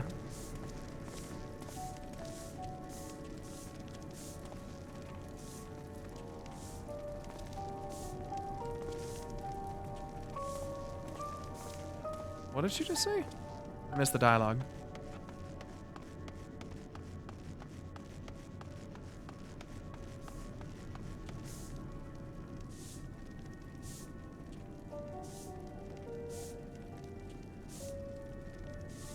Oh, that's big sad.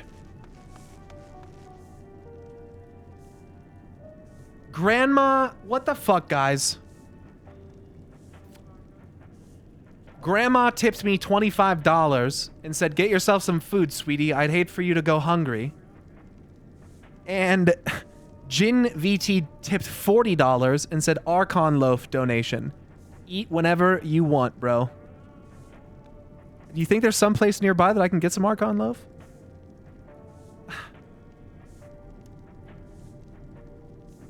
Thanks, Grandma. Grandma can never let you go hungry, dude.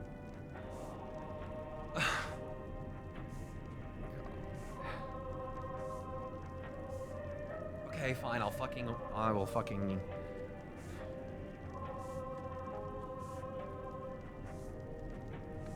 It's almost 5 o'clock, bro. Fuck. Fuck, dude. Dinner's in like 2.5 hours. Ah, why didn't I just eat before stream? Fuck.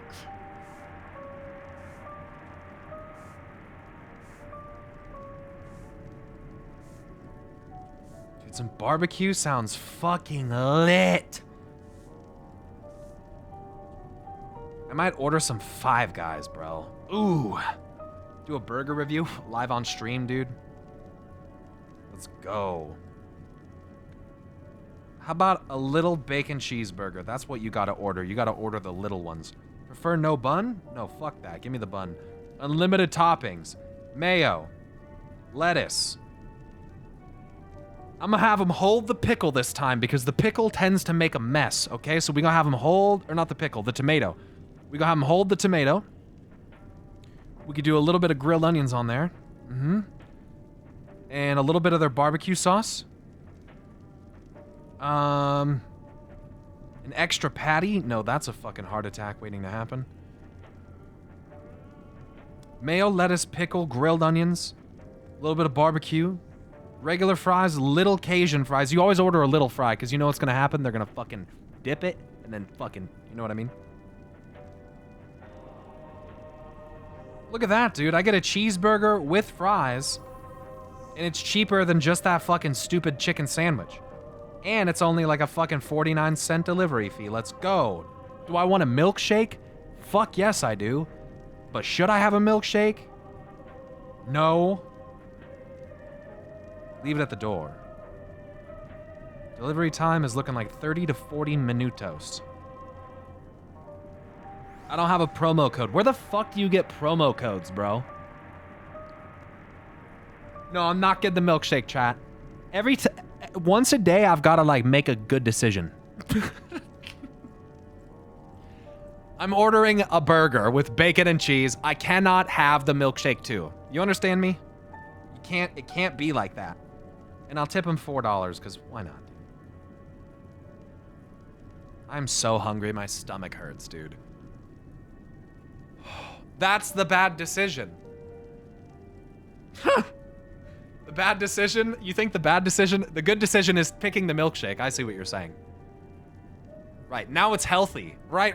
I got the burger with the grease and the cheese and the grilled onions and all of that. Since I didn't get the milkshake, at least I'm trying to watch my figure. You guys get what I'm saying? I'm trying to watch my figure. And that's why when I want a 6-piece chicken nugget, but I want you to go in there and take 2 of them and throw 2 of them away. Because I'm trying to watch my figure. No, take 2 chicken nuggets and shove them up your ass. You got any money?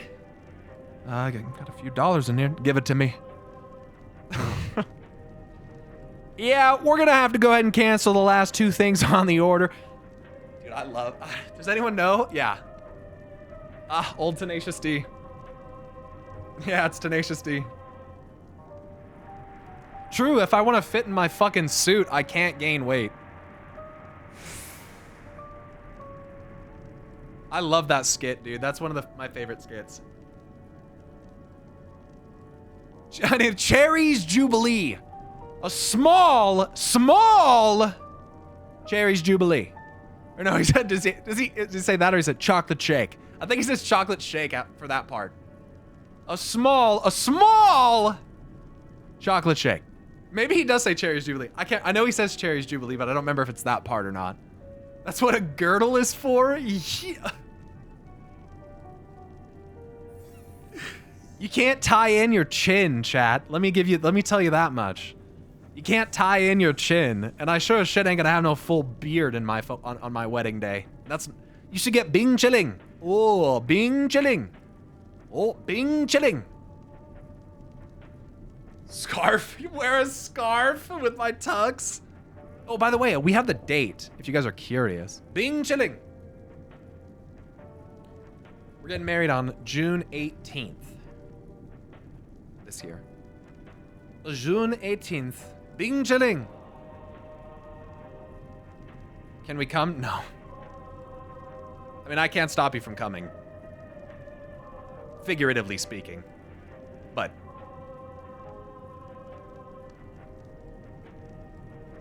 My anniversary's the 19th. Nice.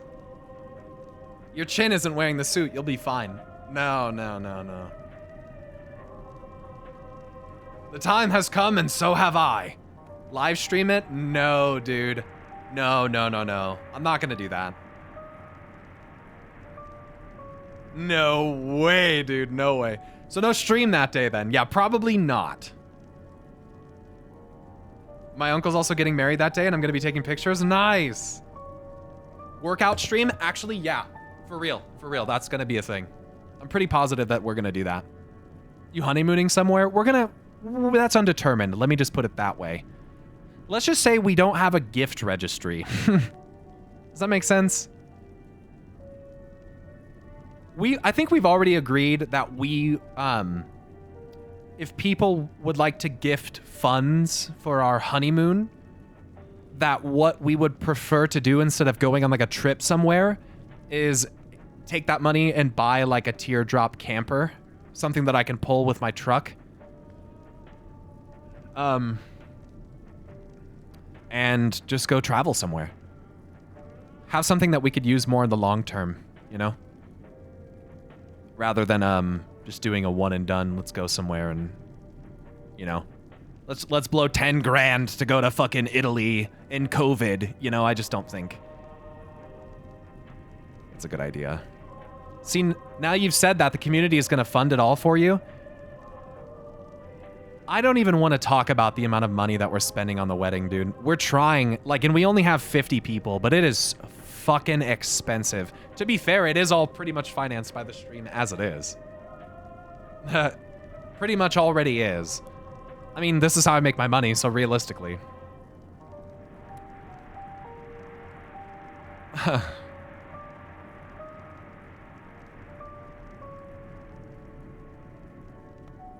It's hard with the pandemic. Come to Japan? I would actually like to. You could rent a barn. We don't really, like, have barns. Weddings are disgustingly expensive. Yeah. Are you streaming it? No, but there's some dope-ass shit that we're gonna do during our wedding. Like, our cake is, like, forest fantasy fucking Final Fantasy themed, bro. I'm gonna have all the different memory stones of the Ascians spread across the cake. There's gonna be a fucking smaller Emmett Selk mask that's like leaning up against the base of it. And there's gonna be little red roses around it. And then as it goes, dude, it's fucking sick. On the top of the cake, on our wedding cake, I'm not fucking joking. On the top of the cake, it's gonna be an orange Azem crystal that sits at the very top. And the cake is gonna be like lopsided, so off center it's gonna look like. It's gonna have like a tree bark base with like grass and greens growing around it and like mushrooms growing out of it. The center part of it's gonna be painted like a forest, but there's silhouettes of Ariel and I that are gonna be painted on there. And I have a unicorn horn because Ariel's always called me her unicorn. And she has the whippets are like flying around with like fairy wings. She really likes to hula hoop and stuff as like an exercise and like a workout and stuff like that. And just because she likes to, because it's fun. So she has like a hoop silhouette like around her wrist, like up above us as we're like holding each other. And then yeah, on the top is gonna go that crystal of Azem, dude. It's gonna be fucking sick. It's gonna be sick. Does your fiance play FF? No. Nope. Of course I'm gonna take pictures. What the fuck? Jesus fucking Christ, Pyro. You wanna donate that design to an art gallery afterwards? It'll be cool. Is Wave gonna stream it? No. Of course I'm gonna post pictures of the cake. And the cake makers, like the bakers, they take pictures of that stuff too, you know?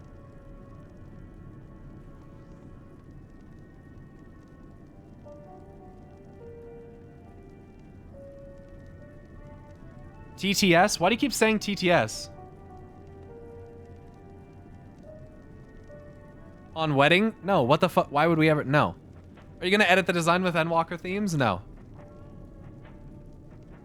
I'm not gonna change our fucking wedding cake just because Endwalker has some fucking...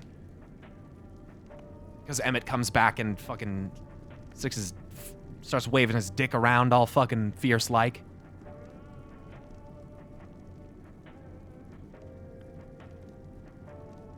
No, once we decided on the mask, it just is what it is. You sure about that? Yes, I'm positive. So it's helicoptering his cock around. Look, I'm just saying, bro. Unless I see a motherfucker get absolutely and utterly and completely destroyed, I don't know if I believe anyone's dead.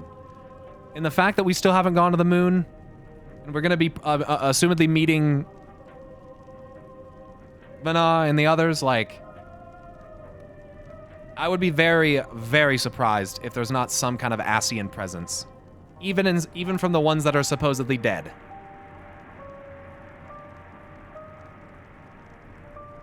At this rate, it's always Ascians, bro. And I don't know if I can even count them out. Like you kill an Ascian and then someone could just believe an Ascian back into being. Imagine.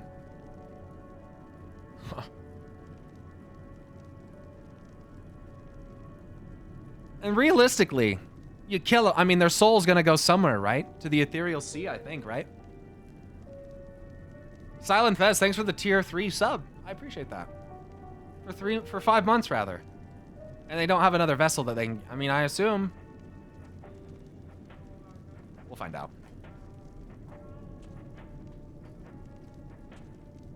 Cool. Okay, Magitech Radio. This radio is the same model as the one used at Victor's spoils. Perhaps that's what saved the soldiers here from being tempered. Silent Fez again, that's huge. Thank you for the tier 3.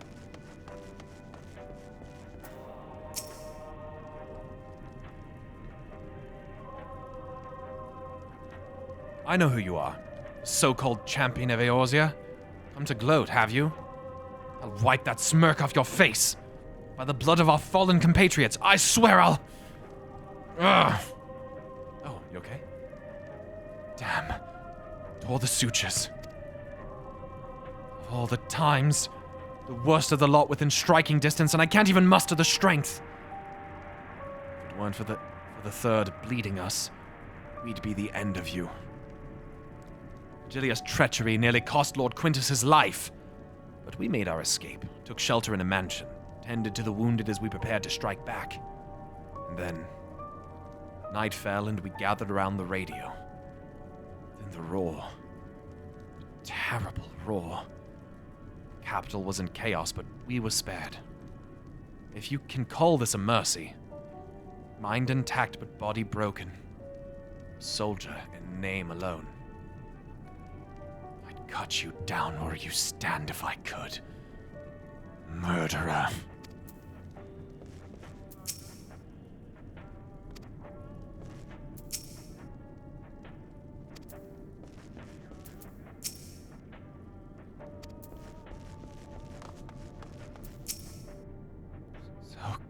Cold. The young soldier's on the verge of losing consciousness. Oh, Jesus Christ, you have to stand there and do nothing.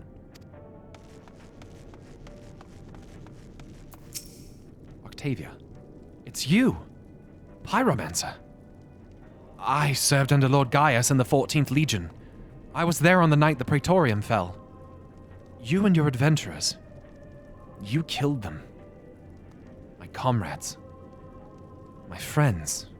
Swept them aside in their dozens, as though they were nothing to you. Maybe I am too. Just another faceless enemy to be cut down. But it won't be long until our countrymen return, until you get what you deserve. Mark my words. Not enjoying the Garleans yet.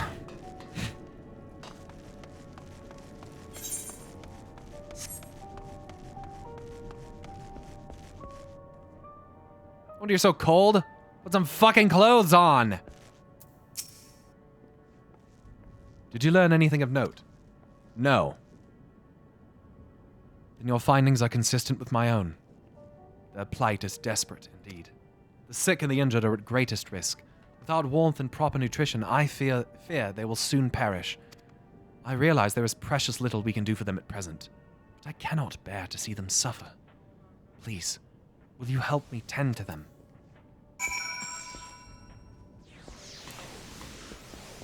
Whoop, whoop, whoop, whoop, whoop, whoop, whoop, whoop. Flavius. Here, just get up in my skirt. It's nice and warm in my coat. Who's there? My eyes, I can't see all that well. Thank you. The numbness has subsided a little. But I know it won't last much longer. You should look to the others who can still fight. Give them my ration. If me going hungry means someone else lives to see another day, so be it. At least I can still serve in that way.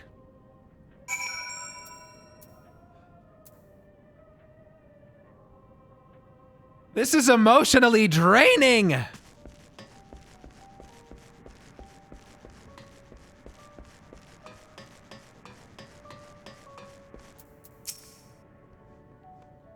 So those you met fare no better.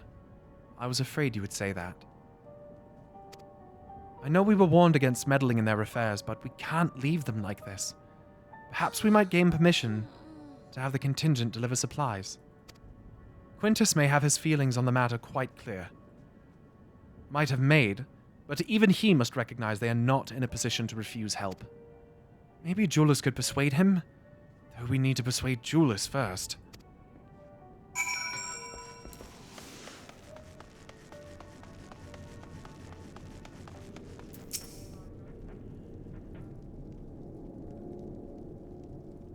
Well, seen enough?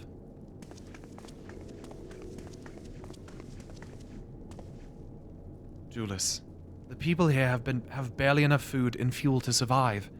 Have you and the other soldiers been able to procure any more supplies? We've been scavenging provisions from nearby houses, and most families kept, some stored away in the event they were snowed in.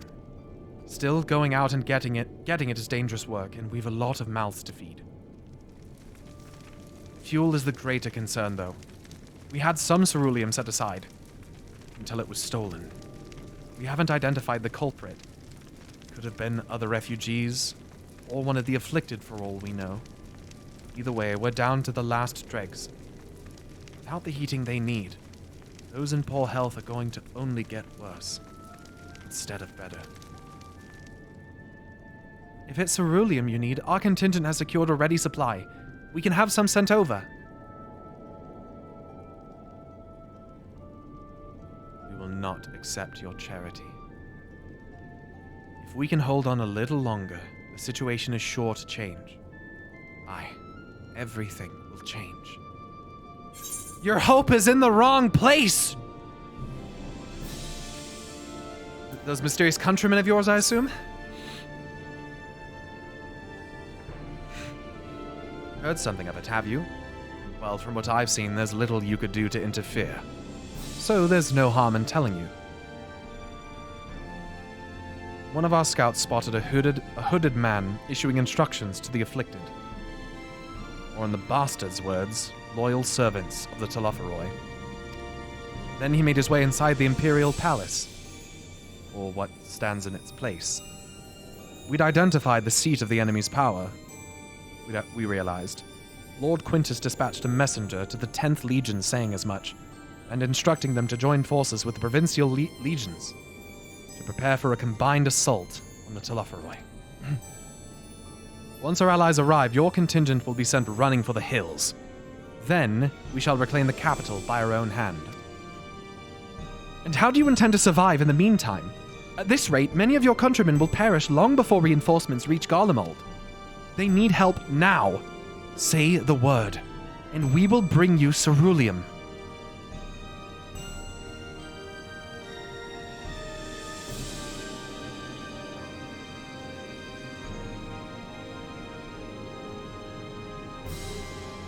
I will speak with Lord Quintus. Thank you.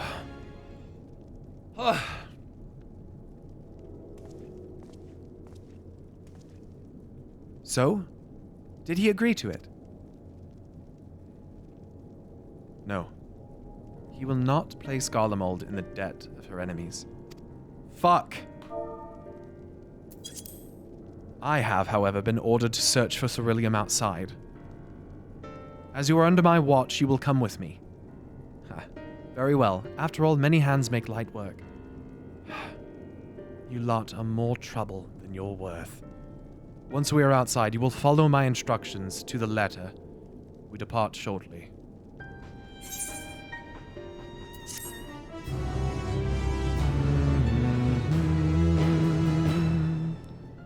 No, no, no, no, no, no.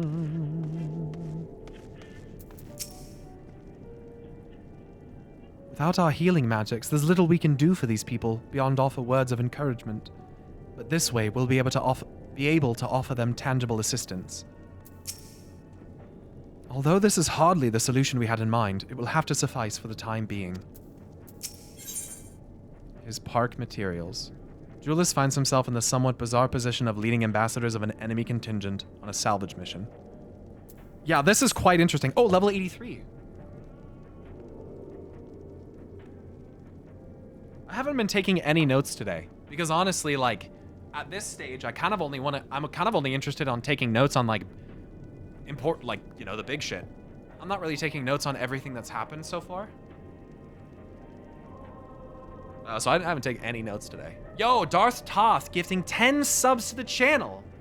It's funny because the Garlean military has conscripted magical healers.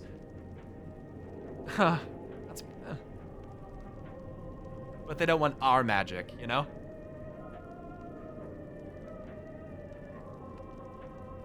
Those brought into the fold under Garlean rule. We'll take those. The rest of you aren't good enough. Garleans are boring to me.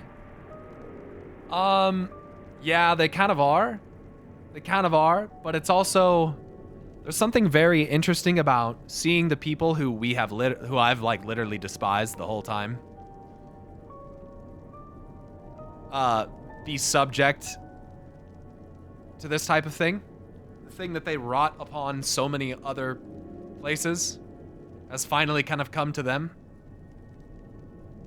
But there's also a lot of people that were subjects of manipulation just as much as anybody else that the Asians have fucked with. They're non-magical people in a world full of magic users led by one of the most powerful sorcerers ever to fucking grace the universe. You've killed like thousands of Garleans over the course of the expansions. No, I understand. It forces you as a player to decide whether you still hate them or pity them.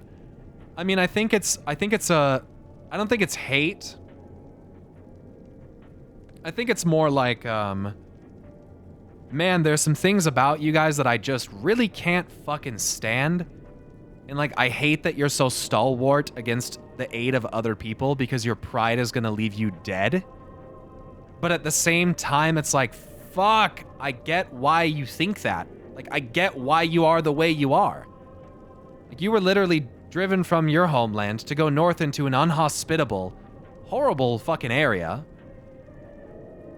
In the same way, you are literally just by a product of what you are, an outcast because you can't wield magic like everybody else in the world.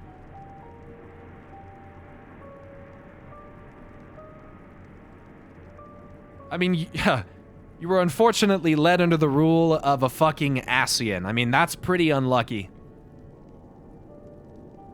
Yeah, but they also be invading a bit, right? But at the same time, there's plenty of people that live back in the city that don't really have anything to do with that. You know what I mean? It's like thinking back to the Roman Empire, dude. You think you're gonna fucking tell? You think you're gonna tell a centurion, a legatus, anybody with a fucking suit of armor on what they can or can't do? Hell no. It's just what they do. The zone is the culmination of the interrogation of Garlean culture that has been ongoing since Stormblood. And here we see what is left by the brutality of the Garlean military state is a broken people, unable to trust anyone because they expect people to do to them what they did. It's pretty sad, dude. Very well put, Tylonius. Yeah. Very well put.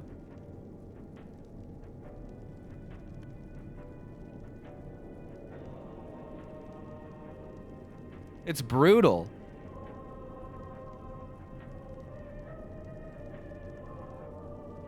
But it's also something that I've been seeing the whole time I've been playing the game. Like, I guess what makes the Garleans a little bit different for me is that this isn't like a new thing. And there's certainly not, it doesn't feel like a new type of person that I'm being introduced to. You know what I mean? It's like, yep, this is Garlemald. We are fucking here. Like, one thing that I'll say is Square Enix certainly has done a good job at building the culture of Garlemald, so to speak. And it's pretty much what I expected. Yeah, it's fucking bleak, but it's part of why I haven't shed a tear yet, because it's like, fuck, this is rough, but I'm largely unsurprised. So.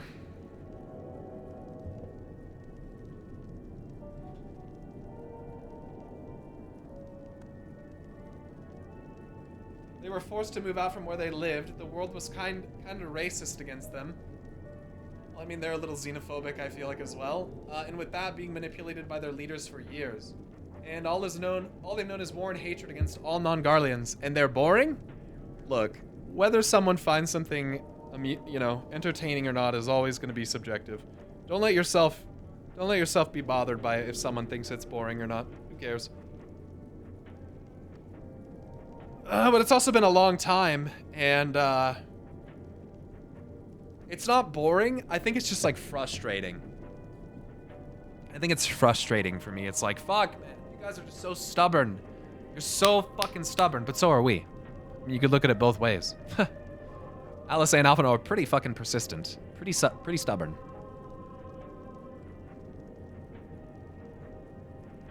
It's also the most realistic in terms of technology with our world, right? I mean, these are like the humans. You know? Indoctrination isn't something people can cast off very easily. No. Absolutely not. I mean, again, like, you have indoctrination, and the whole point of it is that they believe in it so much that you can't even get them to conceive of the possibility that they might be like, it might be wrong.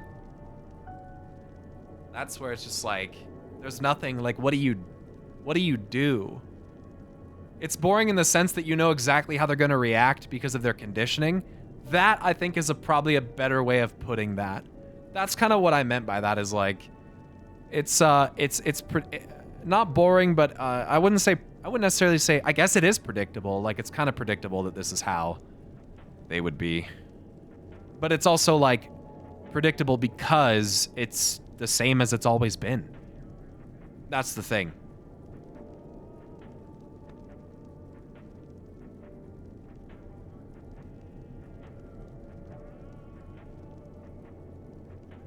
Garleans acting how you know Garleans are gonna act. Consistent characterization? Yeah, consistency's good. Predictable in a good way? Right, predictable often carries a negative connotation. I don't think it has to. I think it's okay for things to be, you know, whatever.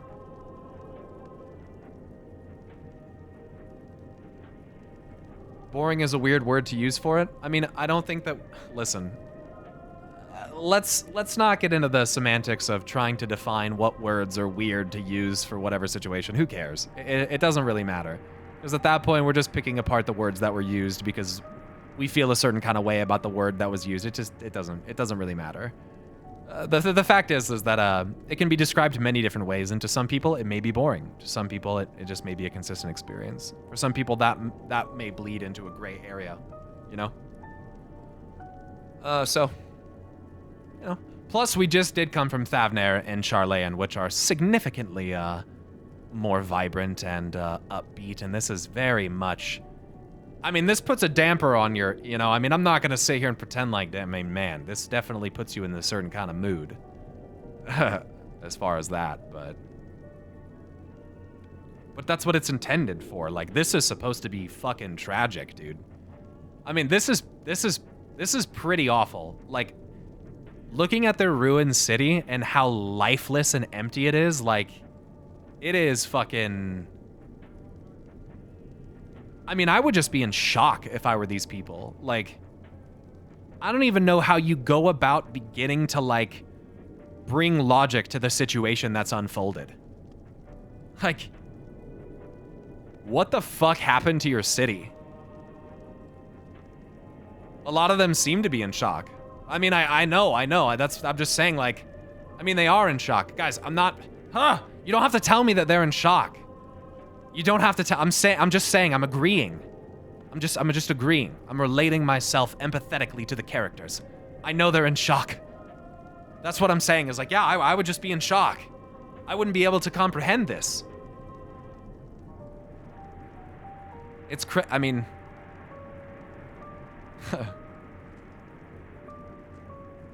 You hear so much about how terrible Garlemald is, the crazy shit they've done, subjugation and all that, then boom, you get hit with this ruined nation. And it's so fucked up because you have this weird little inkling deep down where you're like, well, they fucking got what they deserved. But then you know with like the logical part of your, you know, the other side of you that's like, that's not right though. You're like, no. I don't even feel good about saying that. I can't even relish in Garlemald's destruction because it was wrought at the suffering of so many of their innocent people. Like, I can't even be happy about it. It's like, Xenos and Fandaniel are literally just psychopaths and there's just no good way to spin it. Like, it's fucking crazy what has happened here. It's insane. It's...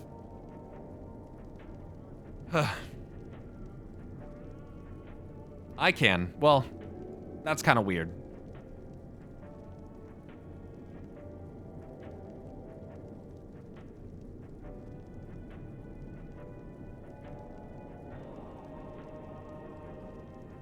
Yeah, I mean, we learned this shit back in Heaven's Ward, bro. Vengeance besets vengeance, and vengeance and violence just never stop. And so, like, if at this point in the story, I feel like if I weren't able to empathize with the Garleans even a little bit, like, boy, I must not have been paying much attention. And vengeance frequently doesn't feel good, right? A tragedy besets tragedy. It's just like a never-ending vicious cycle, and just... That's the whole point. That's the whole entire point.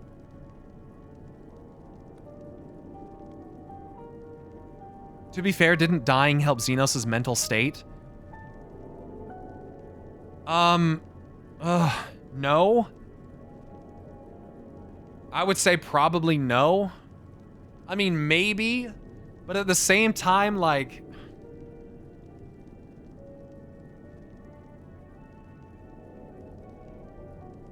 I feel like he's more insane because now he's more driven by that sensation that he got, right? Like before, Xenos was just bored. Ugh. No one can stand against me. Right? Like, he just didn't give a fuck about anything. But now, you misread that? I don't give a fuck. I don't think I misread that, but if I did, I don't care because the point is still the same.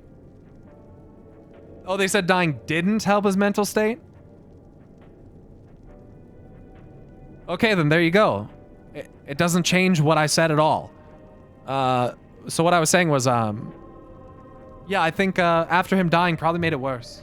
Yeah. I would agree then.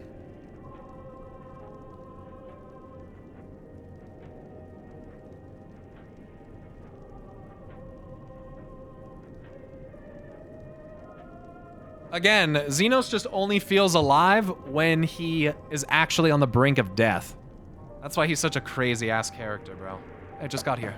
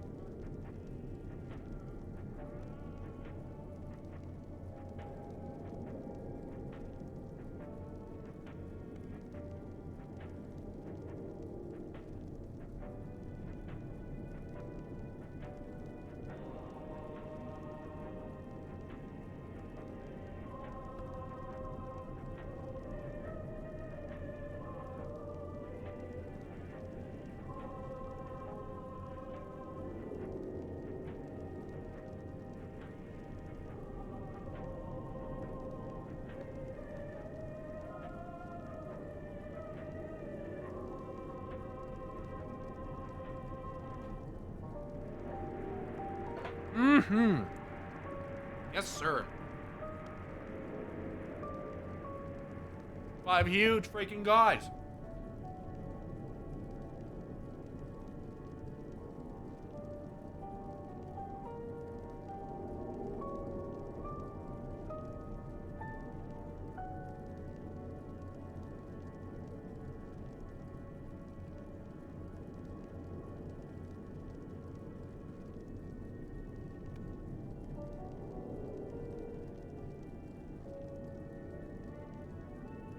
Coors Banquet.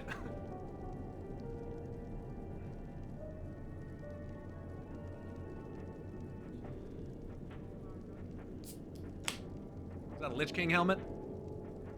Yes.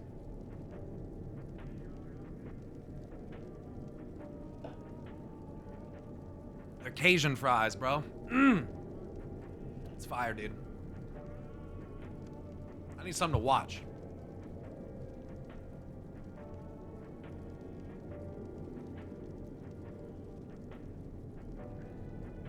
Fuck.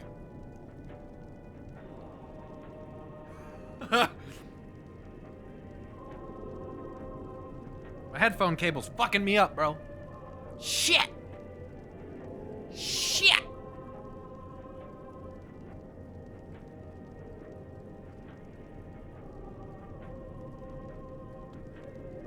Oh yeah. Oh yeah.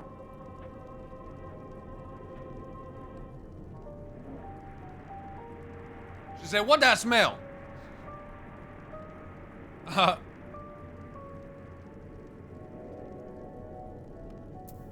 Just one fry, Papa.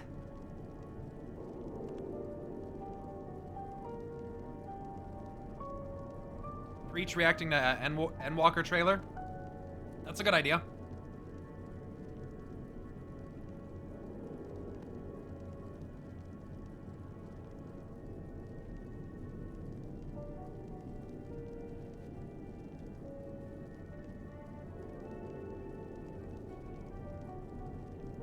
Those fries, the fries are good, dude. I had to unsubscribe from him because it was spoilers for like 2 days when he was ahead of me. So what's it?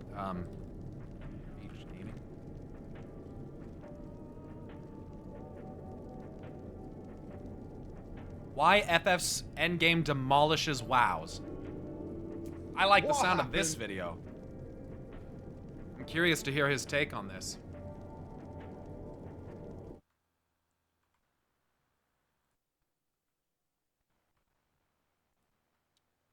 It's a good one. I want to hear it.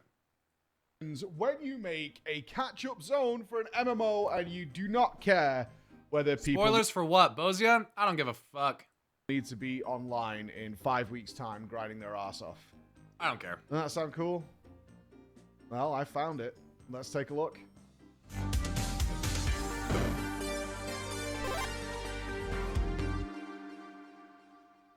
Completely optional, an entire fully fleshed out story, immediate, useful power gains for the player, completely optional, a fast track to level alts, a spectator single player mode that passively encourages supporting players and creating a positive environment. I didn't know that. 3 optional raids, rewards every single type of useful currency in the game constantly. And did I mention, completely optional? Let's head into Bosnia, shall we? So I had absolutely no idea what FF14's endgame was like. Beyond when MSQ, it was the most constant question I was asked, certainly from other WoW guys, is what is the endgame like? Every time the subject came up, it was met with completely contrasting views from my live audience. Bosnia is awful. Bosnia is absolutely amazing, and so obviously I need to find out for myself. So what is Bosnia? It's essentially the catch-up zone for FF14. Similar in concept to like the Isle of Thunder, Legionfall, Nazjatar, Mechagon, etc. I've made it a point to investigate a lot of extra content before moving on to whatever the next FF14 expansion might be, to just get as close as possible to the original experience as I can. One thing I did pass on was something called Eureka. This was the Stormblood extra catch-up zone, and well, you guys were not really happy that I skipped it, and we're not going to let that happen again. So I was spammed to go and check out Bosnia. Now, my impression leading into this, that Bosnia, and this is based off what people were telling me, had some sort of story similar to what we would expect from WoW, which introduces you to the new zone, and then it turns into a super, super grindy experience, which you would find in a lot of typical Japanese MMOs. Needless to say, I wasn't exactly excited. I thought it was going to be like an hour of story, and then it just leaves you there to get on with your grind, do your daily quests, whatever it might be. So, thankfully, that is not what it is.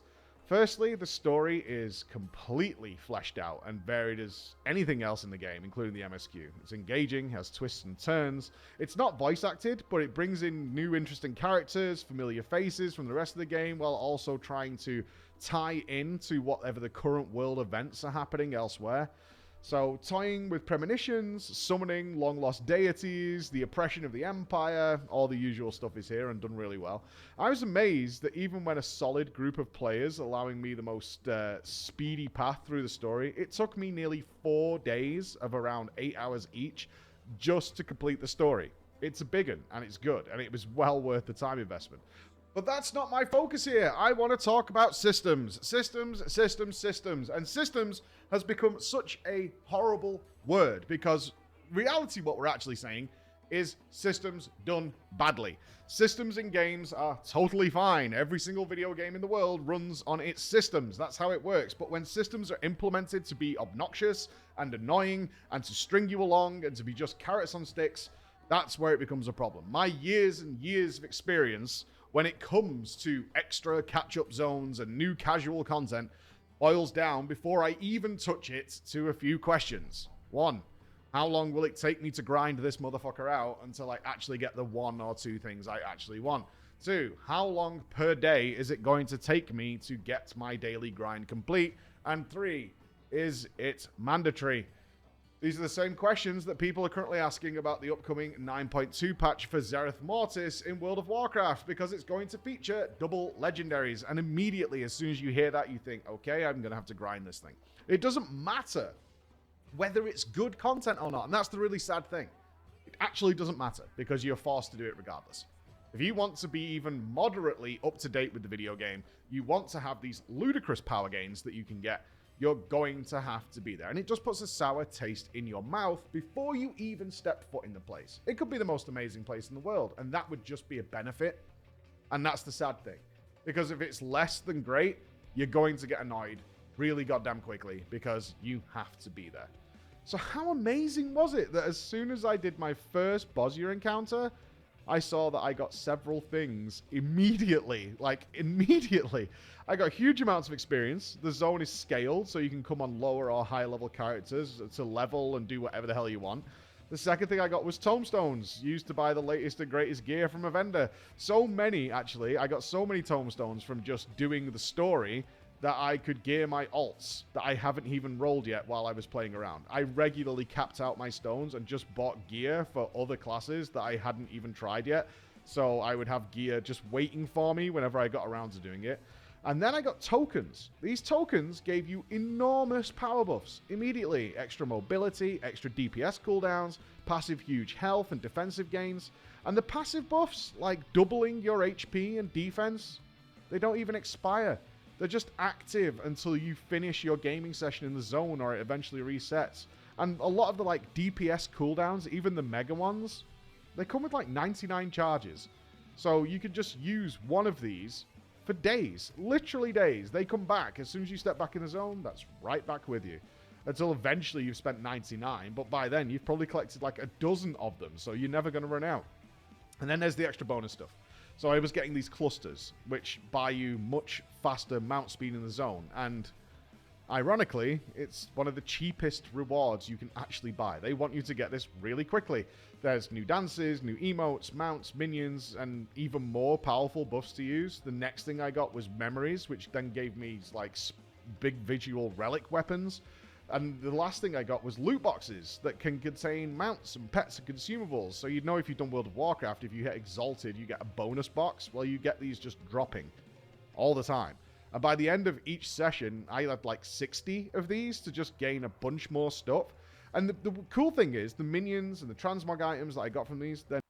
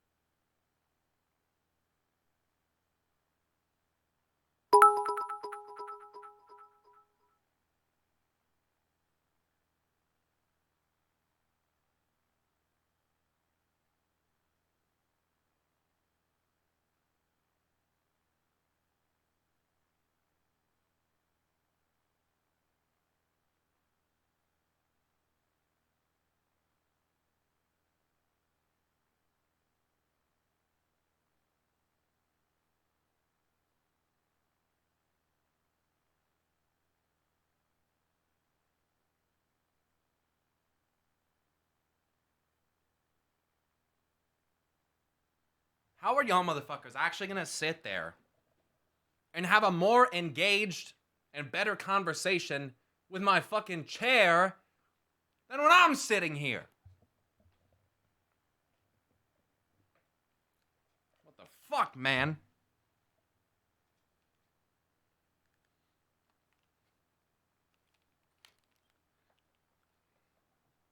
What I was trying to say before realizing that I was muted is that Preach said something right here where he was talking about these loot boxes from World of Warcraft. That basically how it worked was there were different reputations in WoW, okay? Similar to how they work in this game, but there's a lot of them in WoW. And if you got a reputation to its highest status, you would become exalted with them. But in Legion, they added another layer to that, which was each of the new reputations, of which there were about 8, you could get Paragon chests from them. And a Paragon chest is what happens when you get to Exalted. So you're at the highest status that you can be with these people. But the Paragon chest is a chest that you have to come back and continuously farm because it has a random chance to drop a mount that is unique to each reputation. So there was about 8 of them in total, 6 to 8 of them. And they were really fucking low drop chance. Really fucking low, dude. Like, to the point where I only ever had one. I only got one of them. And Legion is the expansion that had the most playtime for me of any expansion. Besides maybe Warlords of Draenor, just purely because I raided the entire expansion. And honestly, that is what made me stop wanting to collect mounts in World of Warcraft. Because it was like, I maxed out this reputation, now it's an RNG lottery pull for me to get the mount. Fuck you, dude. And then when the next expansion came out, Battle for Azeroth, and they didn't change it, that's when I knew, bro. That's when I really knew. That's when I knew shit was fucked up with World of Warcraft, to be honest. Because Legion, I thought Legion was pretty good, all things considered. But it was after that I knew, man. If they're not gonna change that, they want you to go back. And so just so for those of you that don't know, the implication there is that you have to go back and do weekly quests and daily quests from an expansion that came out in 2019. 2018. Or was it 2017? When did that actually when did Legion come out? Was it 2019? No, that was BFA was 2019. 2017? 2016, late 2016? Because I think that's the BlizzCon that I went to. But anyway, the point is... Yeah. Is reputation like the Beast Tribes? Kinda. Yes, in a way. But like, think about it this way. So like, there's different ways to get reputation for groups. Sometimes you can go around and kill mobs that group finds abhorrent or they're enemies with, and so because of that you get reputation. But there are some reputations where like you have to do specific quests. Like that's the only way to get the reputation. So like the Angler's reputation from Mists of Pandaria, for instance, extremely powerful because it gave you a mount that could walk on water, regardless of what class you were. See, normally that's something that is reserved for like Death Knights. And I think, who else could walk on water? Shamans had water walk, didn't they? So like basically 2 classes. And you had to farm it, and it took like a month. I literally was doing Angler dailies, I think, in Warlords of Draenor for like a month because it was just so powerful. In Draenor, it was going to be exceptionally powerful there because Draenor, the next expansion, the next place where it took place, essentially, was covered in water. There was so much water on Draenor. Besides, like, the first zone. And, like, okay, maybe the first and second zone, depending on, where you started, but Karabor, Talador, water all over them. There was water all over the spires of Iraq. So it's just an example of like a grind that it's not necessarily like required, but holy fucking shit was it powerful. And then in Battle for Azeroth, I think it was, they added mount equipment that you could put on your mount that allowed any mount to walk on water.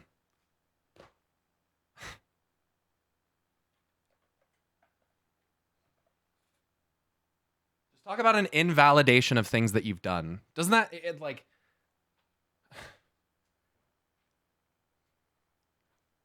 I get it, but like, what the fuck, man? Didn't they just end up taking it out altogether? No, that was in the game for a while. No, unless you had a buff. No. Oh, on the mount, yes. Oh yeah. By the way, they removed that effect on the mount. Yeah. So that actually didn't even do anything. So like, if you grinded for that, it didn't matter anyway, because they took away its water walking ability. Imagine.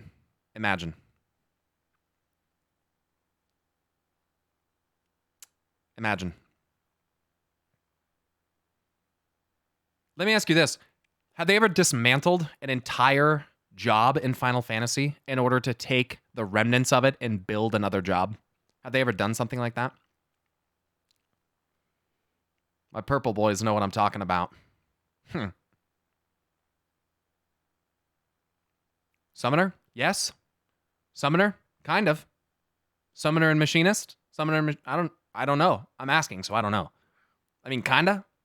Let me put it this way. This is what happened. No, this is what happened. Let me explain, and then maybe you can tell me if the same thing happened here. Let me explain. So I've been a Warlock main, or I was a Warlock main on World of Warcraft since I started playing the class. So before that, I played Rogue, I played a little bit of Death Knight, but Warlock was my shit. Now, Warlock is a pure DPS class, which means in World of Warcraft, how it works is you pick a class, and then every class has 3 different, and some have 4, some only have 2, different specializations. Where so if you're a demon hunter, you can be a vengeance demon hunter, or what's the other one? A vengeance, or a, what's the other one called? Havoc, thank you. Havoc demon hunter, vengeance and havoc. And you can, out of combat, you can switch between them, but one is like a tank and one of them is a DPS, right? So classes work a little bit differently in World of Warcraft because let's say if you play a demon hunter, that your character is just a demon hunter. That's all it is, right? If you want to change to become a warlock, you have to pay Blizzard money to change. Can you, wait, yeah, to change to become, wait, can you actually change? Wait. No, you have to boost. You can't pay it, you can't class change. You can only race change, and yeah, you can't even do that, actually. You can't pay for class change. No. You would just boost. You'd have to boost a whole other character, essentially. You'd have to boost an entire, which was $60, by the way, which is not a, for everybody, just to make this very clear, that's not a fucking microtransaction. That is not a microtransaction for anyone that tries to call it that. No. No. That's, anything that expensive is no longer micro. But anyway, that's how much it costs to boost a character. $60. Yeah, $60. But it was a whole other character, so they were completely separate. So if you wanted to go from playing like a warlock to playing like this, you had to completely make a new character. So let's say if you played like a demon hunter, you could only be a tank, or you could be a DPS, a melee DPS. That was your only options. If you chose to be a demon hunter and you invested your time into doing that, that is all you could be. You could not be a healer, and you could not be a ranged DPS. That's just how the class is built. If you played a druid, you could be everything. You could be a healer, melee DPS, ranged DPS, or a tank. You could do all of it, which is cool, right? If you're willing to invest that much time to learn it.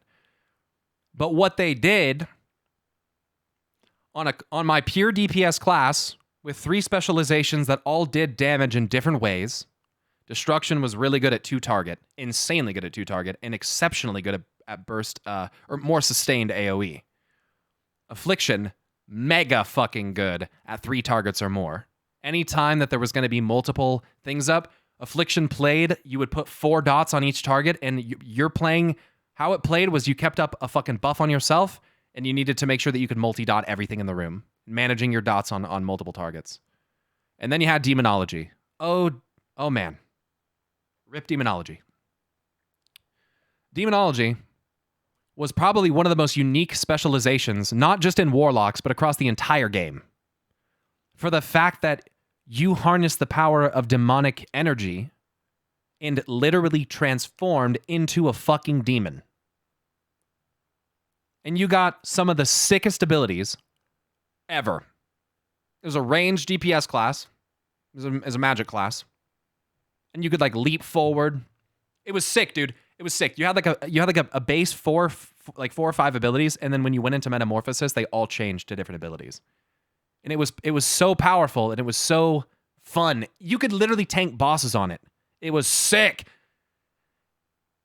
For a time, you couldn't really do progression tanking like that. Not very much. Like Sparkugs tanked Garrosh in Farm, but then what they did is they nerfed it into the ground, and they took our Metamorphosis ability away completely.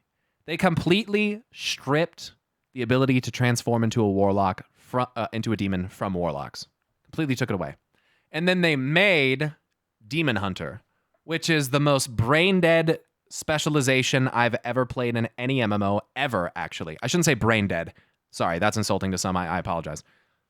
It is literally... I could play it fucking blind. It's that easy. It's insanely easy, dude. And it has the most absurd mobility. It has a fucking purge to get rid of buffs on targets and bad debuffs on friendlies. It has a fucking... It has a leap backwards. It has a double dash forwards. It can double jump. What? Just breaks mechanics. It doesn't take any fall damage because when it's falling, you just hit the fucking spacebar and immediately you have wings that are letting you glide to the ground. So you can traverse areas that no other classes could possibly ever traverse. In the DPS rotation was literally like 3 buttons. I'm not kidding. It's like Havoc Blades. You'd fucking do your little eye beam and you'd transform into a demon for a second as long as you were talented a certain way. And then that would go away. Or no, it wouldn't. You'd spec in, or you'd actually fucking pop Metamorphosis. It's just... And then then they took Demonology Warlock and they just made it so that what do we do? We would specialize in summoning demons.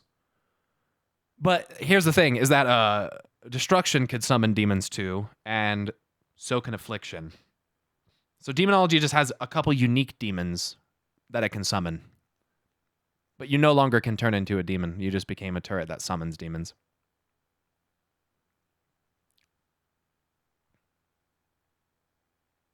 And this all happened over the course of like 3 patches, I think. Because they couldn't figure out what to do with it. They kept buffing it and nerfing it and tuning it and doing this and doing that and fucking changing tier sets and all sorts of shit. Didn't they literally once say, we don't want people to play Demonology Warlock? Yes, they did. I'm pretty sure that was Ian Hazacosta's lead game director. That may have been him that said that. It was either him or Alex, who's a fuckface in his own right. So, Affliction can also summon shit that Demo couldn't. Is that true? What could Affliction summon that Demo couldn't? I don't recall that. It was definitely Ian. Affliction is there for you. The Observer? No, you could summon that. Darklair was AF, right? Actually, no, I think that might be correct. No, because you would just... The Observer is just a upgraded version of the Fellhound. But the talented was Darkglare. Yeah, the Beholder thing. That's what it was. It was that cooldown that did... Yeah, Darkglare. Yeah. Observer was a PvP talent? Yeah, and at a time you could just glyph it. At one point it just used to be glyphs. You guys remember glyphs, dude? Oh my god. Sorry, I'm like... Preach mentioned this fucking shit about farming mounts and WoW, and it's got me really fucking distracted, man. There's just a lot of... Just looking back at it now, I'm just like thinking about like, what the fuck, dude? How much dumb bullshit we just listened to. And like just kept hoping that it was going to be better. We were literally the Garlean Empire, like, of what's happening right now. I know some of you are going to fucking kick W your asses off at that. I don't blame you, but a lot of the people that were like trapped in that kind of, and not trapped, I don't want to say, but like playing WoW in that way, literally just like, oh, it'll get better. It'll get better. It'll get better. And it fucked me up because it had instilled a belief within me to like never give up hope. That's what WoW's story is all about. It's very, very, very common and unoriginal and unexcited fantasy when you boil it down. I mean, and to be fair, Final Fantasy does that as well, but it's just a common fantasy trope. There's nothing wrong with it, but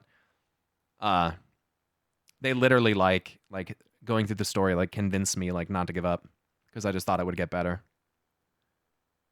And that's not hyperbole. That's not, I'm not saying that for like, that's true. It sucked. It's a common and good trope. WoW just doesn't tell it well. Not anymore, they don't. So in summary, they took basically an entire specialization in one of the most unique in the game among all classes, one of the most fun to play, and took it apart. And then what they gave us was a fucking joke. Oh man, dude, what they replaced it with, demonology for a time was just a fucking joke. It was just the most clunky, annoying bullshit. And you had like the top, like I was a pretty good raider at one point, but you had like the top players, people that are like in limit and shit that are like, oh, it's just about, you just need to learn how to play it. You just guys don't understand. Always had this fucking mindset of like, you're just bad. It couldn't just be. That's not necessarily true. There were definitely some people that called out the bad class design, but some of them were like, it was for real. It was sad. You just gotta learn how to play it properly. You guys just suck. I shouldn't have to be miserable playing my class. What the fuck? You guys remember when we had fucking life tap, mana tap? Jesus Christ, dude. Life tap some of your life away. So you can get mana, and then tap some of that fucking mana so that you can keep a damage debuff up.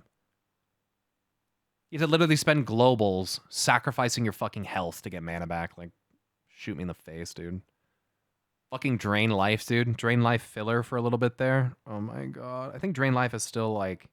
Is it drain life or did they go back to Malefic Grasp? Pretty sure Malefic Grasp was like a fucking PvP talent or some dumb shit. Man, they just dismantled the fuck out of that, dude. Do you remember, did anyone in here play in Mists of Pandaria? Did anyone play during that time? Why the fuck did they ever change it from that, dude? What the fuck, man? Even if you didn't like the lore of MoP, class design was fucking sick in Mists of Pandaria. MoP, and to be honest, even in Battle for or not BFA, sorry, even in Warlords of Draenor, class design was pretty fucking sick. Soul swapping and shit. Do you remember Fire and Brimstone for Warlocks? I could toggle on. It was insane, dude. I had the ability to just take my single target filler, my amp, and my fucking dot, and turn them all into AoE at will. And they were self-sustaining AoE as long as you had enough targets. It was insanely fun, dude. It was the most... Oh, God, it was the most fun. And then one time they put in this talent that made it so your Chaos Bolts, which were your hardest hitting ability on Destruction Warlock, hit everything in front of you. But they did less damage per Chaos Bolt. But for a little bit, it was broken as fuck, and it was super fun. But then they just... Do you remember when you could actually put glyphs on that actually made a fucking difference on your class? And then Blizzard was like, yeah, they're not interesting enough to us, guys. Sorry, we're going to have to change all that. Like, I could glyph my Unending Resolve to work like 3 different ways. I could make it a 10% passive, and I could make it a fucking... It would block like twice as much, but it had like twice as long of a cooldown. It'd be like twice as much DR on the fucking cooldown. Like, dude... I just can't... Looking back at it, dude, it's like looking back at the actions of the Ascians and seeing how they slowly fucking dismantled everything from the inside and just fucking wrecked everything, dude.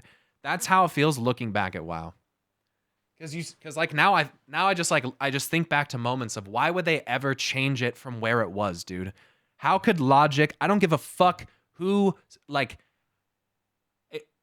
How could...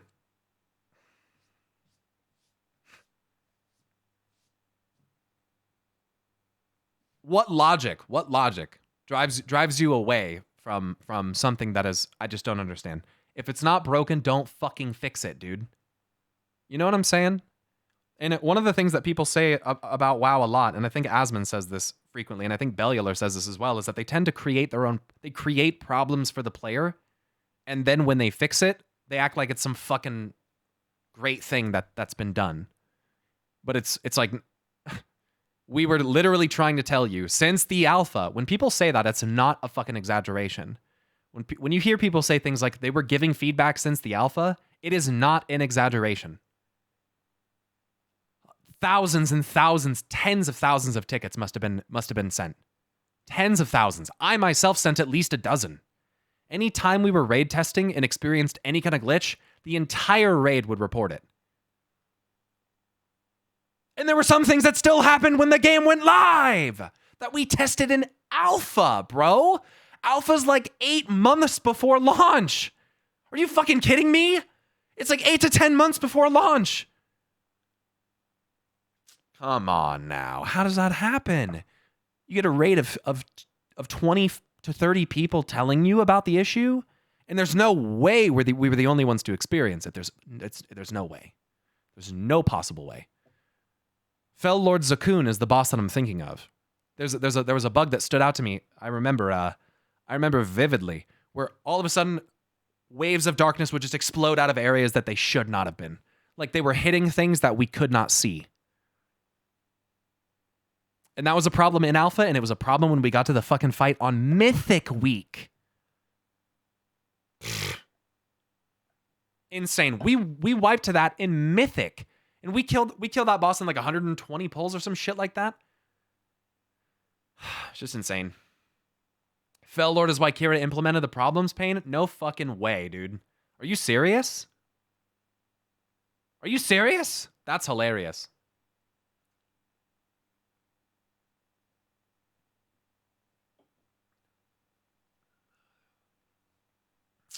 Anyway.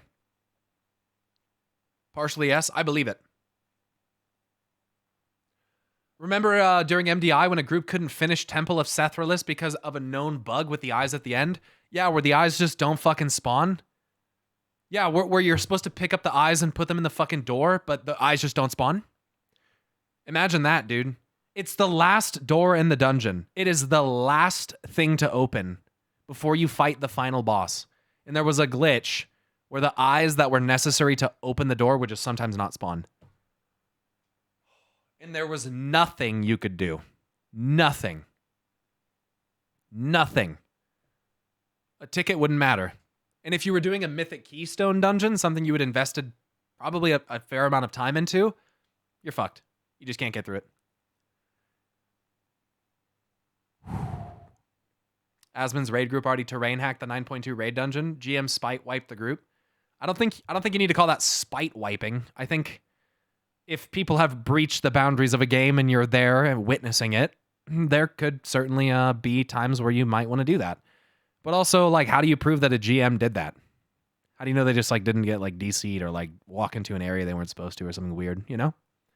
I think that's a stretch. I think that's a stretch to attribute malintent in a situation like that is, in my opinion, you know, don't shoot me here, but I think, in my opinion, that's kind of playing the victim to an extent, and kind of you're almost kind of like baiting the ability to say that. You know what I mean? You're like kind of falling back on that in a sense. Does that make sense? It's like, it's convenient to say that they did it out of spite because there's a general idea that people at Blizzard don't like Asmongold. So it's a very, very easy to like spin it that. Does that make sense? Someone will take Asmon's joke a little too literal. Hey, I wouldn't know. I haven't watched it. So I haven't watched it. So WoW has GMs sometimes. Yeah. People think there are GMs actively monitoring anything. Unless you're a World First group, they don't care. Hell, they don't even have GMs to answer tickets. Sometimes you'll wait several days to get your ticket response. People take all jokes too literal.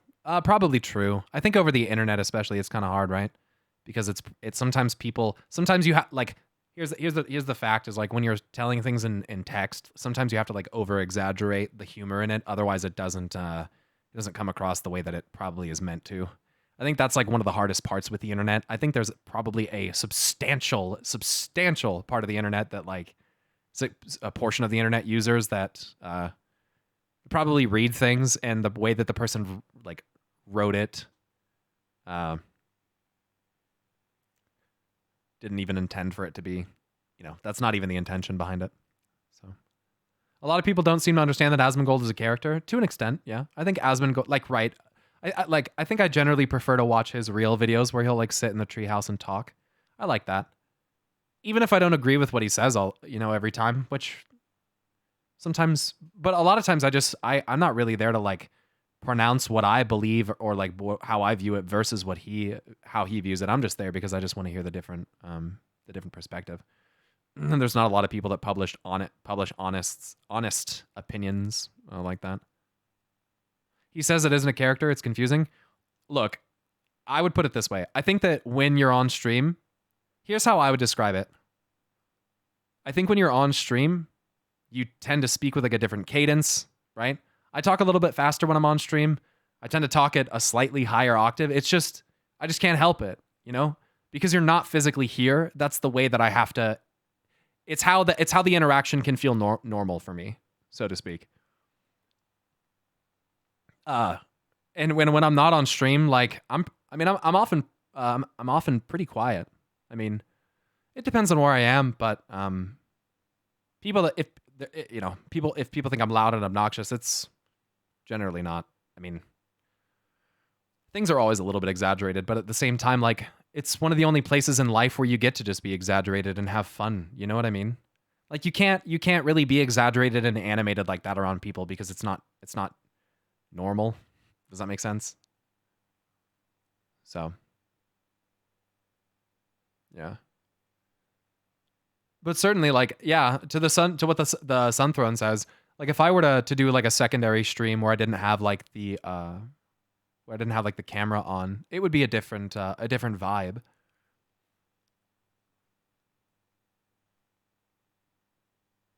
You used to be a littler tyke with a less pronounced voice. I know. My voice, yeah. It's been interesting. I'm blessed with it, I guess. I'm lucky for that. Even teachers and people regularly talking their jobs tend to have performing role. I used to have one. Yeah, I think one distinction to make is that for me, at least anyway, it's not necessarily a character that you put on as a facade, or anything like that. It's more so just naturally what happens. It's like just the comfort zone that you fall into, I think, But with that being said, I would like to go back to this video because I was eating and I've been done eating for, a while. Memories, which then gave me like big visual relic weapons. And the last thing I got was loot boxes that can contain mounts and pets and consumables. So you'd know if you've done World of Warcraft, if you get Exalted, you get a bonus box. Well, you get these just dropping all the time. And by the end of each session, I had like 60 of these to just gain a bunch more stuff. And the cool thing is, the minions and the transmog items that I got from these, they're not bound to your character. So if I'm not interested in them, or I get repeats, I could just sell them. This, my friends, is what happens when you really don't care whether players want to engage in your brand new piece of content. I'm not saying that that's things that we can just throw away, but when you remove two factors in the design brief, when you're sitting down to write out how this new content is going to be, and you take out these two factors, and one is make sure the player has to take part. We're making this content so players have to take part in it. Otherwise, it's a waste of money. It's a waste of resources. So we have to find a way to make sure players take part. They the music in the background. Take part. And two, make sure they're still taking part in a week's time, in 2 weeks' time, in 3 weeks' time, in 4 weeks' time, in 5 weeks' time, in 6 weeks' time. Otherwise, they'll complain for a lack of content. So we have to make it a long-ass road to travel, and we have to make it that they have to be there. When you take those two things out of the design brief, when you take those two things off the table, you just create fun. You just create fun on its own merits. It stands on its own 2 feet. And you also remove the idea of, well, we can't give too much too quickly, otherwise what's going to make them come back? We can't just overwhelm the player with cool stuff because then they'll just be like, oh, well, I've got everything now. No, you take all that away and say, have a blast. Dude, I'll make this one more quick, I swear to God. This will not be a 30-minute aside. I've been playing a fair bit of like Forza Horizon 5, pardon me, like off stream. And part of the reason that I like it, just to preach his point, is that you can go and you can unlock whichever type of racing that you want to. Like, so if you want to do street racing, you can do that. If you want to go do off-road racing, you can focus on that. And the fact is that a lot of the cars in the game are expensive, but you can partake in almost whatever type of racing you want. Because you can buy like whatever, you can get whatever car. Like I have a fucking Bugatti Veyron Super Sport. Like I have a fucking, you know what I mean? Like that's not exactly a regular car to have, but it's fun to just pull it out and drive it sometimes. It's not even OP. It's just like, oh, it's a Bugatti. That's kind of cool, you know, for whatever reason. Forza Horizon 5. But anyway, it's just an example of like the like not being forced into doing a certain type of content. And like having access to some of the cooler shit more early on is just kind of nice, you know? You don't feel like it's going to be that mega grind until you can finally get like some of the cooler cars, you know? Fucking Ford GT7 2017. We're driving around crazy ass fucking Conan set. No, not in real life. Jesus Christ. No, God, no, not in real life. What the fuck? No, I mean in a video game. My new Lamborghini here in my knowledge. No, anyway, it's just to his point of like, I found that very fun.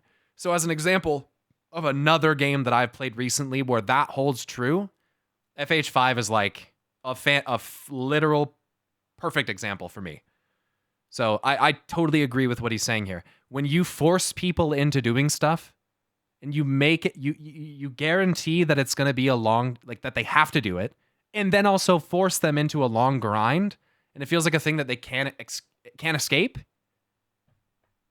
Like, that's not what people are going to want to do. Oh, hell no, I'm not making that kind of money, bro. No. Have a blast. It's so freeing. I'm making good money, but not kind of that kind of money. It. You actually feel that freedom every single time. You feel that it's like, oh, cool, I can buff myself up to the stars and go crazy. Man, thanks for the Prime Gaming. You also remove the idea of drip feeding rewards. We've all been there, especially my WoW audience, where you have had something like an emissary quest or a renown chest to get, and you go to a zone. And what the first thing you do is you open the map and you check which of the 4 quests you need to do are actually worth your time. Yo, so true, dude. That's so true. So for anyone that doesn't know what they're looking at here, these are emissary quests. This thing he's circling here, this thing here as well. And these are just quests that you go around and do in the zone as like dailies after, you know, like you unlock these by doing the storyline, basically. And half the time they're just literal dog shit rewards. There's no actual reason that you would want to do it, except the fact that you have to do 4 of them in order to get a chest from the company, essentially. That is probably going to give you shit loot as well. And we've all been there where you look at it and go, there is actually not 4 things in this zone that are worth They're like really shitty time. fates. There really isn't. Some of them are going to give me 35 anima. Some of them are going to give me 100 gold or 250 gold. And I have a lot of gold. Some people don't, some people do, but this is why you're judging it on a person-by-person basis. You scan that map, you mouse over everything, you're like, pet food charms. And there are those times where it's so bad. It's so true. true. The big brain play that we're going to do is we're going to try and save it over 3 days to maybe that over the course of the 3 days before that big chest quest disappears. You get a different kind of quest. Maybe there'll be 4 things in total that are worth my time. Yep. What else impressed me is the zone does a lot of really subtle things to make you feel like you're part of an MMO.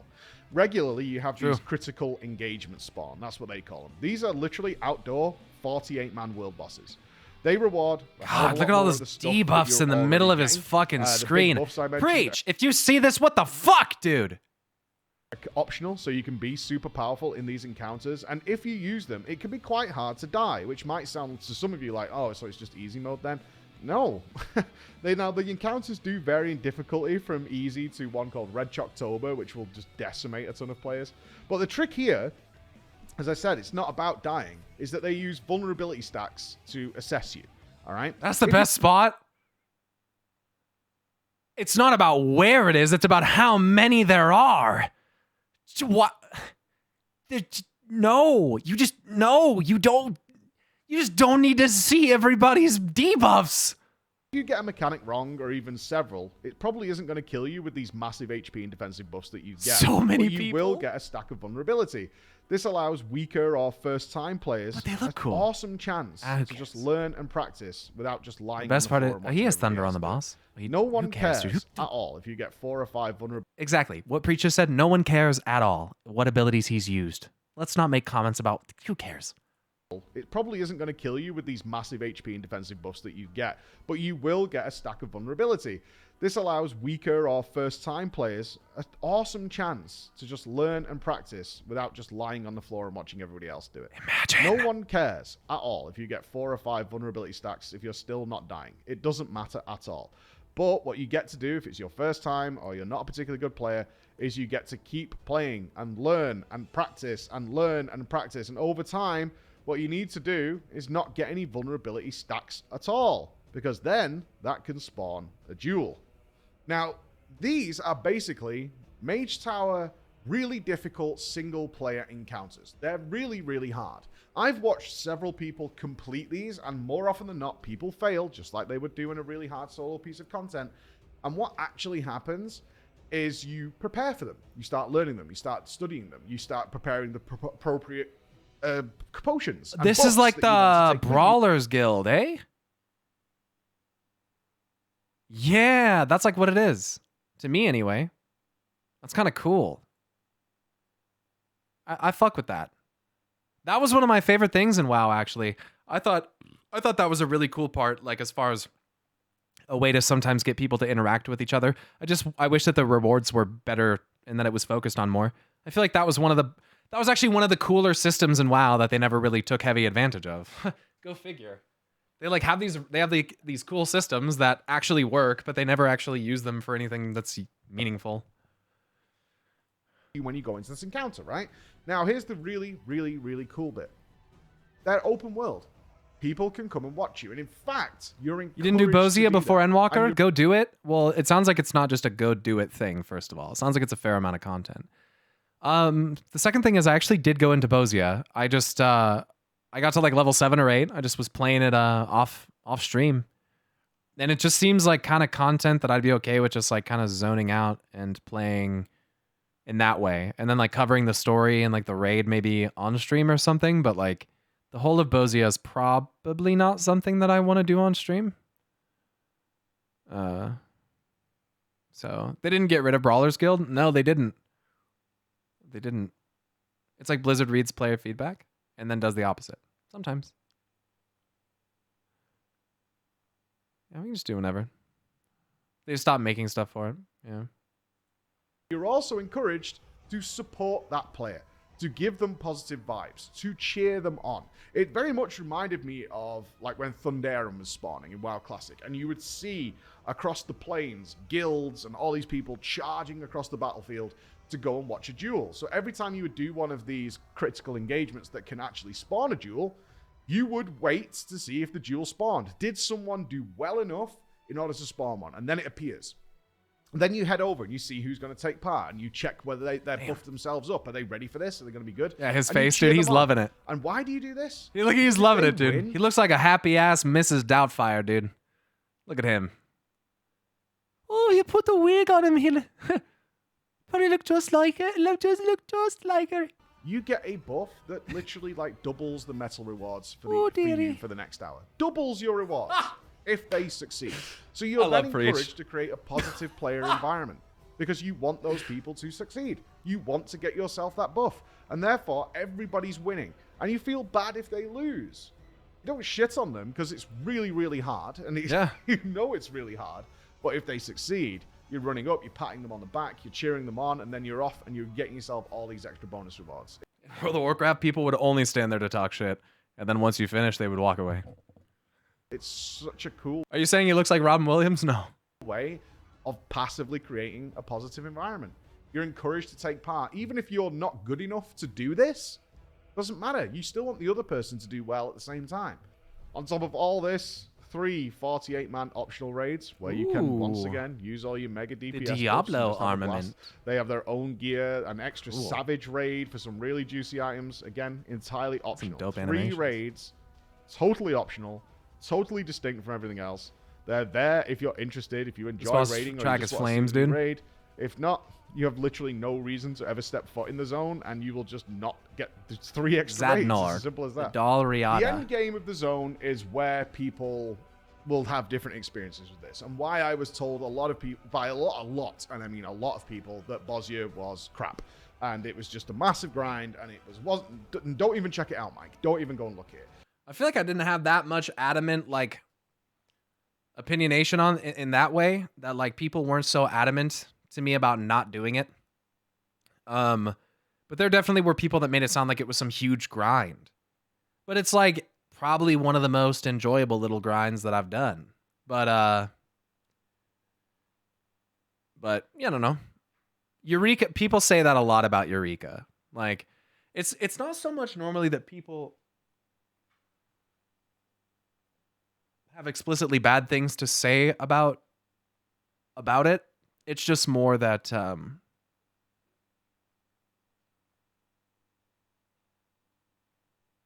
I kind of lost my chain of thought.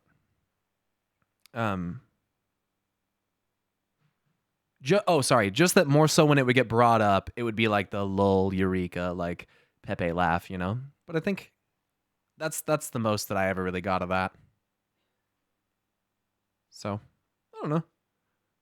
Some people on Twitter, you think? Well, thank God I don't even have Twitter anymore. Now, this is because you have finished the story.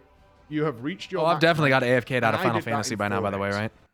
Yeah, I'm definitely back on the fucking screen. Okay, so that's for some players, it's literally 4 or 5 days worth of content, depending on how hardcore you push it.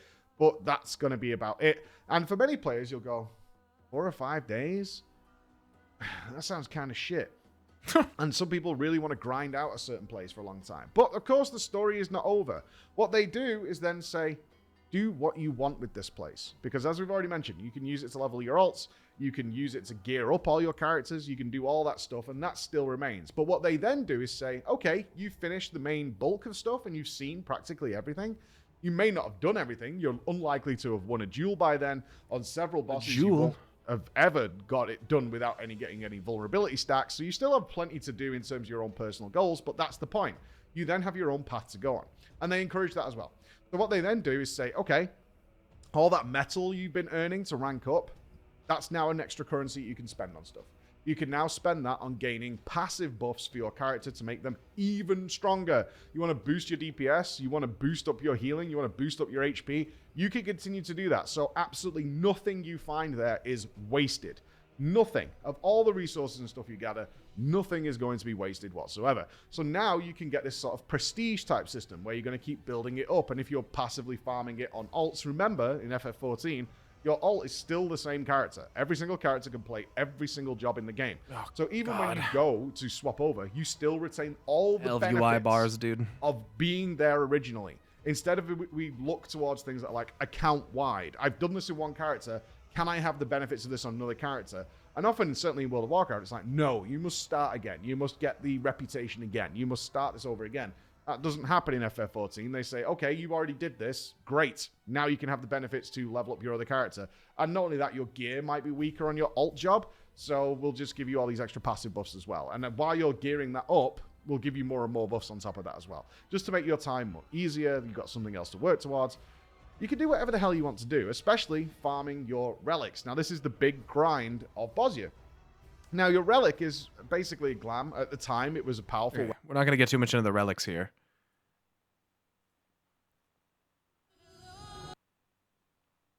But for people asking if I used LVUI, hold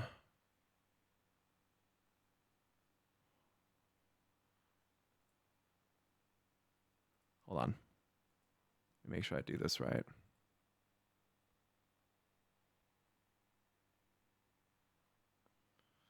It's actually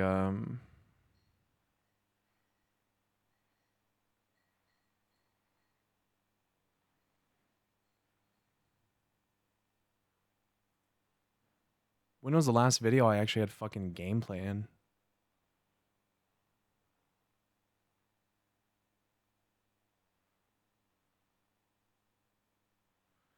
I'll show you like a fight.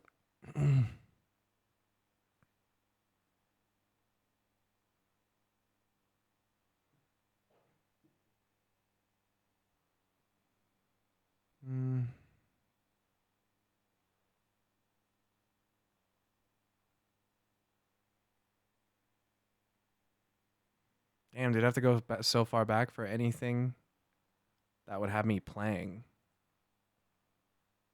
Damn.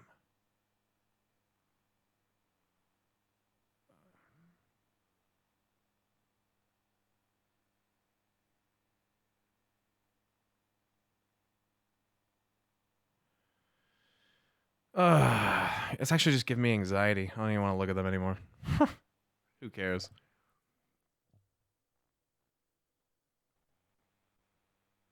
What quest am I on right now? I just got to like level 83 quests.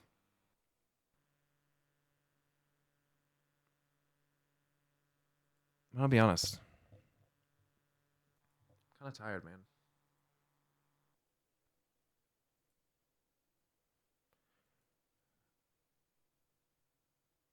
So,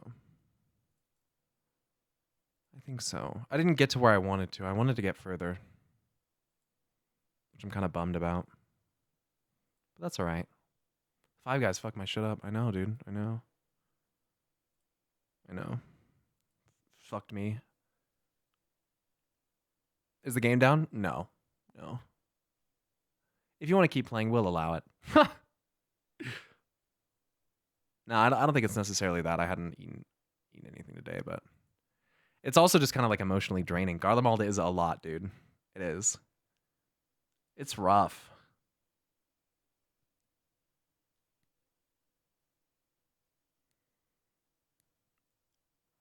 Is that an Aerox 3? It is. Indeed. Fuck by five huge friggin' guys.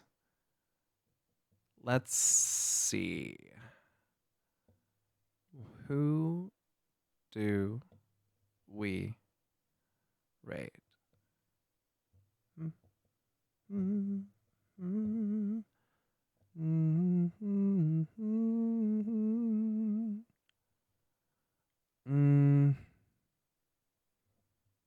If the words Elden Ring are in your fucking stream title, I'm not raiding you.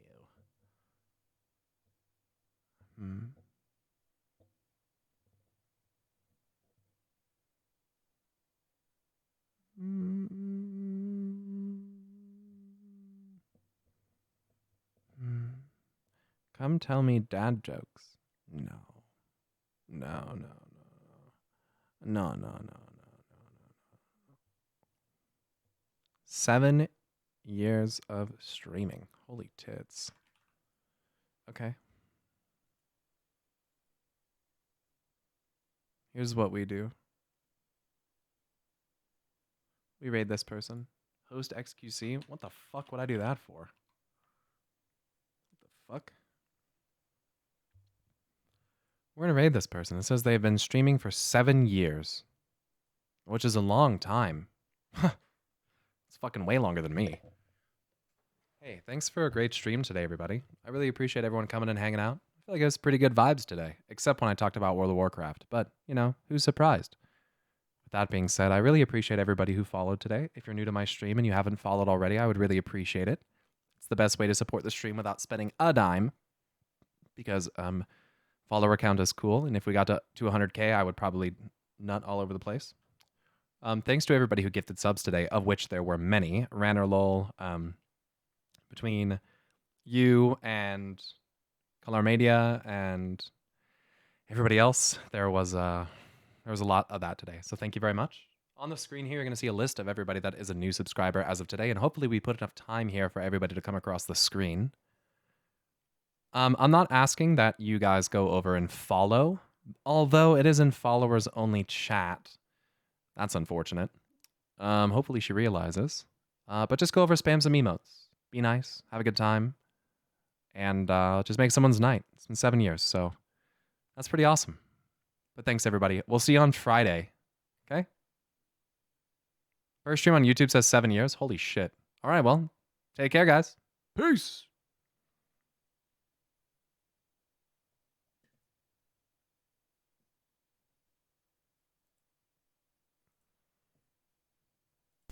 Because that's way too much. Way too much.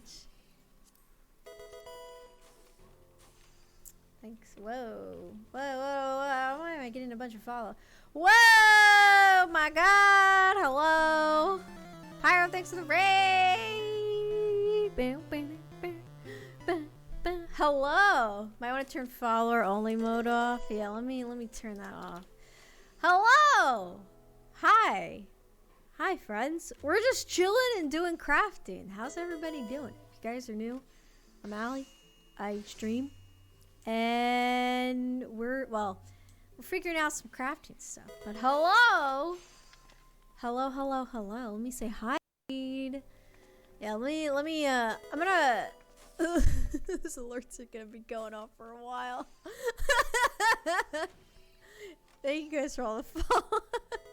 What's up, Sheik? What's up, Lussie, Nagi, Quill, Haru, Small, Purr, Senra, Fiery, Shintage, Shoiki, Sticky, Ergnok, Sabby, Fade, Tomberry, Faye, Alec, Vindicator, Snack. Hello, hello, hello. What's up? Cut, Gambler, Ranar, Barnsey, Cow, Agon, Sunset, Monkey, Luna, Ooser, Ree, Sweet Chaos. Hello. Thank you guys for the follows. I hit the alerts just so they don't get in the way and annoy people, but the sound will be going off, so that might annoy people. But Northern Islabard MSQ. When in the MSQ is that? I don't know if can somebody give me like a non-spoiler answer? Endwalker? When in Endwalker is that? I don't remember.